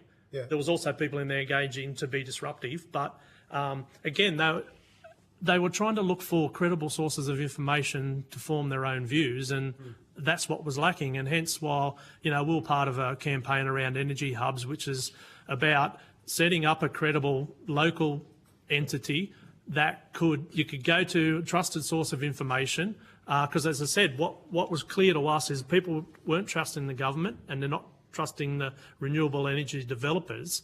They needed somewhere to go to be able to find all that. Yeah. So one of the most obvious cases of disinformation that we've received is this notion that, as you pointed out in your photocopy of the advance, 7 whales in a single month from offshore wind. That this has been one of the most potent kind of forms of disinformation that's come obviously straight out of the US. I mentioned to the witnesses earlier that Sea Shepherd was being used consistently out of context until they basically said you've got to stop doing this, and then that was dropped. Do you think that kind of information would have? I'm just thinking about your recommendations here around providing information through an energy hub. Do you think those kind of sources would be trusted? Like if you were setting up an energy hub on something as complex as this, would you go to different organisations? Because obviously you're right, governments often aren't trusted. Yep. Local politicians, local councils, we've even heard from them that they really struggle with disinformation too. That maybe we could go to reputable, if not influencers, organisations that are trusted and have big followings. Yeah, I think the ideas of the Energy Hub was to actually find, scientific studies and what's happened elsewhere and stuff like that. It wasn't, in my mind, it wasn't about do you pick is Sea Shepherd reputable or not or whatever, but it was actually about where's it happening. Because, you look at offshore wind, there's 30,000 towers. Turbines across the world. Yeah. This isn't new. We can go to those other countries and look what is actual factual. Can you fish around them? Can you tie up to them? Has there been whale deaths? There's plenty of evidence out there. It's just not here on our doorstep. Yeah. Is the issue. So, and again, I think one of the, the failings is that the proponents, the wind proponents, well, there was 8 that applied for licences.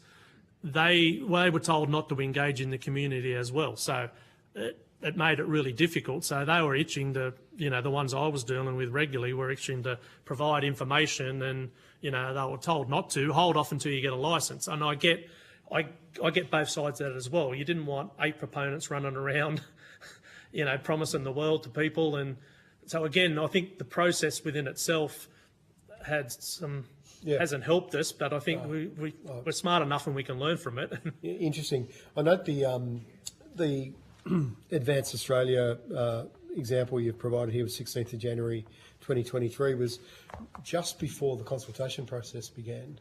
So it was nearly a year before the Maitland example that you've given us, where there was a community meeting where, Advance and others were involved in setting that up, or NREN. Yeah, clearly they were outrunning Donald Trump's line very, very early in the piece. Well, exactly what we'd seen happen in the US. Are you aware of any, in terms of some of these offshore networks, are you aware of any exchange of information or personnel? I've seen a comment where someone was offering a boot camp for local community groups with some US people who'd been involved with opposing offshore wind projects. Are you aware of any of that kind of thing happening? No, I'm not right. I'm not prolific on you haven't Facebook. Heard, no, that's right. But you haven't heard about that kind of example being offered to local community groups. Okay.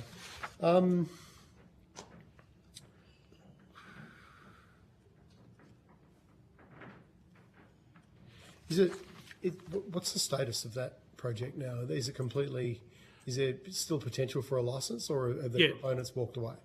Equinor was offered a licence. They had time to consider it. They asked for 2 extensions, and then they decided.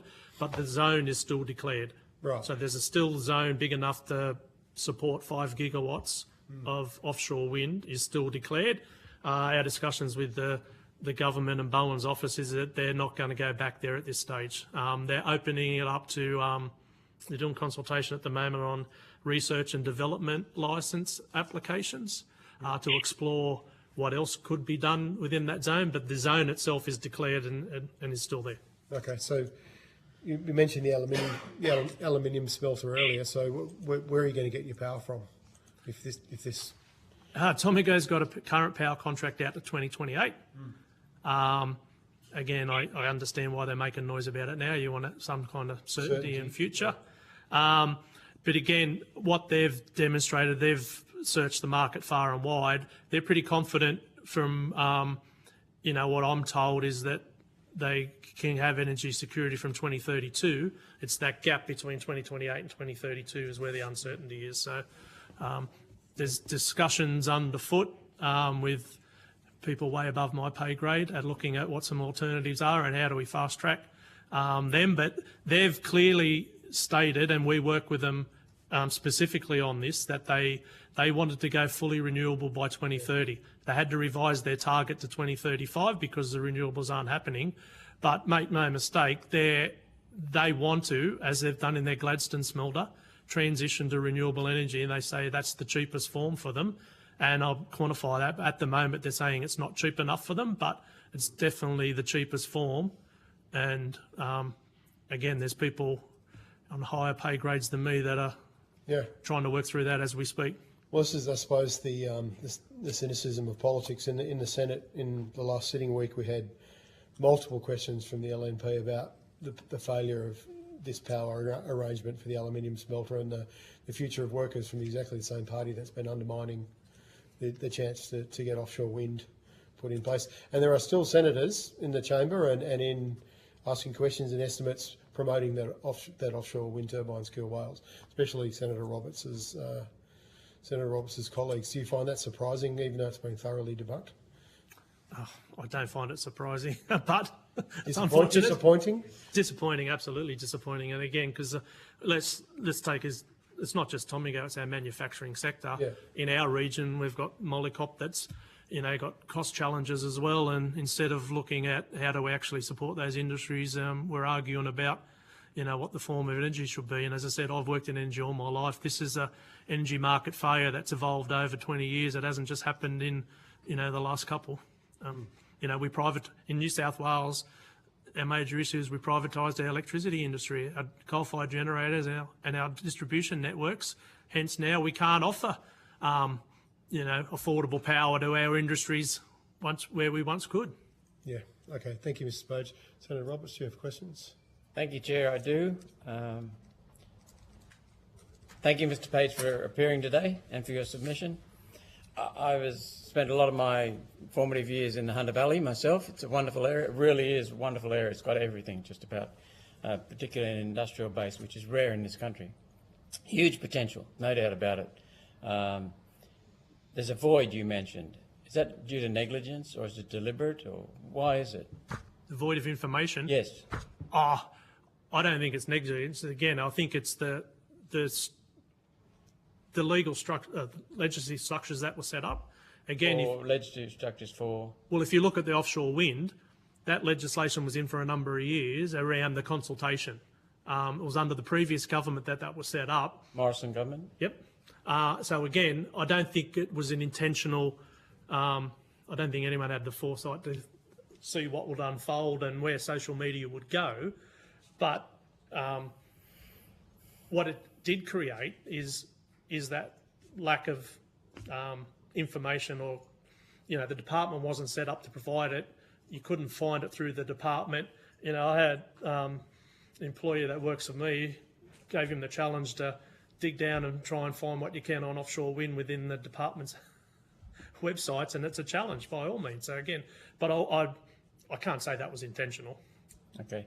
Why don't people trust government? Thank you for your answer. Why don't people trust government? Look at how the media portrays it, what plays out in the media every day, what plays out in elections, the so opposing views. Then they change their mind. On one hand, the former government actually implemented offshore wind. Now they oppose it. They actually opposed nuclear. The Libs now it's their policy. Like, you can't blame people for not trusting. Well, that to me indicates a lack of hard data driving policy, because they just swap. For the last, since 2007, we've had so many swaps of leaders of both sides of politics and turmoil within both sides of politics, because there's never been any clear-cut evidence. So is that the basis of why we don't trust politics, because they're so inconsistent? I think it's the inconsistency. I'm not sure about the evidence. I haven't thought about it that deeply. But again, I think the lack of trust is the inconsistency. Yeah, you're right. And again, I think my personal view, 3-year terms don't help that. Yeah, I mean, if I do my research, or when I do my research, come to a conclusion, I make sure that I consult with a lot of people, then I don't change it unless the evidence changes. So that means I'm very consistent.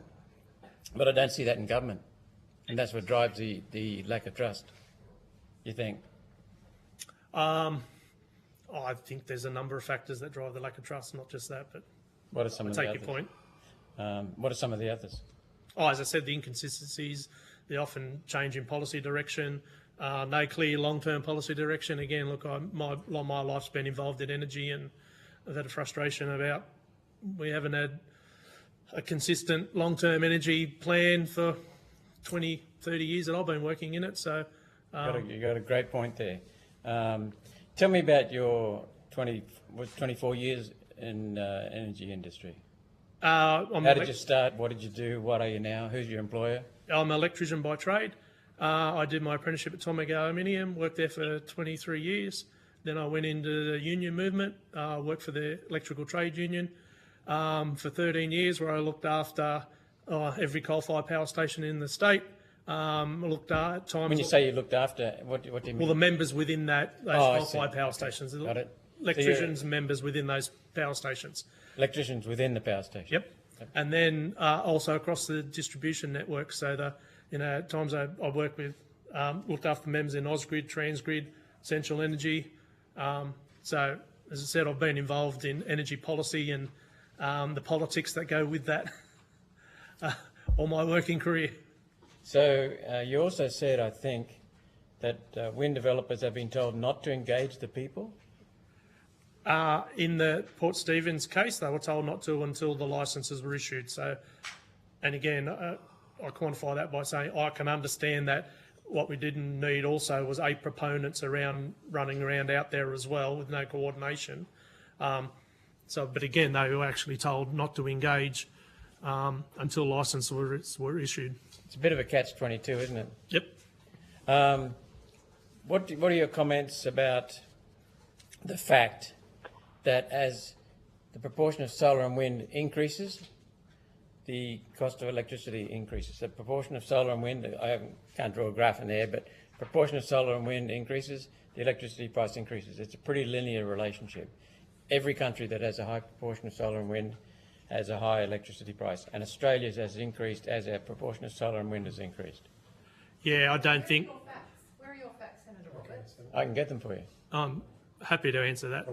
The cost of energy is complex, and the renewable energy component of it can't be blamed for why energy costs are rising. It's network costs, it's building the transmission infrastructure. It's a whole range of things on why energy is, but the facts are that renewable energy is cheaper than our existing forms of coal. The facts are there. It's these other costs that go on top of it that are actually still driving power prices up. It can't be blamed solely on renewable energy because, again, my view is that's not the facts. So coming back to your point about the network costs, with a power station you can build it on a coalfield which is quite close to Sydney, quite close to Melbourne, quite close to Brisbane, major cities in Queensland.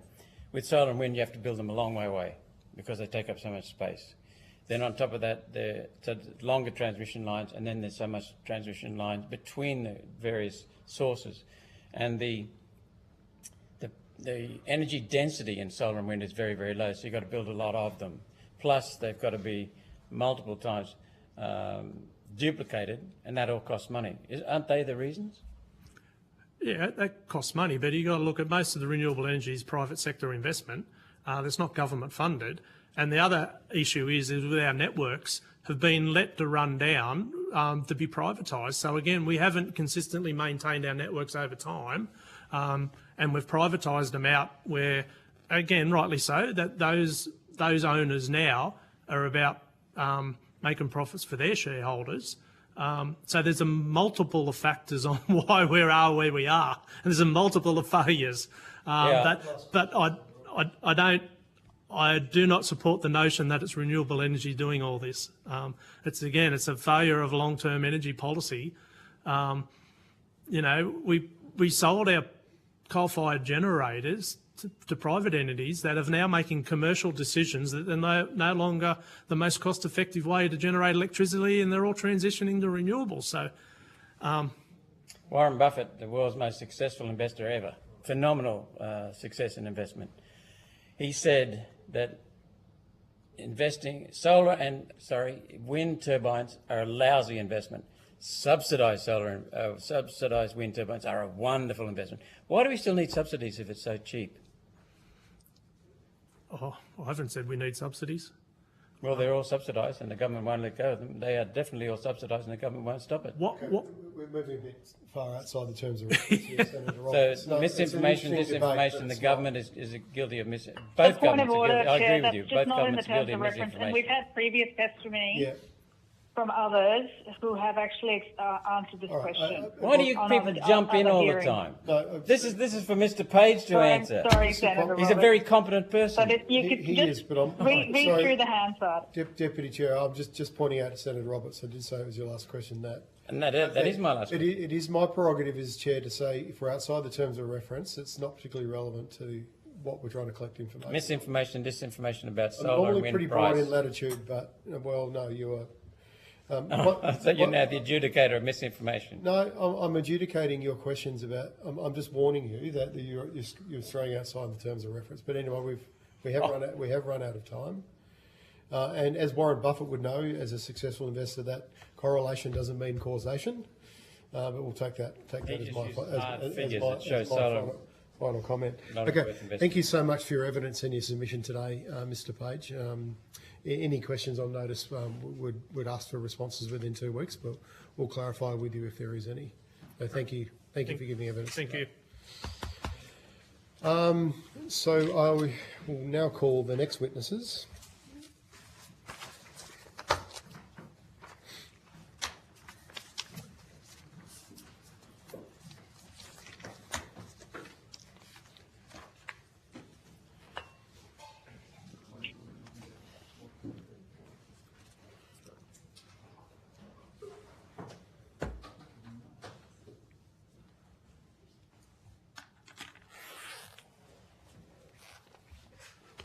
So I now welcome representatives from Realliance in person. I understand that information on parliamentary privilege and the protection of witnesses giving evidence to Senate committees has been provided to you. For the Hansard record, would you please state your full names and the capacity in which you appear today? I might start with you first, please, Sally. Hi, I'm Sally Hunter. I'm a member of the Regional Leaders Network established by RE Alliance, and I'm the founder of Jenny Energy. Andrew Bray, I'm the National Director of RE Alliance. My name's Lindsay Marriott. I'm a farmer from South Gippsland in Victoria, and I've got a family farm, and I'm here to, I suppose I'm in support of renewables. I went through a pretty intensive anti-movement 20 years ago, and I've got a lived experience of living with a wind farm. Okay, we'll look forward to talking to you about that shortly. Would you like to make an opening statement, or one individually, whatever works for you? Thank you. I will. Followed by a short one from Sally as well. RE Alliance is a not-for-profit organisation. We support the shift to renewable energy, and we do this by fighting for rural and regional communities to make sure they get the best outcomes from hosting these projects. We've been working in regions where large-scale renewables are being built for close to 13 years, supporting local leaders on the ground to help them get the best for their communities. We have a deep understanding of the complexity of Australia's shift to clean energy and how false and exaggerated claims are used to divide communities. With me today is Sally Hunter from Narrabri in New South Wales and Lindsay Marriott from South Gippsland in Victoria. Sally and Lindsay are both here in independent and voluntary capacity, and I'm very thankful for them for making the trip all the way to Sydney to answer your questions. Sally's a farmer and community leader who's spent the last 3 years trying to establish a community battery in Narrabri. Despite strong community support, this project's now been derailed because of the spread of false and exaggerated information. Lindsay is a beef and sheep farmer who also hosts 12 wind turbines and a substation on his family property. The wind farm has been in operation for just over 10 years. Lindsay can tell you about the campaigns that ran against his wind farm during the planning process, some of the claims that were made and what the reality has been 10 years later. Of course, there are a range of opinions about renewable energy in the regions, but repeated polling demonstrates a clear majority of Australians in renewable regions support renewables. I've just come back from a trip through the Wimmera and southwest New South Wales. The people we speak to and work with in those places understand the generational opportunities that renewables build-out presents for their communities. But they also understand that seizing these opportunities requires hard work, and the support of their communities can't be taken for granted. The rollout can be messy, and communities have legitimate concerns that deserve to be addressed. But one of the biggest contributors to community anxiety is not being able to easily access factual, locally relevant and trusted information. When there is an information void, we see it filled time and time again by false and exaggerated claims. This is why our submission recommends the federal government establish a network of local energy information hubs in renewable energy regions throughout the country. We'd be very happy to answer any questions you may have about this solution, though I note that the previous speaker also alluded to it and why we're campaigning for it. Perhaps would you maybe with the committee's indulgence, maybe we could ask Lindsay and Sally to talk about their experiences separately before we ask you some questions, or maybe I can put that to you as a question. Would you like to tell us about your personal experiences? Yep, so I did prepare a short intro which basically gave you that context because it seemed a bit strange just landing here in Sydney. Yeah, as Andy said, I've travelled down from Narrabri, which is Gomeroi country in northwest New South Wales. We've got a long history of energy with 5 coal mines and an approved gas field in the region. Renewable energy is in large scale, big projects are only just coming to our region. There's about 4 or 5 sort of planned for the coming few years. So this is that side of things is a new issue for our community, but we have got that other history. So I wanted to create a more positive future, create more local benefits for our community out of what was happening with renewable energy. I could see this was coming 5 years ago, seems like a lifetime ago now, and founded Jenny Energy, which is a not-for-profit organisation, and our board of 6 directors who all are volunteers as well. We collaborated with Narrabri Shire Council since 2022 when we applied for some federal funding for a community battery. The council provided a motion of support, 8-0. They provided a letter of support for the grant application and an MOU. The council staff identified the site and created a renewable energy hub in the middle of the town, which was where the battery was going to be. The council provided a DA, a modification and a construction certificate, and we had been negotiating a rental agreement for that space for 6 months, and it was at this point that the wheels fell off. And it left a void for misinformation to propagate in our community. In the end, council laws blocked the staff from finalising the rental agreement, which was enough to kill the project. Stay tuned, we'll see. I can't say who was pulling what levers. All I know that is what occurred was not due process, and it was certainly not based on fact. The types of misinformation that I experienced at council meetings were things like loose language, blowing up, catching fire all the time, shutting down the whole town for 7 days, etc. A conflation of technology types and scales. So at one council meeting, the community battery was compared directly with a drill. At the next council meeting, it was compared with a grid scale battery 900 times larger for how long it would burn for. There was a total lack of comparative risk analysis with other technologies in our community that we live with every day. Fear is the most powerful motivator, and it's a very difficult emotion for facts to overcome. Our biggest challenge is that everyday people are expected to be knowledgeable about energy now, once we took it for granted. And if they own a phone, they are now self-appointed experts on very complex issues, and sometimes they end up in positions of power. We were never given enough time to correct the misinformation in our situation, and we were relegated to 2 3-minute sessions at council meetings with no right of reply. A key driver in our example was the local community Facebook pages. It is the castle of propagated misinformation. In one we did experience only one instance that we could class as disinformation, where a fake profile, Joey Perth, was created and used deliberately to deceive people. Ultimately, this situation has set me back 2 years of development time and wasted probably hundreds of thousands of taxpayers and ratepayers' dollars, and it's helped to slow the transition to renewables because we all know the importance of storage in the grid right now.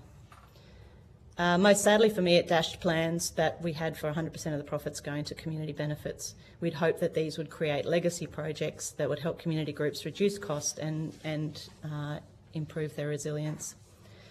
Initiatives such as local energy hubs, I believe, would have been very helpful in our situation. I'll just end with a quote to talk to the types of impact that misinformation can have on everyday people.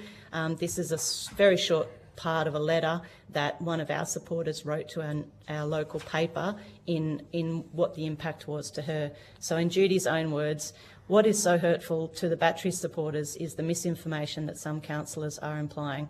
Council has told the council meeting several times that there would be no community benefit from the battery, which is just completely untrue. What a huge disappointment this is for supporters of the battery. Thank you for letting me share that. Wow, okay. It's a very, very powerful story. We'll certainly love to ask you some questions. I'm sure the other senators will. Lindsay, would you like to tell us about your experience? Yes, thank you very much. Look, I moved with my wife and 3 little children to our present farm in 1983. It was an incredibly rundown farm and held in pretty low esteem locally. Had some hills on it that were no good for anything. In 2001-2, I was approached by a couple of developers, but a very small developer from Melbourne who was very open and honest, and we struck up a relationship. We actually told the local press that there was a potential for a wind farm, and we had the local press come out and do his little story. That's before I was the only person that they'd spoken to, and before any contracts were signed. That went along for a little bit, and then other landholders got approached, and the community got ripped apart. And it was anti-programs can't be happy. They demand unhappiness, and they demand anger, and the anger develops into hatred, and that can inspire people that otherwise would never think of doing the things they did. So I saw our community get pretty ripped up, and they had some amazingly powerful people on their side. Very, very, very connected people, I can assure you. They don't come any higher. And after 11 years, and we were the orange-bellied parrot wind farm. So when I say we, I've never received any payment for anything I've ever done for the wind industry. But the worse I got treated, the more pissed off I got and the more determined I got. And so in the end, after consultation, I did a lot of media voluntarily. I was a farmer. My personality said, yeah, I'll stand up and say, this is part of me. I had quite a couple of 2 or 3 politicians on the farm. I was told by a very high-ranking, longest-serving Liberal federal senator that the project would never happen, and the federal minister was opposed to it, and he would be protected like a 5-star general. Anyhow, he resigned. So that was some satisfaction, and after 11 years, our project got built. Through all the argument, I've shopped in our little village. Shopped at anyone who had anything to do with me was attacked verbally. They were told, knock, knock, we've had a meeting and you're not allowed to talk to Lindsay Marriott. I think fair enough, but I was just a bit surprised how many of them clicked the heels and saluted. The carrier who carted my animals, farm animals, was told to ditch me. Every component of my life was attacked. I manage a place. The families are very high connected to a particular political party, and a very high-powered Victorian politician told him to tell me to take a nick off. So I experienced all of that. Then I'll move on to that we went into construction. I decided that I would cooperate.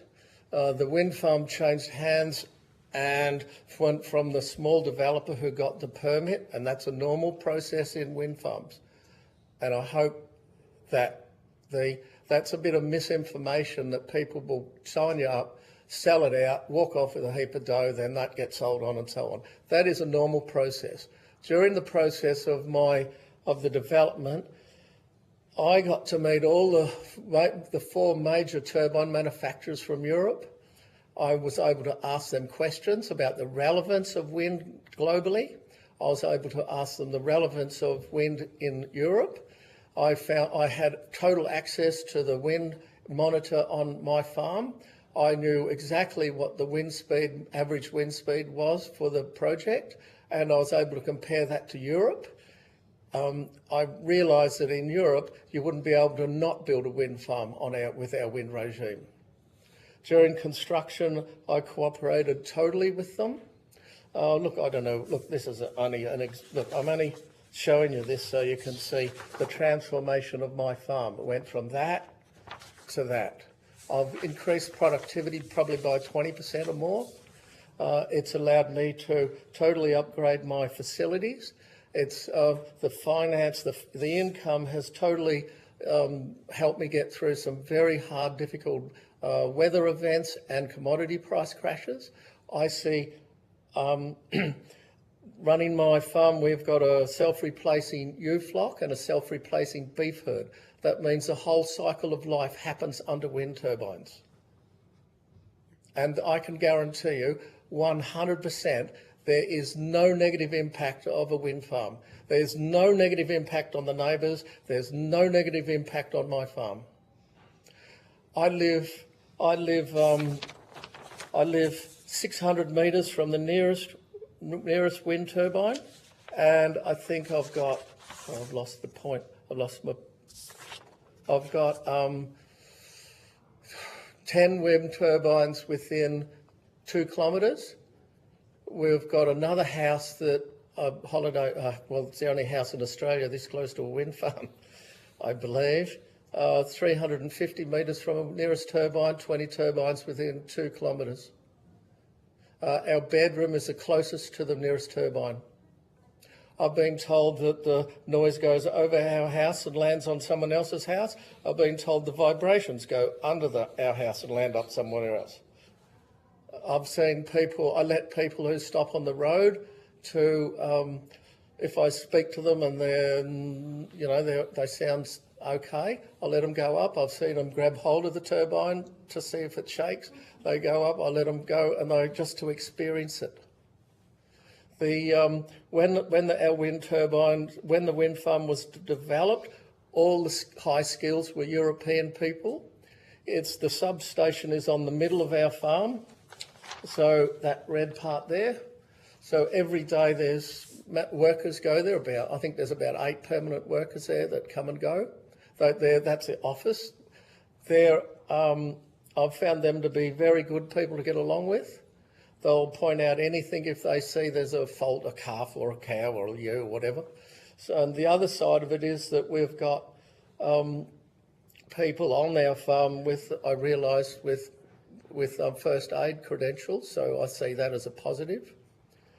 The maintenance of all the turbines now is done by they've upskilled the staff, so there's local people are now skilled in turbine maintenance, from replacing a gearbox, the whole lot, box and dice is done in-house. So I see local people being able to upskill in a modern, emerging industry. The other thing that I'd like to say is that my personality, we're planning all the green bits are permanently fenced out, native vegetation. The dark green bits are plantations that we're adding to it.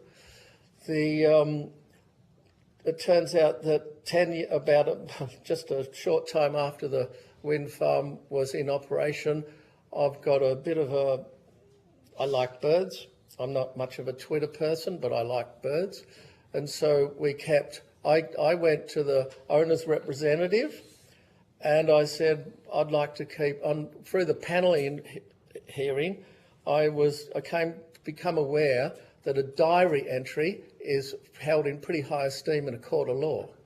So I thought, with an independent person, I've been since 2015 recording bird movements through our farm, and most of those bird movements are on an annual basis. We've got a wetland reserve just beside our farm, right down that side. That's a big bird. That's a bird reserve with a wetland in it. Each spring, there's hundreds of ibis that fly through my farm.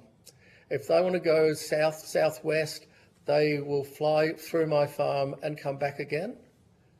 I can't tell you what day you're going to see it, but I'll guarantee you it happens.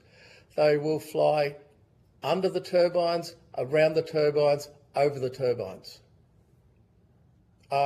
There's all the parrots, all the ducks, all of the bird species in our region live on our farm or travel through it. I manage a property, and the last few years, hundreds, and I mean, I don't know, hundreds, 300 or 400 mobs of up to 300 and 400 swans, like eating the grass that we grow in the winter, and I can hear them flying at night. Now, I realise the anti-people will tell, and there was a meeting at least in the last 8 months in a nearby town that stated, someone got up and stated that the workers at the wind farm before dawn every day go around and hoover up all the dead birds. I can't, they record all the bird injuries, all the bird strikes, and I can look at you and say we do not have birds killed regularly on the wind farm. So my lived experience is the opposite to the majority of talk, and I've found it unbelievable that after all this time with so many wind farms operating, that there's still the nastiness and the anti and the absolute nonsense said about them. Thank you, Mr. Murray. That's also a very powerful testimony, and yeah, it'd be great to get that story out to a lot more remote regional communities that are struggling with exactly what you went through. But the renewables offer rural industries, and look, I'm a pretty keen farmer, I can tell you. I just get excited about farming, but the opportunity for rural communities to have an enormous injection of income, and my wife hasn't added it up yet how much. We've totally upgraded all our infrastructure. Yeah. Like I said, from environmentally, economically, socially, it's very powerful testimony. Now, we will have some questions for you. Deputy Chair, would you like to ask some questions? Love to. Yeah. Thank you, Chair. Firstly, thank you, Ms Hunter and Mr Marius and Mr Brave for making the journey out and for that truly powerful and wonderful testimony. I might speak to each of you separately, just to probe a little bit deeper. Ms Hunter, the Narrabri, I am kind of shocked that the council cancelled this project or blocked this project. Can you give us some insight into what their thinking was? Yeah, so the primary concern was around what is the fire risk of the battery, and the location that the council themselves had identified for it to be located on was a car park area, a 70-car car park area, so a decent sized car park in the middle of Narrabri, and the council's concerns were around the fire risk of the battery. And was there any other sites? Sorry, keep going. Yeah, no, well, originally there were 3 sites. Well, we put forward a couple of sites, and the council themselves directed us to that site, the council staff.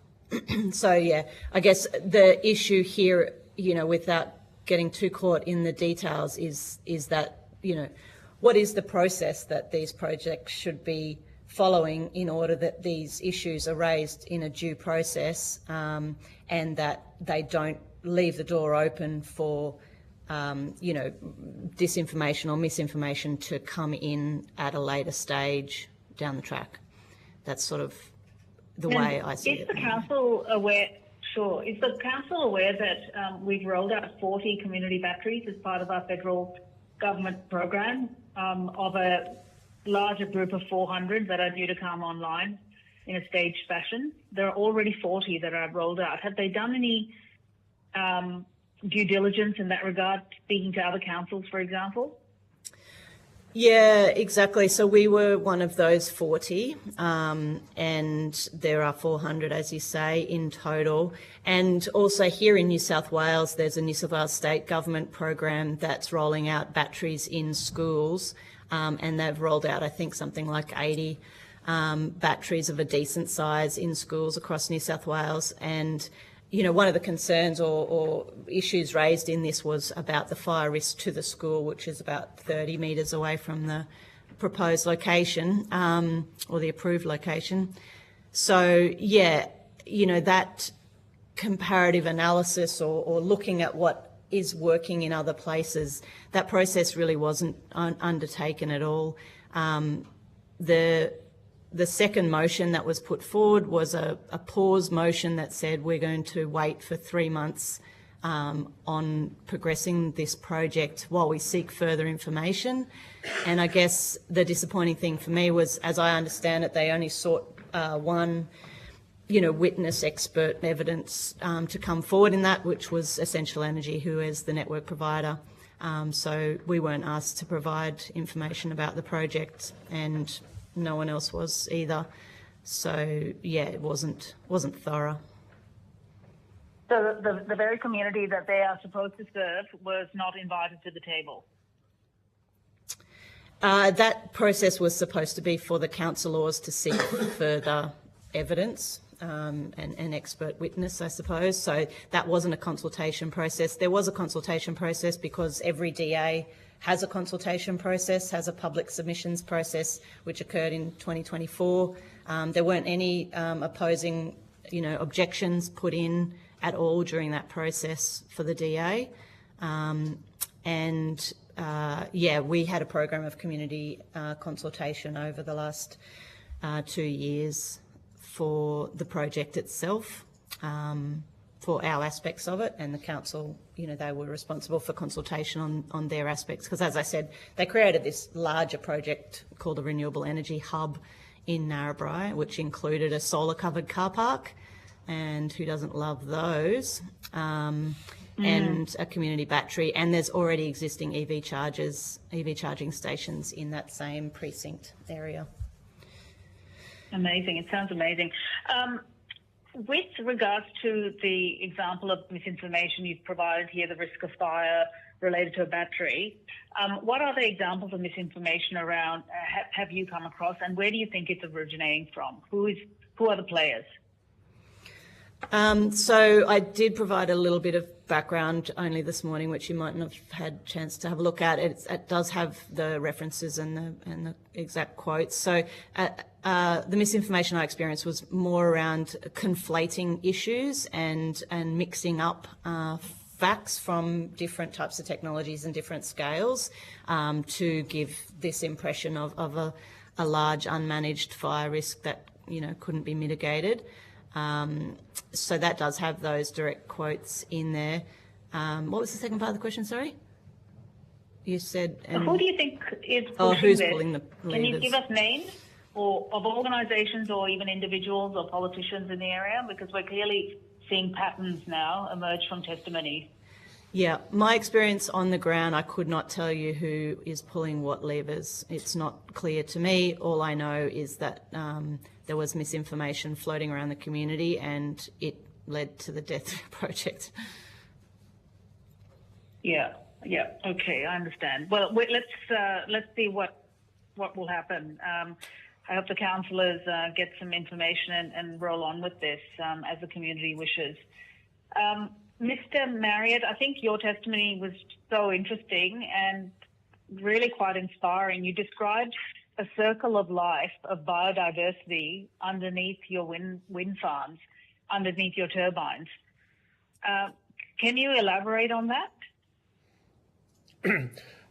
Well, it's just observations, and we've got quite a lot of biodiversity, and so they're totally fully utilised by all the local inhabitants, from birds that visit annually, birds that live there permanently, kangaroos, all the wallabies, even the occasional koala, dare I say it.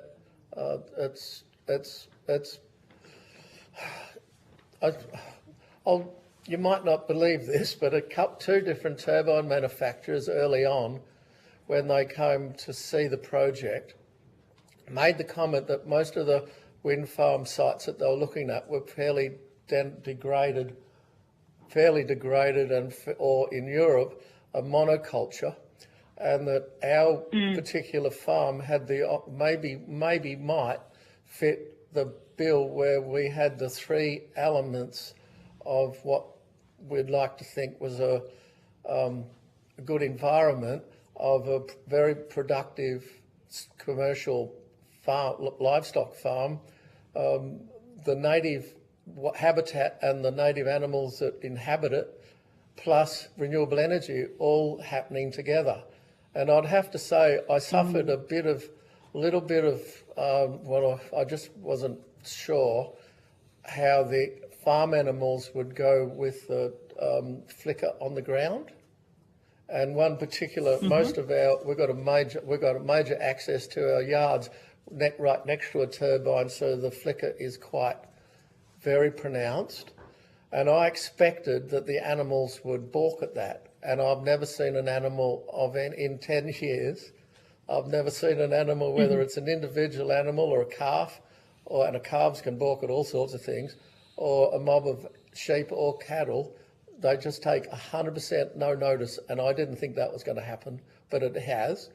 And I had a bit of anxiety, and I wouldn't wanted to have seen it, where birds were getting bad, like getting wiped out. And that just hasn't been the lived experience. And when after so 2015, that was 6 months after the project started, I saw the bird movements, and we started to, I thought, trying to add a bit of credibility, I put it into not just my diary, but an independent person. And anyone who wants to come, I can assure you, I'm happy to show anyone. I would love to come. I might take you up on that offer. My next question is that you outlined an increase in productivity, the ability to upgrade your equipment. You've mentioned the biodiversity positives. What about your own well-being and mental health? Because I've travelled around and I've spoken to a lot of farmers, and what is clear, and healthcare workers who look after them, what is clear is that mental health issues are a big problem amongst farmers. What has this done for your mental health? Well, I suppose through the process, it was interesting in my personality. The antis can't have a happy program, but we managed to see the jokes in all the different varieties. So I had a different social life. From a farming perspective, it took me 2 years to realise that the income was going to keep coming. Up until then, you'd have a good year with lambs or cattle, and you'd get one injection of money, and then it would be back. I come from very humble beginnings, I can assure you. And so it was always a financial struggle. The income from the wind farm now allows me, I've got one permanent employee who's he's certainly very well paid, and we're able to plan our way through, over the last 10 years, a couple of commodity price crashes. This year, just this recent year in our part of the world, we had what's called, I think, a micro drought, which people from elsewhere in Australia will laugh about. But we're in a very, very high rainfall area, and a lot of people ran out of water, and that's just unheard of.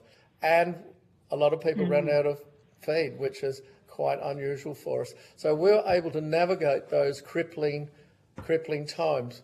And what happens when there's a commodity price crash, people stop spending, and so it can take up to 5 years when things come good to get back to full production, and then you might be back in another crash.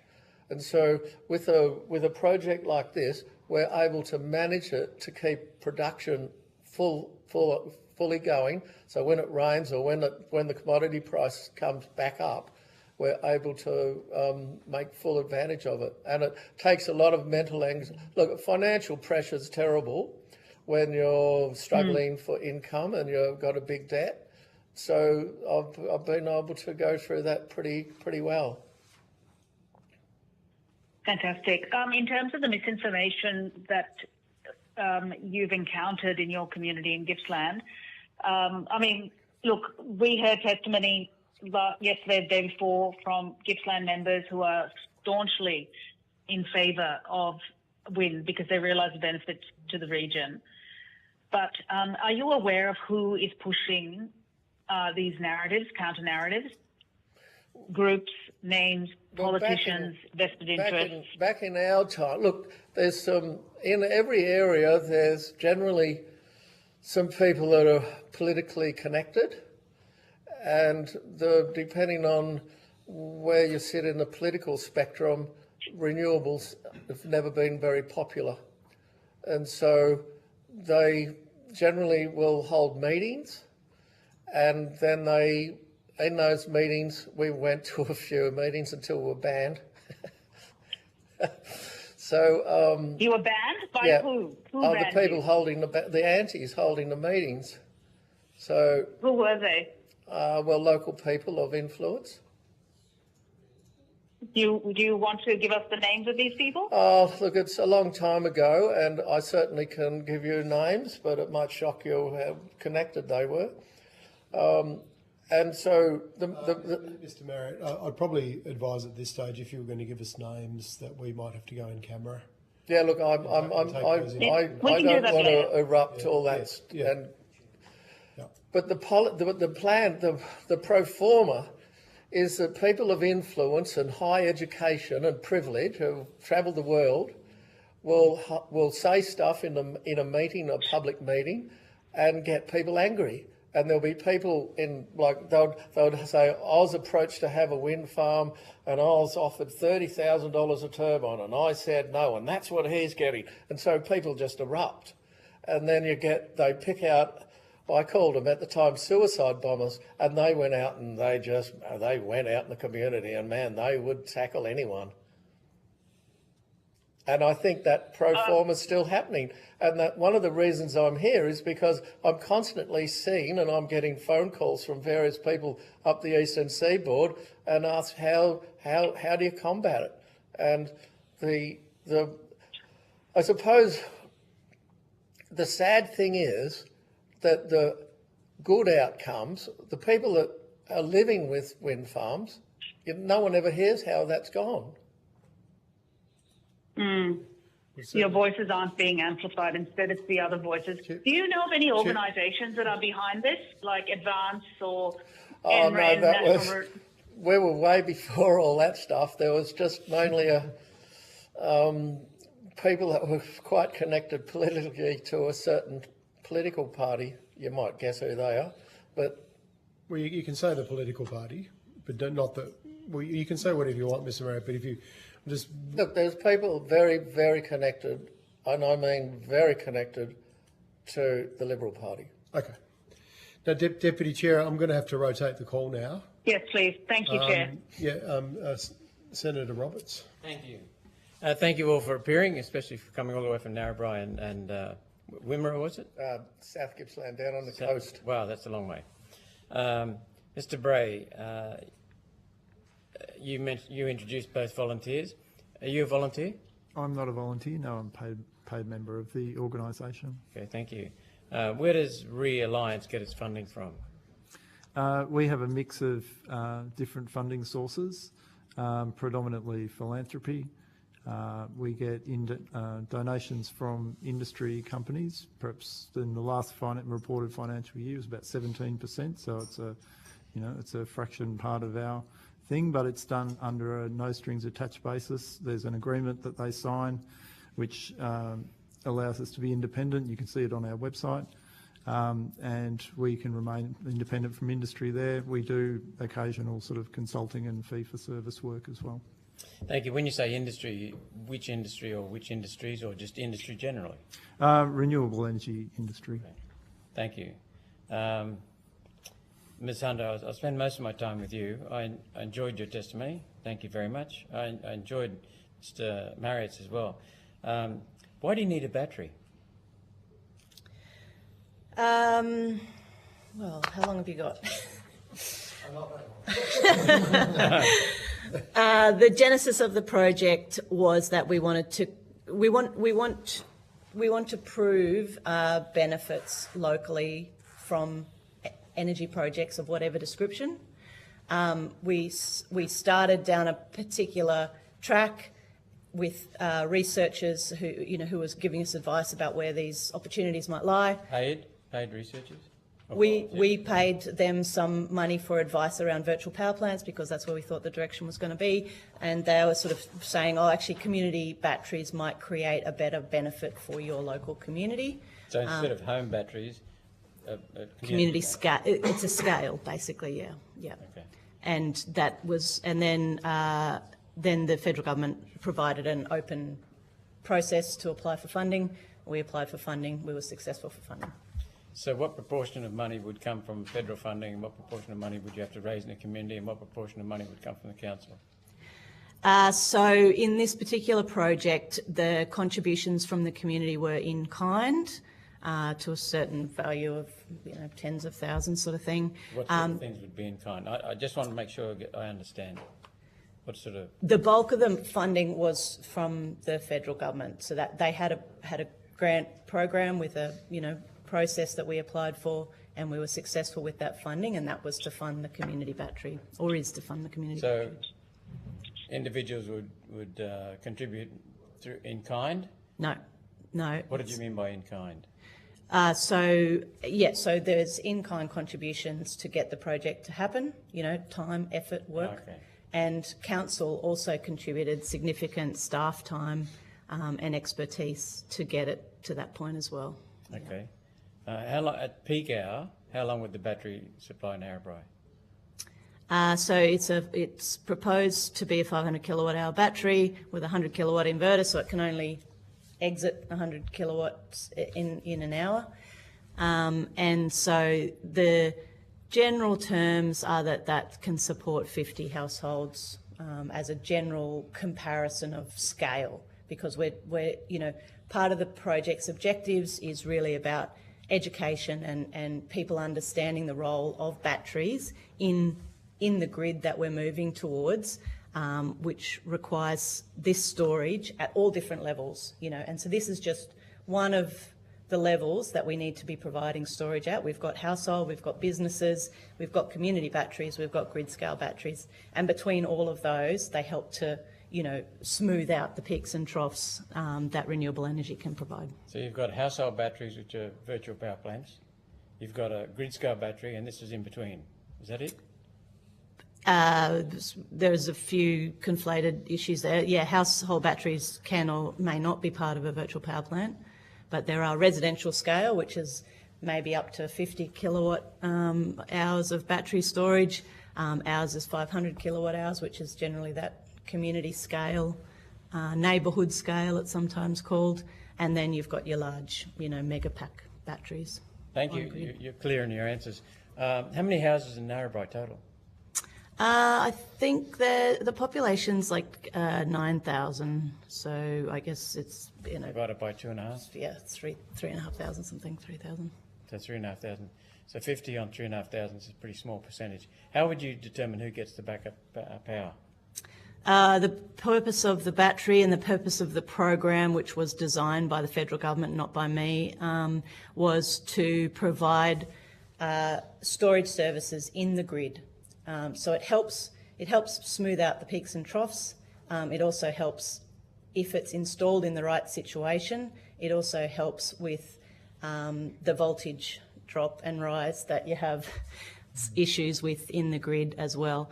Those were sort of the purposes that the federal government set for it originally, and then it really comes down to this amorphous process of where you can actually install the battery so it's going to have the right effect and have the right outcome that you need. And, so it does change over time depending on the siting, and ours is now going to have to change again. The great thing about the site that was approved is that it had a large transformer with spare capacity, and so it would do the job that it was supposed to do originally, and it could be connected to the grid and it could play that role. So in getting rid of that site, it also got rid of that opportunity that it could have played in the grid. So let's come back to my question. I don't think you answered it. If you did, I'm sorry. At peak hour, how long would it supply power? So it responds to the grid demand, and so it will put out 100 kilowatts every hour for 5 hours. 5 hours, okay. And I've just calculated roughly, it's about 1.7% of the households in Narrabri. Would there be any concern amongst all the ratepayers in the whole Shire that this is going to benefit only 1.7% of the households? There could be that concern. I mean, it's not designed to solve the world's problems. It is designed to be a small piece in a very complex puzzle.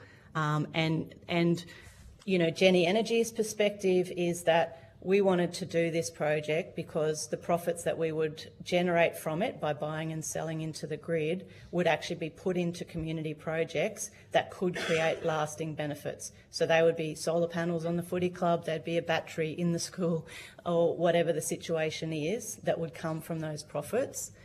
That is where we looked at the benefit, and it would also be an example of, you know, this is what our grid is now looking at, these storage. It's not designed to be, you know, the Santa Claus to solve everyone's issues. Thank you. I'll just quote from you and then ask the question. You said once we took energy for granted, and I agree with you. It was just walk in, flick a switch, and you've got slaves working for you. And we had a low price. In fact, we had Australia had the lowest price of any country in the world. We've now got amongst the highest outside Europe. That was because of baseload power. What are the community benefits that you talked about of a battery? Because you said there are community benefits of the battery. What are those? From our perspective, so the federal government has their own perspective on that. Essential Energy has a different perspective as well. They see benefits as well. They're planning on putting in 26 of their own in the next few years, and they've already put in 4. That's our network provider. So everyone sees different benefits. For us, it was about demonstrating a obvious and clear benefit from these types of technologies, because we were going to use the profits to put into community projects. Thank you very much. Yeah, thank you. Sounds like, yeah, in terms of on so many levels, resilience, reducing emissions, showing leadership, investing back in your community, it sounds like an amazing initiative. I'm going to go to the Deputy Chair to finish off, but I did have one question for you, Mr Marriott, if you could just be quick in your response. Was there any, this was set up a while ago, but was there any kind of discussions with the wind company or the developer about a fund, putting money into a fund for other farmers in the area, like sharing the benefits with other? These are some of the models that have been proposed to us at the moment anyway. Yeah. First of all, I'd just like to say the project has basically no negative impact. The community is totally accepting of it. Yeah. The small company that started it, I believe they had the first community fund at Warborough. They set that up. It was an early one. Yeah. And so they did offer a fund. There is a fund now, and this was done early, but so the fund is, and there's a local committee that allocates the fund as seed funding to a whole lot of local communities. The anti-committee at the hearing, when they were asked for benefits at the end, they said they had no request for any benefits. The anti-committee stated that no local should benefit from the wind farm. That's not the case, but that's how driven they were. Okay, well and the industry's moved a long way now. Yeah, we're very early on in the industry. Yeah, that's right. Well, it's just been proposed to us as a model for other future developments that companies can have more of a communal benefit fund from projects so other farmers in the area maybe or communities could benefit apart from just the farmers with the wind turbines. par for the course these Yeah, days. that exactly. And just to note, like I've lived next door to a coal mine for 15 years and no one has ever said to that coal mine, why don't we get cheaper electricity because we live next door to you? Like that's never even been a consideration. No. And suddenly renewables come in and that is an expectation, which I think the community should have those kind of expectations, but let's be consistent. Yeah, well, hopefully it's an evolution. It's an improvement on the old system. Are you still on the line, Deputy Chair? I am on the line, Chair. Could you be really quick because we do need to have a break. Could I give you 5 minutes? Yes. Yep. Sure. Yeah, okay. Thank you. My question is to Mr. Bray on decommissioning of wind turbines. We've had a lot of concerns from communities around Australia around the dumping of wind turbines in their backyard. And in fact, there was testimony yesterday from Rainforest Reserves Alliance about dumping of wind turbines on private land. That was then picked up by the Menzies Research Centre. It was platformed by The Australian and then disseminated through a whole range of News Corp and other types of players. And it whipped up fear and a huge backlash. And now, of course, we've seen the cancellation of a wind farm due to community backlash in Queensland, the Moonlight Ridge Wind Farm. Can you talk us through and that was complete misinformation. I just want to make that clear. That was complete misinformation. Can you talk us through the decommissioning of wind farms and wind turbines? Sure. You've raised a few different parts to that question, so I might have a go at a few of them, but I'll definitely get to decommissioning. I think it's important, I think, in the context of this committee that we look at what misinformation and disinformation is, and I think in a way it doesn't quite capture what the purpose of those two things are. It's not necessarily the fact that the information is false. It's actually more, when you look at the impact it has on a community, it's much more than that. It's about creating the climate of fear and confusion that the people who spread the misinformation are trying to create. And that has a real impact on community cohesion. So it's, a lot of the claims that are made will have a grain of truth in it, but they're often exaggerated. They're false and they're exaggerated. But the purpose of it is not necessarily just to have, question a fact. It's more to do with creating that climate of concern, of confusion. If you listen to Lindsay's story, it's about, getting people riled up so that they'll hassle the wind farm host in case he decides to back out of the thing, which is something we're seeing now. In terms of the decommissioning, we recently put out a report and a toolkit just a couple of months ago called Retirement Age Renewables, and it talked very much to the questions around what happens at the end of life for renewable energy, because it's important that people have quite reasonable questions about that. So it's important that there's reliable information out there, and it's also important that the information is accessible. So we put as much effort as we did into the report into a public-facing toolkit that was jargon-free, it was in plain English, it had a whole lot of questions that community people and potential landholders should be asking developers, because we really need to have a reliable sort of point of truth on something as important as decommissioning. So we've got some further information about some of the misinformation that's been spread around decommissioning, which we're happy to share with the committee after the thing. But in terms of how we get a more permanent solution to tackling that mis and disinformation, I do just want to go back to the Australian Energy Infrastructure Commission did a community engagement review, which is released February last year, so it's getting on to 2 years old now. And there are a couple of recommendations there which, while the government's broadly accepted it, they've not really acted on yet. Recommendation 3 was around mapping and providing some mapping of renewable energy projects. and there's misinformation and disinformation, but there's also sometimes no information. And the government did not step up and do that, and Rainforest Reserves came out and did it first. And actually, coming up with a map of renewable energy projects that's a reliable map is something that the community wants. But it was answered in a way that was actually quite deceptive in a number of different areas. So there's a real price in not acting on these things as quickly as they need to be. And recommendation 6 was for the Minister to initiate a process for the development and execution of a communications program that provides local communities with a clear narrative about the pragmatic reasons for the energy transition. Again, that hasn't really been attacked by the government. We put up the program for local energy hubs over 12 months ago. We've heard a bit about it in this hearing already today. But there's a real cost to not acting quickly enough.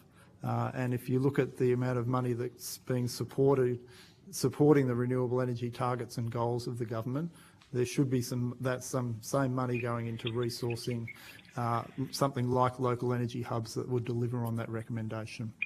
Okay. Thank you, Mr. Bray. Deputy Chair, we do have to take a break at 3:30. Okay. We didn't.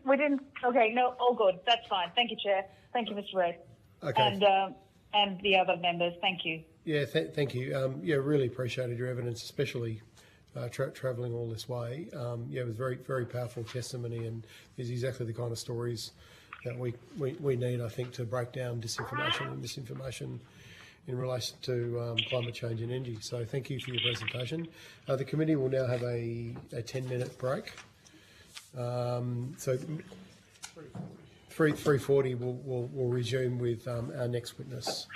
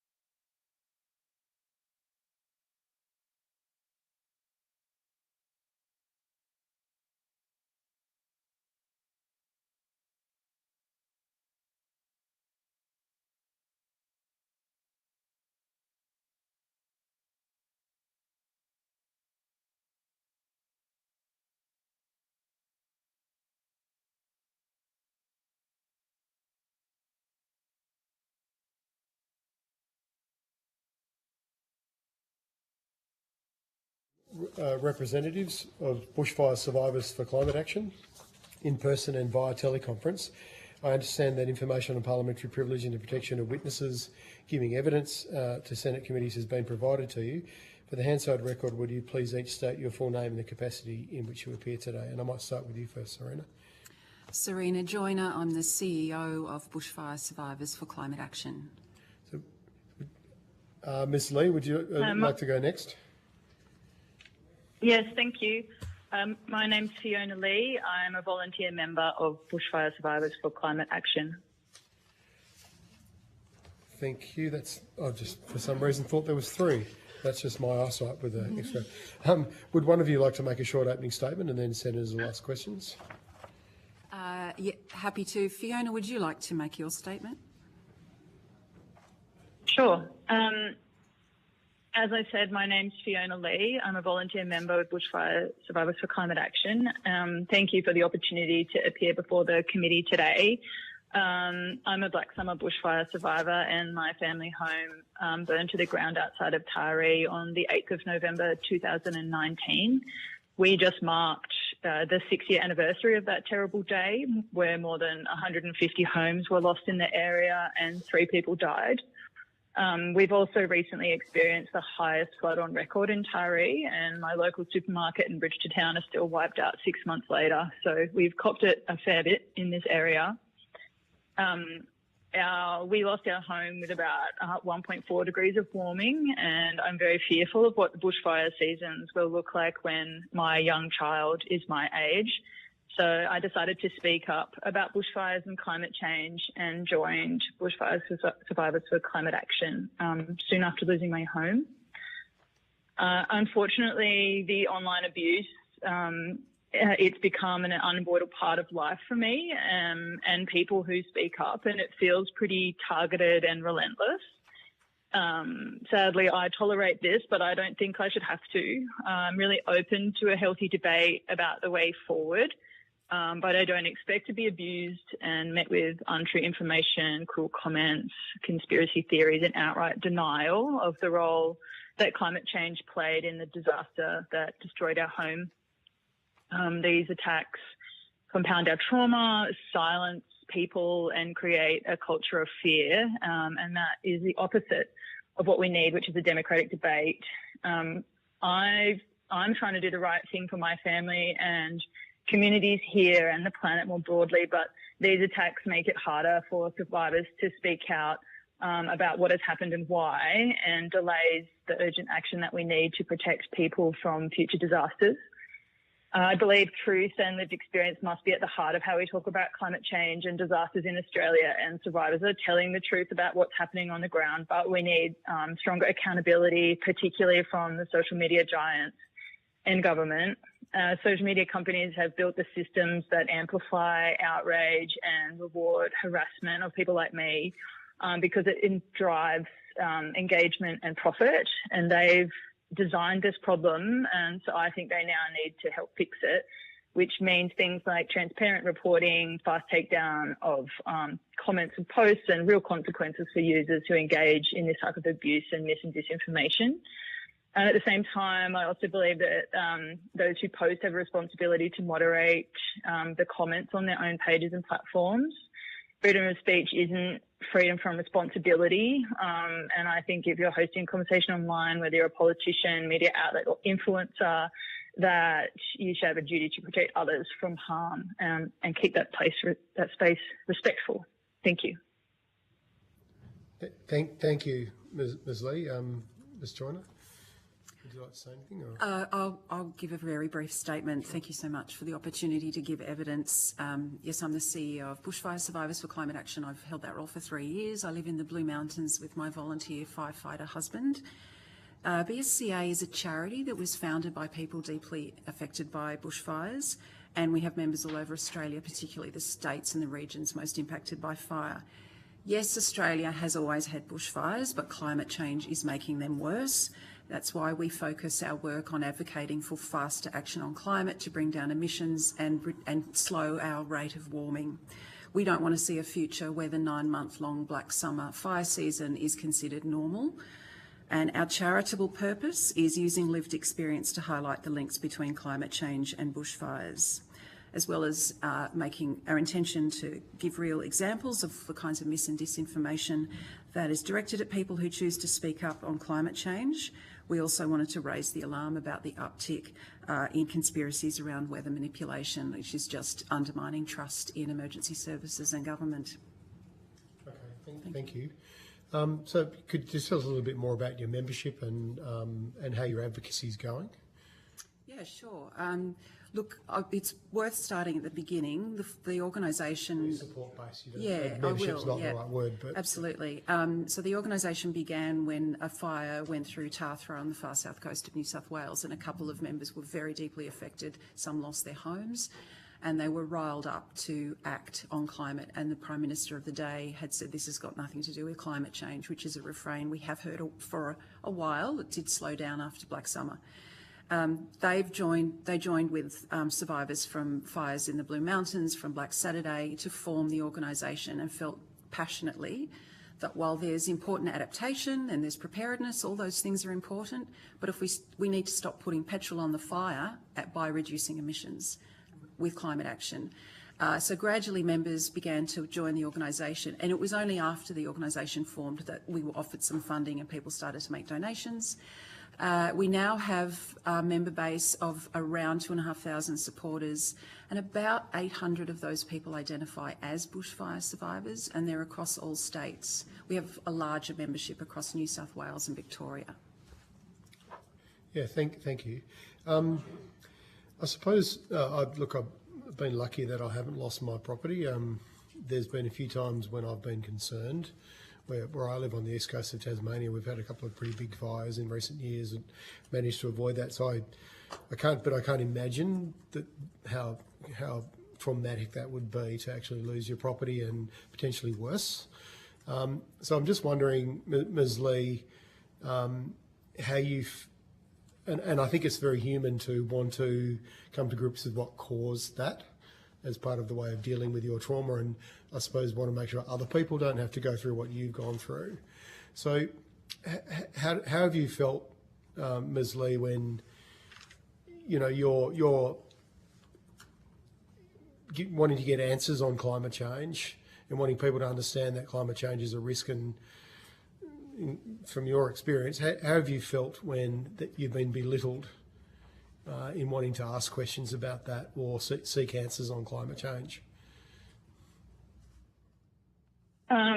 Excuse me. When I felt belittled, I know because I've read the New South Wales inquiry into the bushfires and the report from the Royal Commission and looked at CRSO website. Like I understand that the bushfires are exacerbated by climate change, and I know that to be true. So I am steadfast in my determination to share that with others and use my experience to tell that story.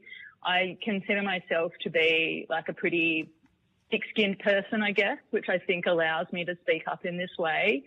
But of course, at times when I go on social media and I see 100 comments, ranging from all things, calling me names and flat out denying the climate change is happening. It's obviously really hurtful, and I already harbour, a trauma from that event. So I guess I do feel a moral responsibility to speak about those fires. Like I was approached by the, countless media outlets after the bushfires to speak about it, and of course I was going to talk about the role climate change played in them. So I'm, willingly stepping into those conversations, but I do expect that to be, respectful, even if, people in the media or social media have different opinions to me. But, it plays on my mental health, of course. I'm human. Yeah, I mean, do you feel like it's victim blaming?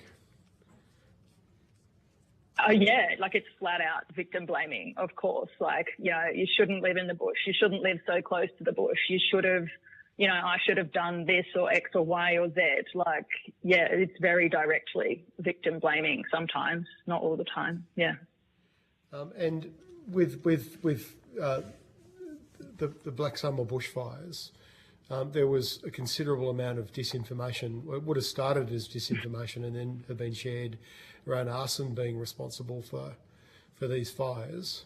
I did put it to the CEO of News Corp this morning whether he felt any regret or guilt over their coverage of the bushfires, this particular issue. How did you feel when you read this in mainstream media? Oh, it's just like a distraction. It's just so frustrating that media corporations, companies are creating controversial headlines like for views or for money. Like when we know that, the fire that burnt my house down was a dry lightning strike in a national park, 17 kilometres away. It's, proved in the in New South Wales bushfire inquiry. So it's just so dishonest, and it does such a disservice to the communities and the survivors of bushfires around that time. It's just using the disaster to their own benefit at the expense of people like me. And how do you feel when politicians deny climate change, or that it does harm, or that we need to act urgently to reduce emissions? How does that make you feel, having been through the trauma that you've experienced? Oh, look, just if they could walk a day in my shoes, they would, I'm sure they would have a different opinion. I know a few politicians that have had really close calls with bushfires, but none that have actually lost their house. And I just tell them, walk a day in my shoes and see how you feel about a catastrophic bushfire bearing down on your home with no fire brigade, no helicopters, no warning. I think, and the locals saying it's unlike anything they've ever seen before. Yeah. Just come and have a look. I think it's pretty well accepted. It's one of the most extreme disasters that's ever faced our country. Yeah. So I'm just interested in terms of the social media. There is evidence internationally of malicious state actors deliberately spreading disinformation around extreme weather events. We've seen that with the LA fires recently, with hurricanes in the US, with extreme floods in Europe. Have you seen any evidence? You've provided some examples of the kind of comments you've been getting on social media amongst your members, Ms. Joyner. But are you aware of it? The use of bots and trolls. Where do you think this hate comes from? There's a bit in that question. I think we've seen glimpses of it. We have a good following, but we're not, not everybody knows who we are in Australia, so we're not getting slammed, which is great because we have 2.1 full-time equivalent paid staff, so we're pretty small, pretty light on. I think this is a gut feeling, is that sometimes if a post of ours becomes quite popular through engagement, or we've put a little bit of money behind sponsoring it, it gets seen by more folks, and I think it gets shared into those groups that are designed to weaponise misinformation and come in and attack people like us and our spokespeople. But I wouldn't have any evidence to back that up. I am aware, I've heard the names spoken of the groups that do fund, in an industrial scale, mis and disinformation. I am aware that some of those funding links can track back to fossil fuel interests, which makes a lot of sense. We've got a really powerful story. They're not just people who've lost homes to bushfires, they're people who've lost their homes to bushfires that were catastrophic and potentially not survivable. They're very powerful witness statements of what is going on and what climate change is doing to bushfires.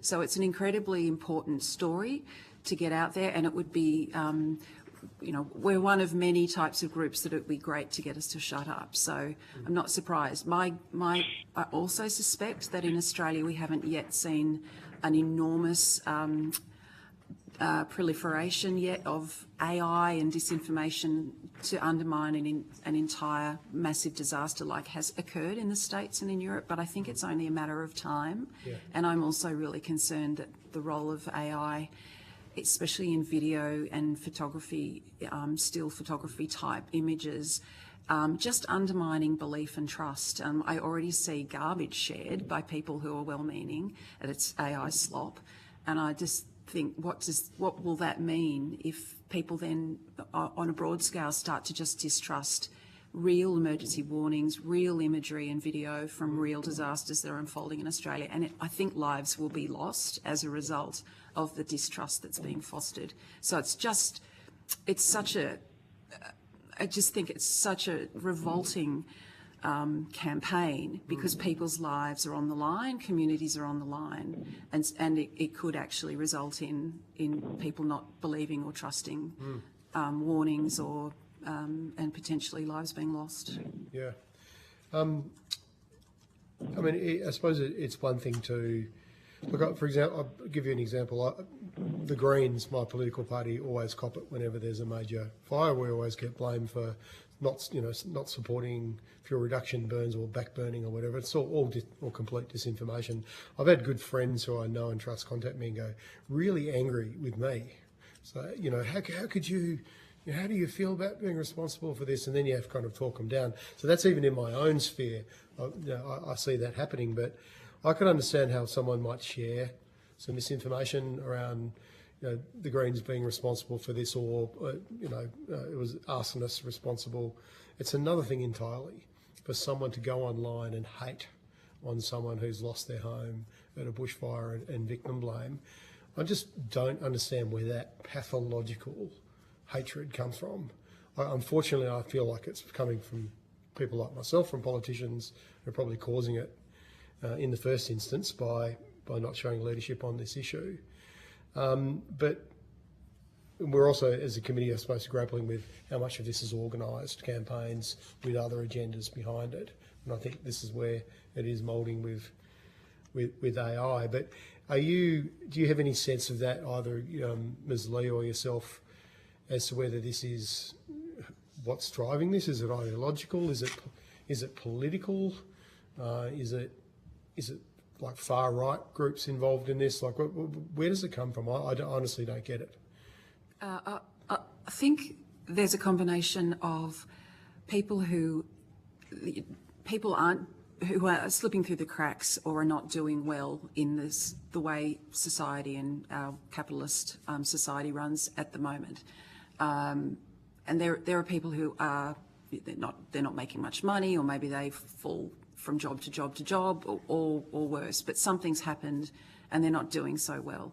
And those numbers that we hear about are growing year by year, and whereas the ultra wealthy are doing better and better, and the growth of billionaires we keep hearing about. So there's already a range of folks who've got a lot of problems, and they'd like to blame someone. And I think it's an opportunity to take advantage of those folks and direct them to one group or another. And I think if you completely believe that climate change is a complete invention and that somehow we're making it up, maybe we're paid actors, if you completely believe that, but you're doing it tough, maybe that's where the hate comes from. But you do have to swallow a lot of conspiracy theories and lies to reach that point. But unfortunately, it does happen in a part of society. And I guess there's a bit of a jumping on the bandwagon effect as well, where it's, as we mentioned in the submission, the laugh emoji is the laziest kind of trolling, and it's what we see probably the most. Because you don't have to say anything. You can just laugh at somebody's story of loss and trauma. And that says a lot, but I just don't care. I really don't care. I don't give but it's interesting. We see trolls who live in the regions who accuse us of being city dwellers who don't know anything, and we see trolls who obviously live in the city and just go, well, you chose to live in the bush. It's your problem. Where do we go? Tell us where's safe. Well, when I looked at all your examples in your submission, it just reminds me of what I see on my social media every day. I had 3,000 trolls on my Facebook page on one post last week. Yes. And some of them lived overseas too. I was having a look at their profiles. It's very interesting. I don't know where they all come. Where do they come from? Yeah. Well, you might have a better idea where they come from, Senator Roberts. So I'm going to go to Senator Darmanin for the next set of questions. Thank you. So, I mean, from your statement so far, I take it that you are bushfire survivors for climate action support renewable developments because you want to try and reduce the impact of bushfires on your communities. Is that right? We do. In fact, it's the second ask of our 5 asks on the Australian Bushfire Survivor Declaration, which is stay the course on the rollout of the renewable energy transition and ensure all communities benefit from that. Yeah. And your lived experience is kind of at the front line of the impacts of not taking action. Exactly. Essentially, yeah. So what do you want from the future energy system exactly, and the action on climate change? Like, what does that look like? I'm going to keep it pretty high level because we're not energy experts at all, but we completely support the rollout of renewable energy. We think also that energy being off the grid is really empowering, and it's actually part of adaptation as well as mitigation for communities, for whether it's individuals or community centres to be off the grid and have energy independence, and energy independence for those of low income as well. We think they're also really important aspects of the transition. We also want to see Australia eventually, we would like to see Australia commit to a phase out of fossil fuels and make a plan for how that will happen. We know that's not stopping it all immediately, but how will we phase that out? And I know at the moment it's largely being left to market mechanisms. We believe that another enormous part of the transition, if you can call it that, that's not budgeted for, is the adaptation of communities. We need essential investment, large-scale investment that communities can lead on because they'll often know better what they need, but also local government areas, they need funding to adapt so that they can be ready for the climate that is coming, not to mention the climate that we have now. So we'd like to see investment in communities, and we think that funding could be raised by making big polluters pay a climate pollution levy to invest into a climate compensation fund. So that's a bit of a picture of what we want to see in terms of energy transition and renewable energy future. Yeah.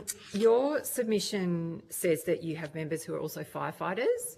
I'm interested in what their message is to those organisations who are seeking to stop the move to renewable energy in particular.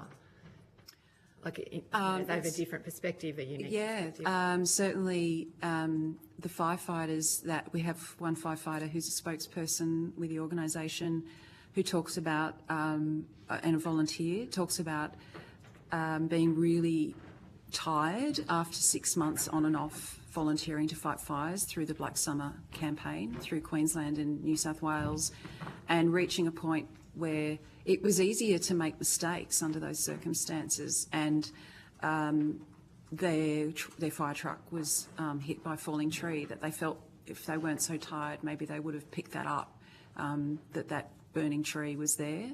So there's that issue of basically climate change kills people is a direct quote from that firefighter. Mm-hmm. And climate change fueled bushfires will kill more firefighters in the future. Yeah, that's very so it is a matter of life and death. Yeah. Ms. Lee, you've spoken very powerfully as an individual impacted. Thank you for sharing your story and your motivations. I'm interested from either Ms. Lee or Ms. Joyner, if you could talk a bit more about how you think the misinformation and the impacts that you've talked about play out in communities who are experiencing the natural disasters as opposed to, I guess, just individuals. Do you want to say anything to that, Fiona? Yeah, just briefly. I don't know many. I don't have a huge number of peers that are willing to speak publicly on climate for the reasons that I described, especially on social media. Obviously a lot of people do, but there is always the expectation that when we speak on climate, we will be degraded and belittled. So people, are reluctant to do that, or, just stay off social media altogether, because it seems to be just one big sort of echo chamber of disinformation at times. I've certainly heard, we've got some examples that we've put into our submission from our survey where the misinformation and disinformation has created conflict in communities and people just not believing or distrusting members of their community talking about the role of climate change. It does silence people, and there are communities that will just avoid that whole subject because it's seen as political. I just think that's, and it's still to this day political.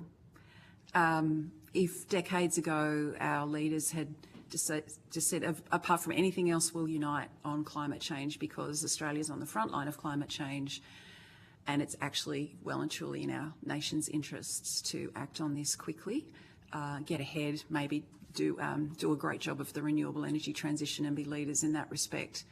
And if that was one thing our leaders could have united on, we would be so much further ahead.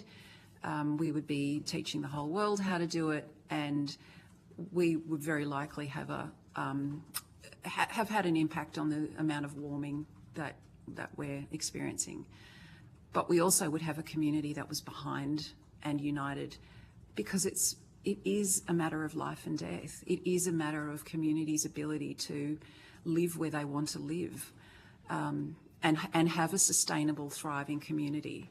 If it's the biggest risk to regions and regional communities in generations, and that these debates and arguments are sowing division, it's a tragedy.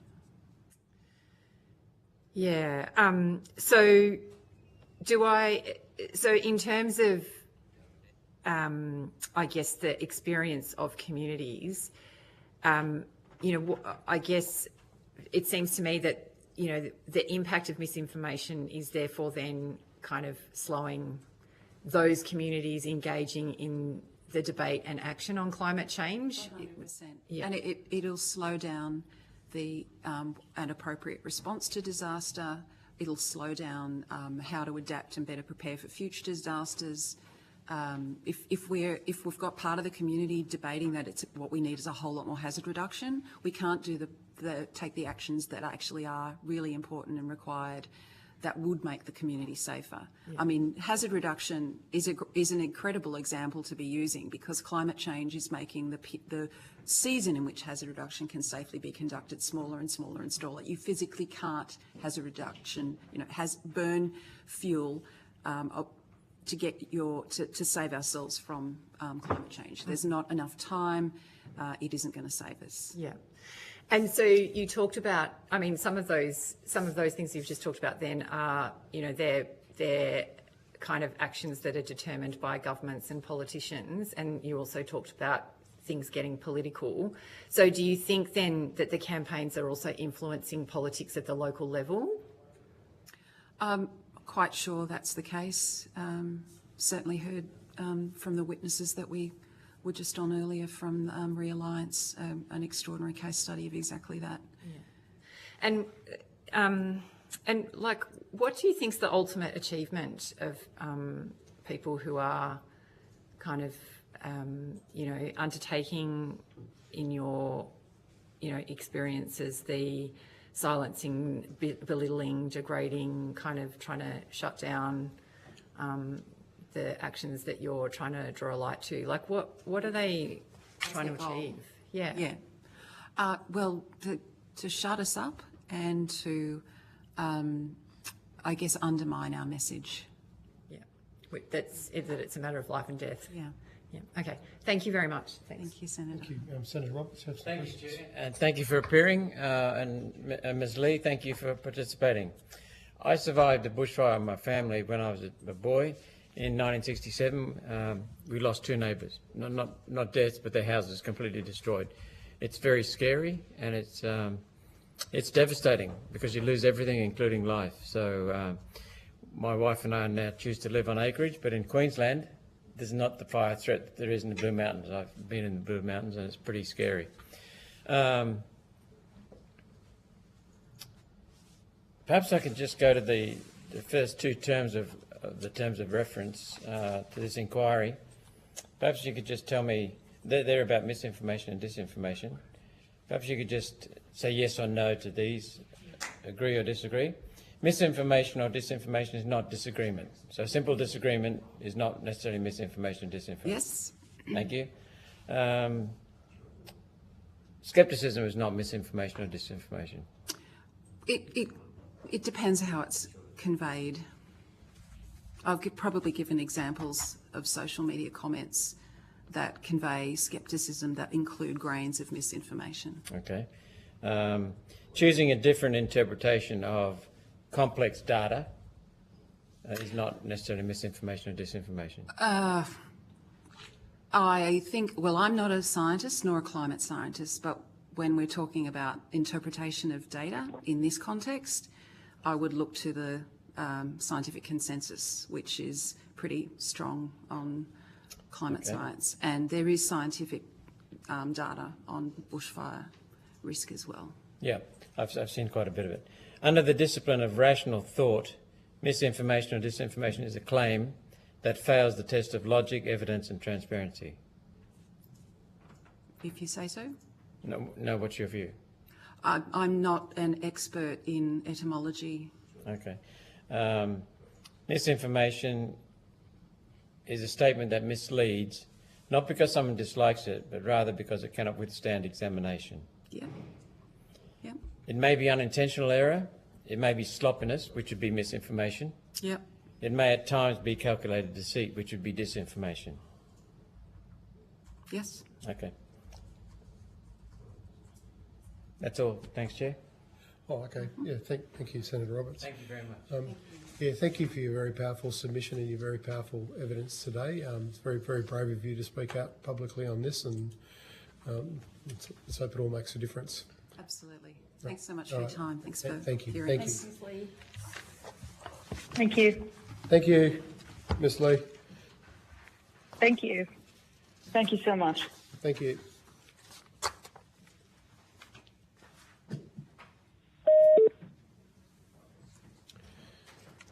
Apologies to the EV Council for us running late.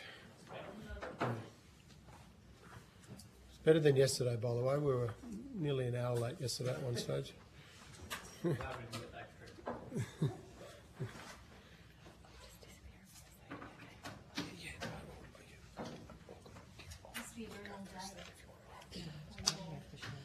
Yeah, we've been here all day.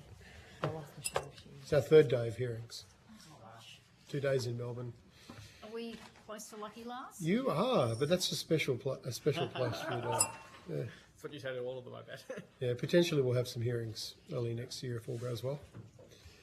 In Queensland. Potentially.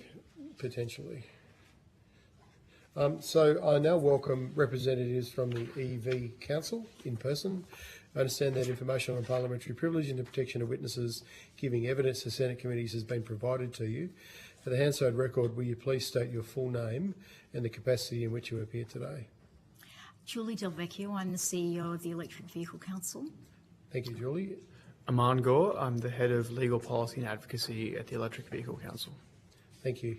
Would you like to make a short opening statement and then we'll ask you some questions? I would. So firstly, thank you for the opportunity to speak with you today. The Electric Vehicle Council represents more than 70 businesses in the electric vehicle supply chain, and our mission is to accelerate the electrification of transport across Australia. While the committee's terms of reference include how misinformation is financed and disseminated, we'll focus our limited time on the impact of electric vehicle misinformation and the practical suggestions for how to address it. I want to start by saying that Australians are turning to electric vehicles in record numbers, but we know that we have a lot more work to do to convince the majority. This is a typically challenging time in the adoption curve of any new technology, and Australia is no different. We are experiencing a range of myths when it comes to electric vehicles. The first one I would like to just share as an example is that electric vehicles catch fire more than petrol cars do. That is false. The facts show, international data shows, that petrol vehicles are between 5 and 20 times more likely to experience a fire per 100,000 vehicles. In Australia, there have only been 12 verified EV batteries since 2010, and we have an EV fleet of over 420,000. And many of the fires that have occurred have been the result of an external factor, such as a collision or arson. The New South Wales Fire and Rescue Service responds to 8 petrol and diesel vehicle fires every day on average. So the reality is that the electric vehicles are statistically safer from fire risk than internal combustion engine vehicles. So why is it important? The impact of misinformation on electric vehicle uptake is that it harms consumer confidence. It has an impact on policy development and skews the public debate. It has an impact on investor confidence, and it also harms Australia's ability to meet our climate goals. I do want to say that conflict will always win out when it comes to media amplification, and I would draw your attention to a well-known comment that a lie can travel halfway around the world while the truth is still putting its shoes on, and that's something that we encounter every day. We believe the solution lies in 3 key factors. One is better transparency around data, and the Electric Vehicle Council works very hard in the release of its document called the State of EVs every year in bringing data to the market around what's going on with electric vehicles, and a national consumer education campaign to help consumers understand the huge financial benefit that comes from switching to electric vehicles. Our view is that the technology is ready. EVs now come in a range of different sizes and types that suit all different lifestyles. The Electric Vehicle Council would like to work closely with the government in advancing the public confidence that is needed to really drive EV uptake through facts and not fear. Thanks. Happy to take any questions. Yeah, thank you. Deputy Chair, would you like to start off the questions? Yeah, thank you. Thank you for your testimony and for appearing today. Can you just run us through, you mentioned EV fires, can you just run us through other types of misinformation that you've encountered with respect to EV vehicles? Yeah, look, there are a range of very common myths. The fire example is a good one. Another one I'd like to share is that EVs are the purview of inner city wealthy people. We hear that quite a lot, and in fact the data shows the reverse, that 43% of EV buyers now are coming from outer suburban areas. So there is a disconnect between what the evidence shows and what the narrative says. Another example is that electric vehicle batteries all end up in landfill. In fact, we know that 95% of the materials that go into electric vehicle batteries can be recycled. In fact, many electric vehicle batteries go on to another life post being used in electric vehicles, and in fact there are businesses, including we have some members at the Electric Vehicle Council who are repurposing these batteries for other uses, for example firming of the grid and other valuable benefits that serve the broader community. We also hear, well, certainly it has been the case earlier on in the in the electric vehicle transition, that EVs are too expensive.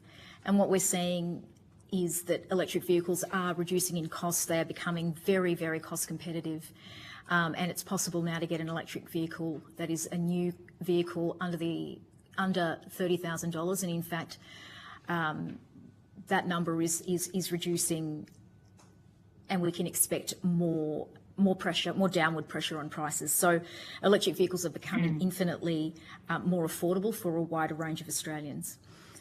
We also hear myths around Australia is just too big of a country to be suitable for electric vehicles. The distance to travel is too great. We also know that electric vehicles now come with extensive range, much longer range, that would allow people to only need to charge their vehicles once a week.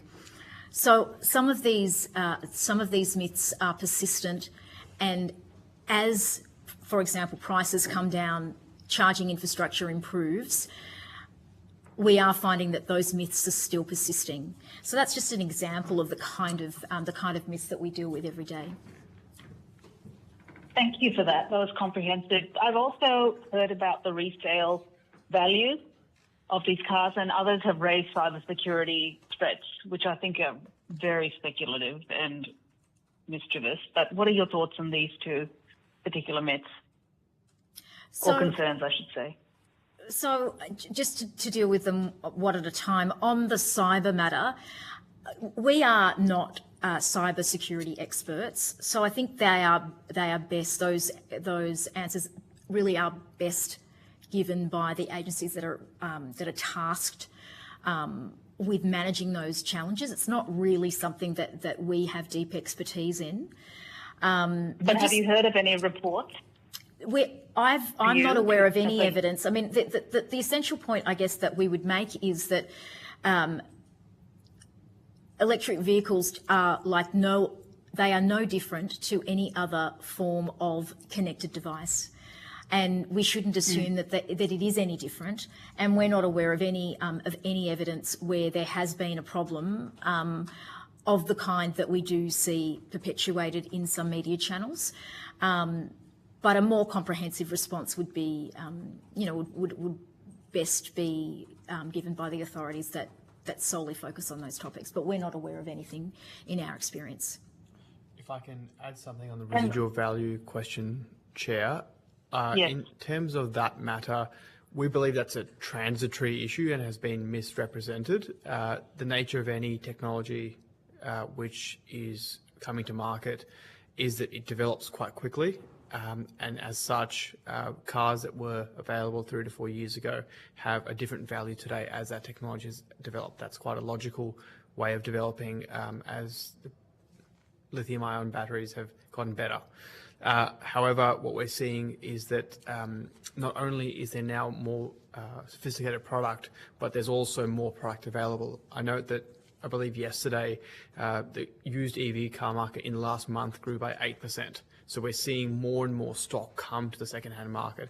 That's important because the majority of Australians buy their cars second-hand. So really, as the second-hand car market grows and we have more stock to be able to measure the value of a product, and as the level of technological change gets more consistent, residual values will, we believe, become a transitory issue.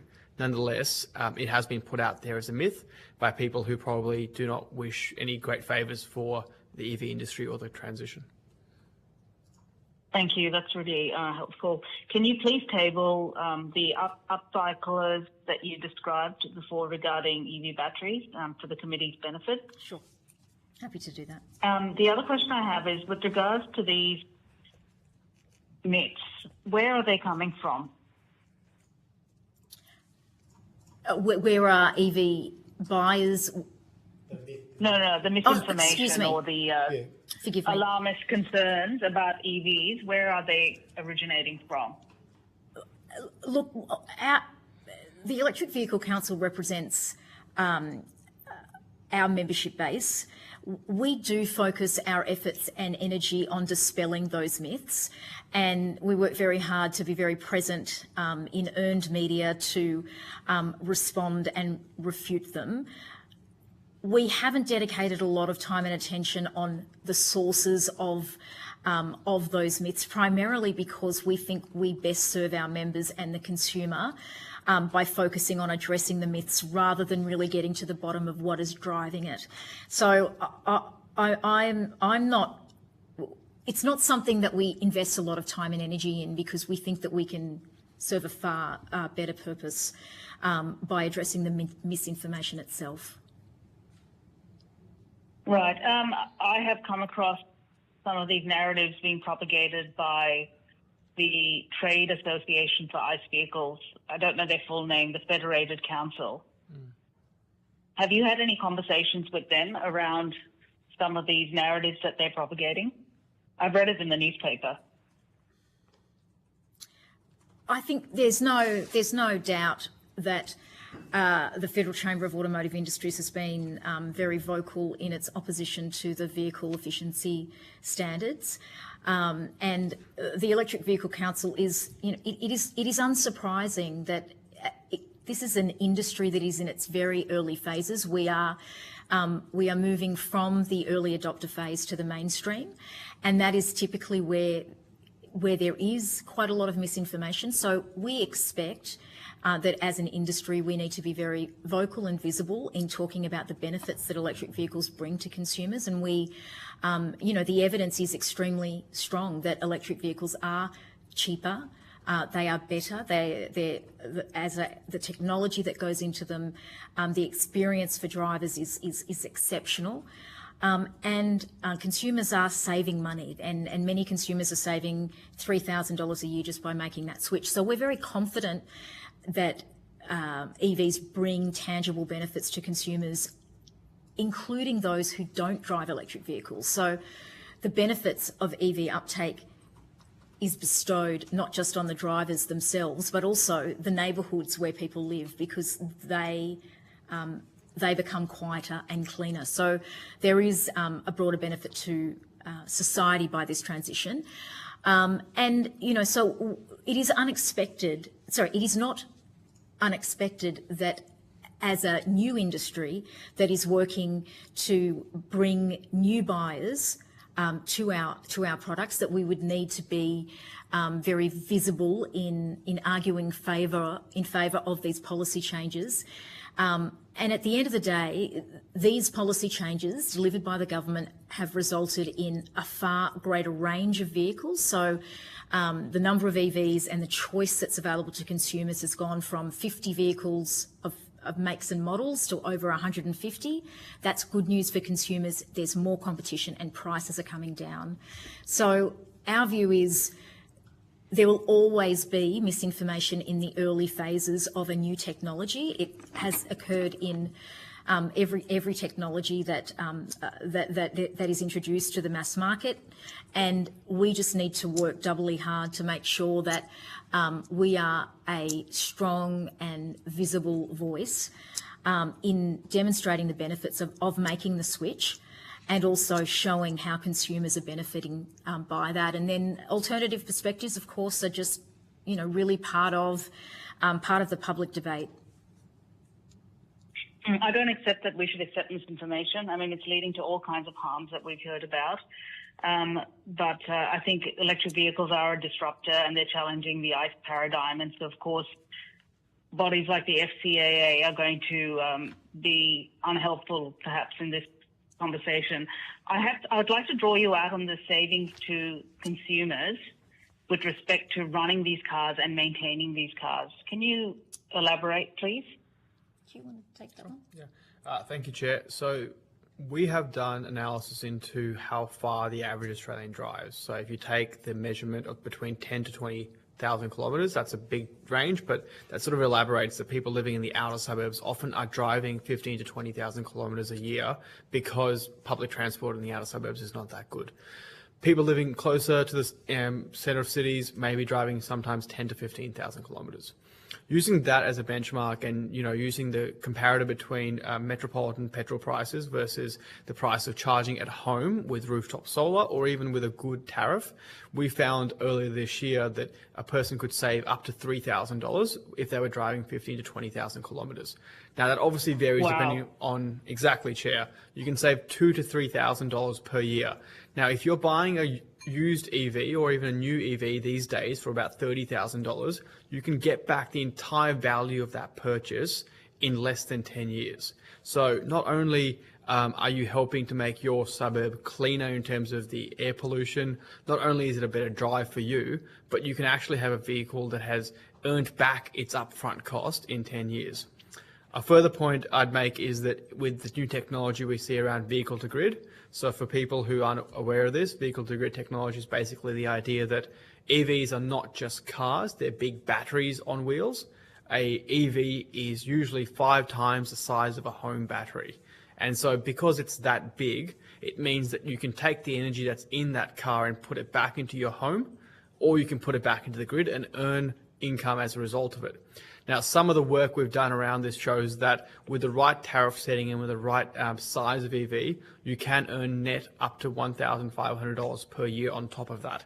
Now, obviously, this varies based on which state you're in, how much you're driving. Your car is going to make you money. Your car is going to make you money. Is that what Exactly. you're saying? Exactly. That's exactly what I'm saying. And, Chair, the analogy we often draw is it's very similar to the solar rooftop revolution that we've seen in Australia in the last 2 decades. If you'd said to someone in the turn of this century that rooftop solar would be the backbone of Australia's energy system, you probably would have been scoffed. And yet that's exactly where we are now. Rooftop solar is is the backbone of Australia's energy system, and it gives us a lot of energy independence from fossil fuels and from overseas imports potentially. That's what EVs promise us, a way to save money, as well as energy independence from importing oil from overseas countries. Yeah, we haven't really talked about the geopolitical risks associated with our dependence on fossil fuels much. But do you want to just tease that out a little bit, just briefly? Because I have one more question to ask. Sure. I think we know that Australia obviously does not produce oil in our country. That means that we have to import it. That obviously places significant currency pressure on our exporters because of the way the currency has to appreciate for that. That means that not only are we geopolitically locked into a system where in order to simply run our country, we have to bring in a critical fuel, so that if that fuel was not there, our supermarkets would not be working, our transport system would not be working. Our country would likely grind to a halt very quickly. And while that may seem very unlikely, I think you only have to look back 2 or 3 years when we had a supply chain shock in the world, and we realized that if you don't control your supply chain, you can actually find that your community and your country comes to a shuddering halt. It was noted during the pandemic, I believe, that Australia had only 50 days of fuel available to it, so roughly 7 to 8 weeks of petrol and oil available to keep our country running. So that's a world that I was actually not that far away just a couple of years ago. If you contrast that with a future that is not that far out of our reach right now, where Australia has, 50% of new vehicle sales being electric and hopefully upwards of that, it would mean that we are running the country, running our lives on the Australian sun, which is much, much cheaper, fractionally cheaper than petrol. It also means that we're not sending money overseas to other economic systems, people who may or may not be friendly to us. And it also means that we're building out an energy grid that is clean and renewable. So when you contrast the two worlds, where one, you have a country that has ground to a shuddering halt because we have to import oil and that's suddenly not available, and you don't have to look too far to find examples of that happening recently, or a world where we own our energy and we are independent and we also are able to carry out our lives at a fraction of that cost, I think it's pretty clear which one is better for the country. The only other thing I'd This add is the gift of sunshine and solar. The only other thing I'd add to that is that we've certainly had numerous examples during major storm events, of which Australia gets many of. We have electric vehicle drivers and car owners who are using the power in their battery to boil a kettle, warm up water for the baby's bottles. In fact, we've even seen examples of a child who was on dialysis who was able to they were able to use the power that was generated from their electric vehicle for the dialysis machine. So when you think about the range of extreme weather events that Australia experiences, it just makes sense that consumers would want to tap into a source of energy that they have on their premises. If you could give us those examples and more, sure, in the context of natural disasters, that would be most helpful. Just finally, do the EV car manufacturers appreciate the importance of combating misinformation, disinformation, alarmist concerns around electric vehicles in Australia in order to really assist with uptake? Because we've heard during the course of this hearing that Australians are highly vulnerable to misinformation. Yeah, I might. And I'm not sure that the EV car manufacturers appreciate that.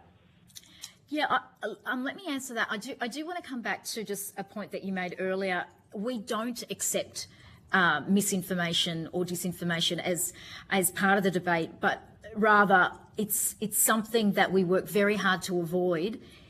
However, we also accept that it's hardly surprising given where we are in that transition with a new technology. I think it is fair to say that our members, and we have many very committed members, including, for example, Polestar, who are very active in the public domain in working to dispel these myths. But the reality is it is, first of all, a very huge challenge because there is a lot of misinformation out there. It is a new technology, but ultimately the members that we are drawing from, many of them are early stage businesses that probably have the least ability to invest in the kind of techniques that are required to address this misinformation. So while it's not uncommon in the early phase of a technological change for these myths to occur, it also coincides with a time when an industry is least able to fund the campaigns that are required to drive uptake. So it is an unfortunate confluence of those two factors. But I would certainly say that our current members appreciate it. We do need to continue to attract additional members and work with government to step up the visibility of addressing some of these myths, because as I said earlier, some of these issues have been largely resolved when it comes to issues like range, battery range, and consumers, in our view, many of them are just not aware of just how far they can drive on a single charge of their battery. Many are not aware of just how much money they can save. And we think that the more consumers do become aware of it, we will see those numbers increase and increase rapidly. Thanks, Deputy Chair. Thank you, Chair. Just my last. I'll come back. Oh, actually, I'll ask it now because I'd like to finish by 5, if that's okay. Yeah. Okay. Yep. No worries. Yep. Yes. In terms of the solutions, do you want to just touch on your solutions? I'm also interested to know whether the Chinese car makers who are flooding the market, obviously, with their cars, whether they understand the cultural issues that we're dealing with in terms of alarmist concerns around electric vehicles, and what message would you send? Well, I know what message I would send, which is to be part of the solution in combating some of this misinformation, disinformation around these vehicles. But if you could give us an overview on solutions, that would be great. Yeah, look, our solutions broadly fall into a couple of categories. The first is the best antidote to misinformation is good quality data and open access to transparent data. So we would like to see government play a more active role in bringing in the reporting and capturing of that data to the market.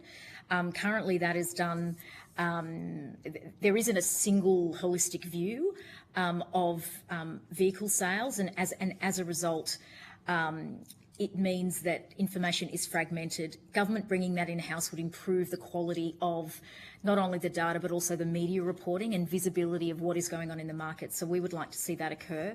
We also think there's a huge requirement to support the delivery of a public information campaign. And typically what we see in these technological transitions is that the investment goes into the infrastructure, and we certainly congratulate the government for its investment in charging infrastructure across the country. That's growing every day. But equally important is, I guess, the social infrastructure in helping consumers understand and make good informed decisions. And that is something that needs to be, in our view, it's a partnership between government and also with industry, by identifying the voices, for example, the CSIRO and those trusted voices who can bring good quality information to consumers. But that is something that does require an investment. And a significant investment in order for all consumers to be aware of what benefits exist for them.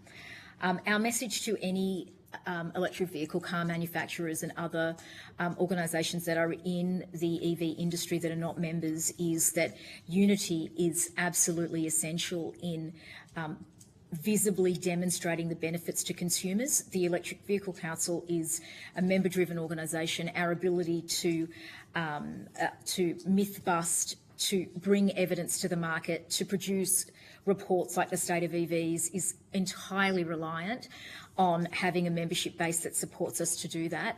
And we encourage those non-members to join us so that they can be part of the solution. Thanks, Deputy Chair. I'll now rotate Thank you very much. I'll now rotate the call to Senator Roberts, and then I'll have a few questions to finish off. Thank you for appearing, and thank you, Chair. You just said, Mr. Vecchio, the best antidote to misinformation is data. I agree totally. I'll just ask a few questions on that. The terms of reference for this inquiry, the first and second, deal with misinformation and disinformation. Misinformation and disinformation is not disagreement, is it? No. It's not scepticism? No. It's not choosing a different interpretation of complex data? No. Under the discipline of rational thought, misinformation, disinformation is a claim that fails the tests of logic, evidence and transparency? Yes. It's a statement that misleads, not because someone dislikes it, but rather because it cannot withstand examination. Correct. It may be unintentional error, it may be sloppiness, which would be misinformation. So would you mind just repeating that, Senator Roberts? It may be unintentional error, it may be sloppiness, and both of them would be misinformation. Yes. Yeah. It may be calculated deceit, that would be disinformation. Correct. Okay.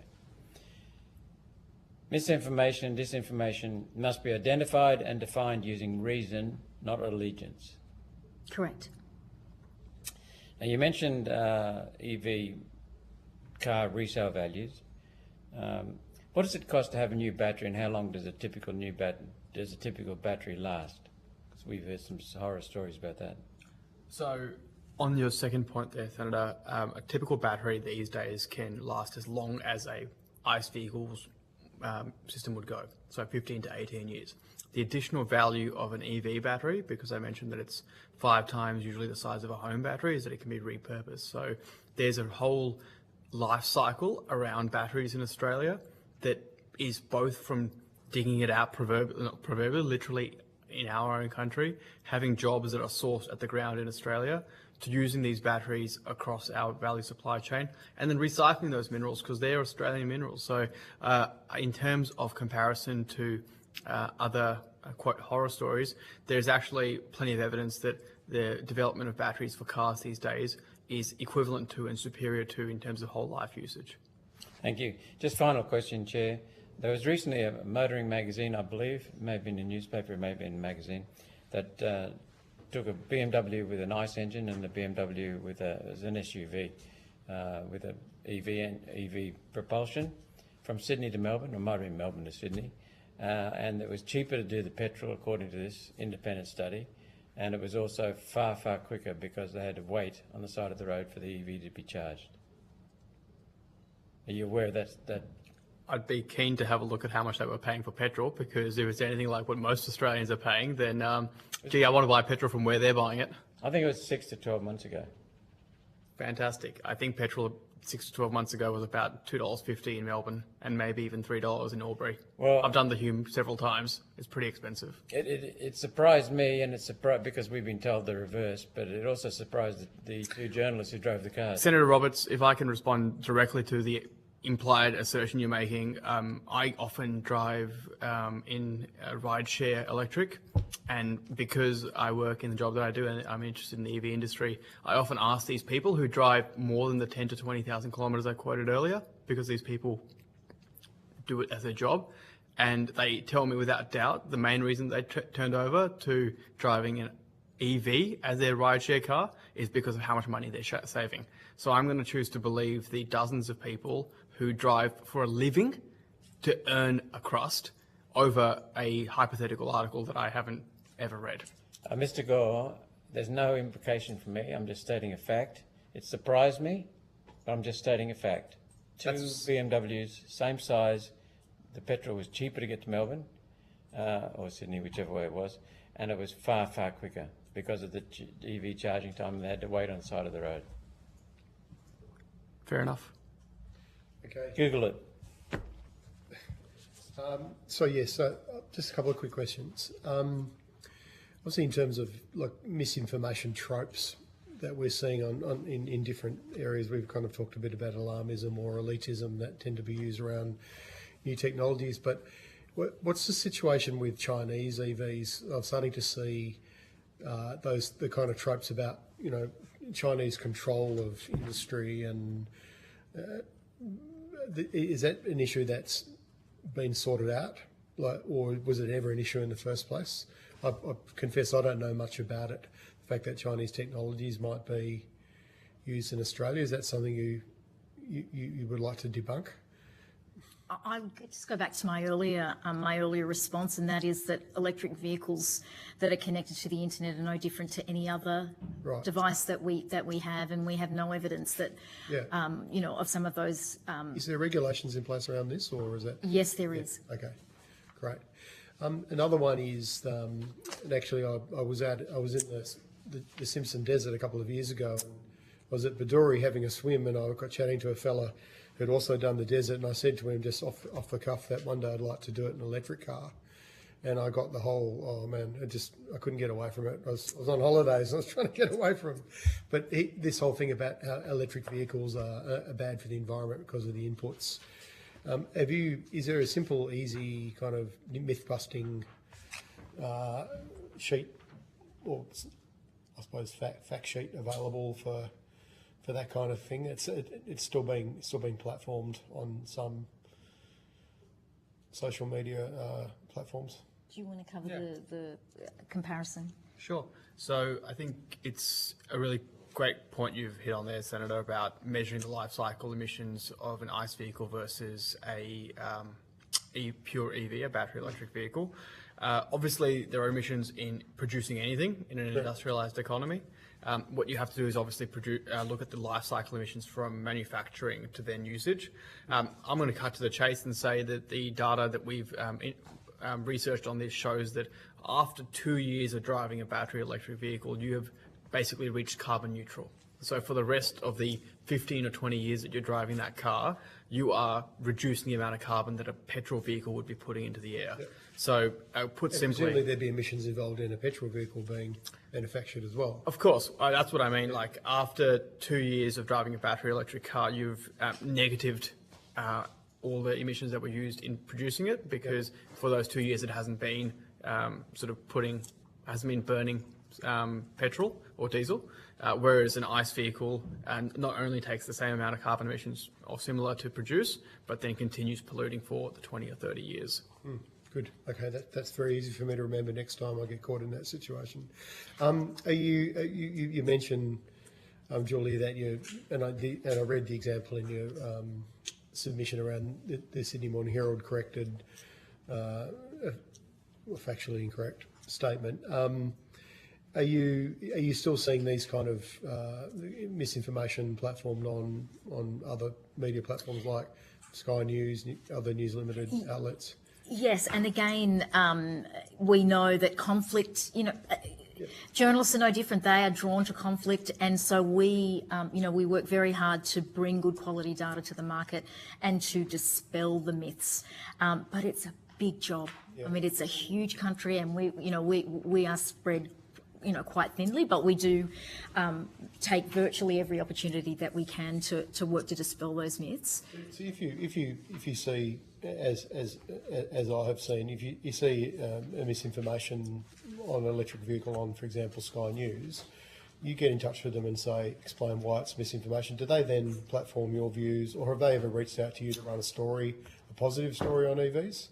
One of the things, so I'm relatively new to the role, one of the things that we prioritise is we deliberately speak to media that may not necessarily be naturally inclined towards electric vehicles. I mean, Aman, I'm interested in your choice of words, they're naturally inclined towards. Yes. So I guess, how do I put this? There are clearly some outlets that have preferences, and we think it's really important to talk to a range of consumers, not just those who might be motivated by sustainability reasons. And the huge cost savings that exist from electric vehicles is something that has been an undersold part of this story. So we go out of our way, and particularly with for example, Sky News, you've done quite a lot of talkback radio, because it is so important that we're not just talking to the people who are the early adopters, because if we're going to penetrate into the mainstream, we do need to be speaking to people who are unsure, who are sceptical. So I have to say, when we are invited on, we get a fair hearing. The challenge is, how do we can't be everywhere at all times, and it's just the huge size of the challenge. Just last question for me then, in the few minutes we've got left, is just the dynamics around more household batteries, and certainly the government, obviously the federal government subsidising a scheme for Australians. How does that affect the economics or enhance the economics of electric vehicles? So I know previously some people used their car battery as a storage to transfer power to and from. Look, so much of the policy landscape when it comes to driving electric vehicle uptake is all about the combination of measures.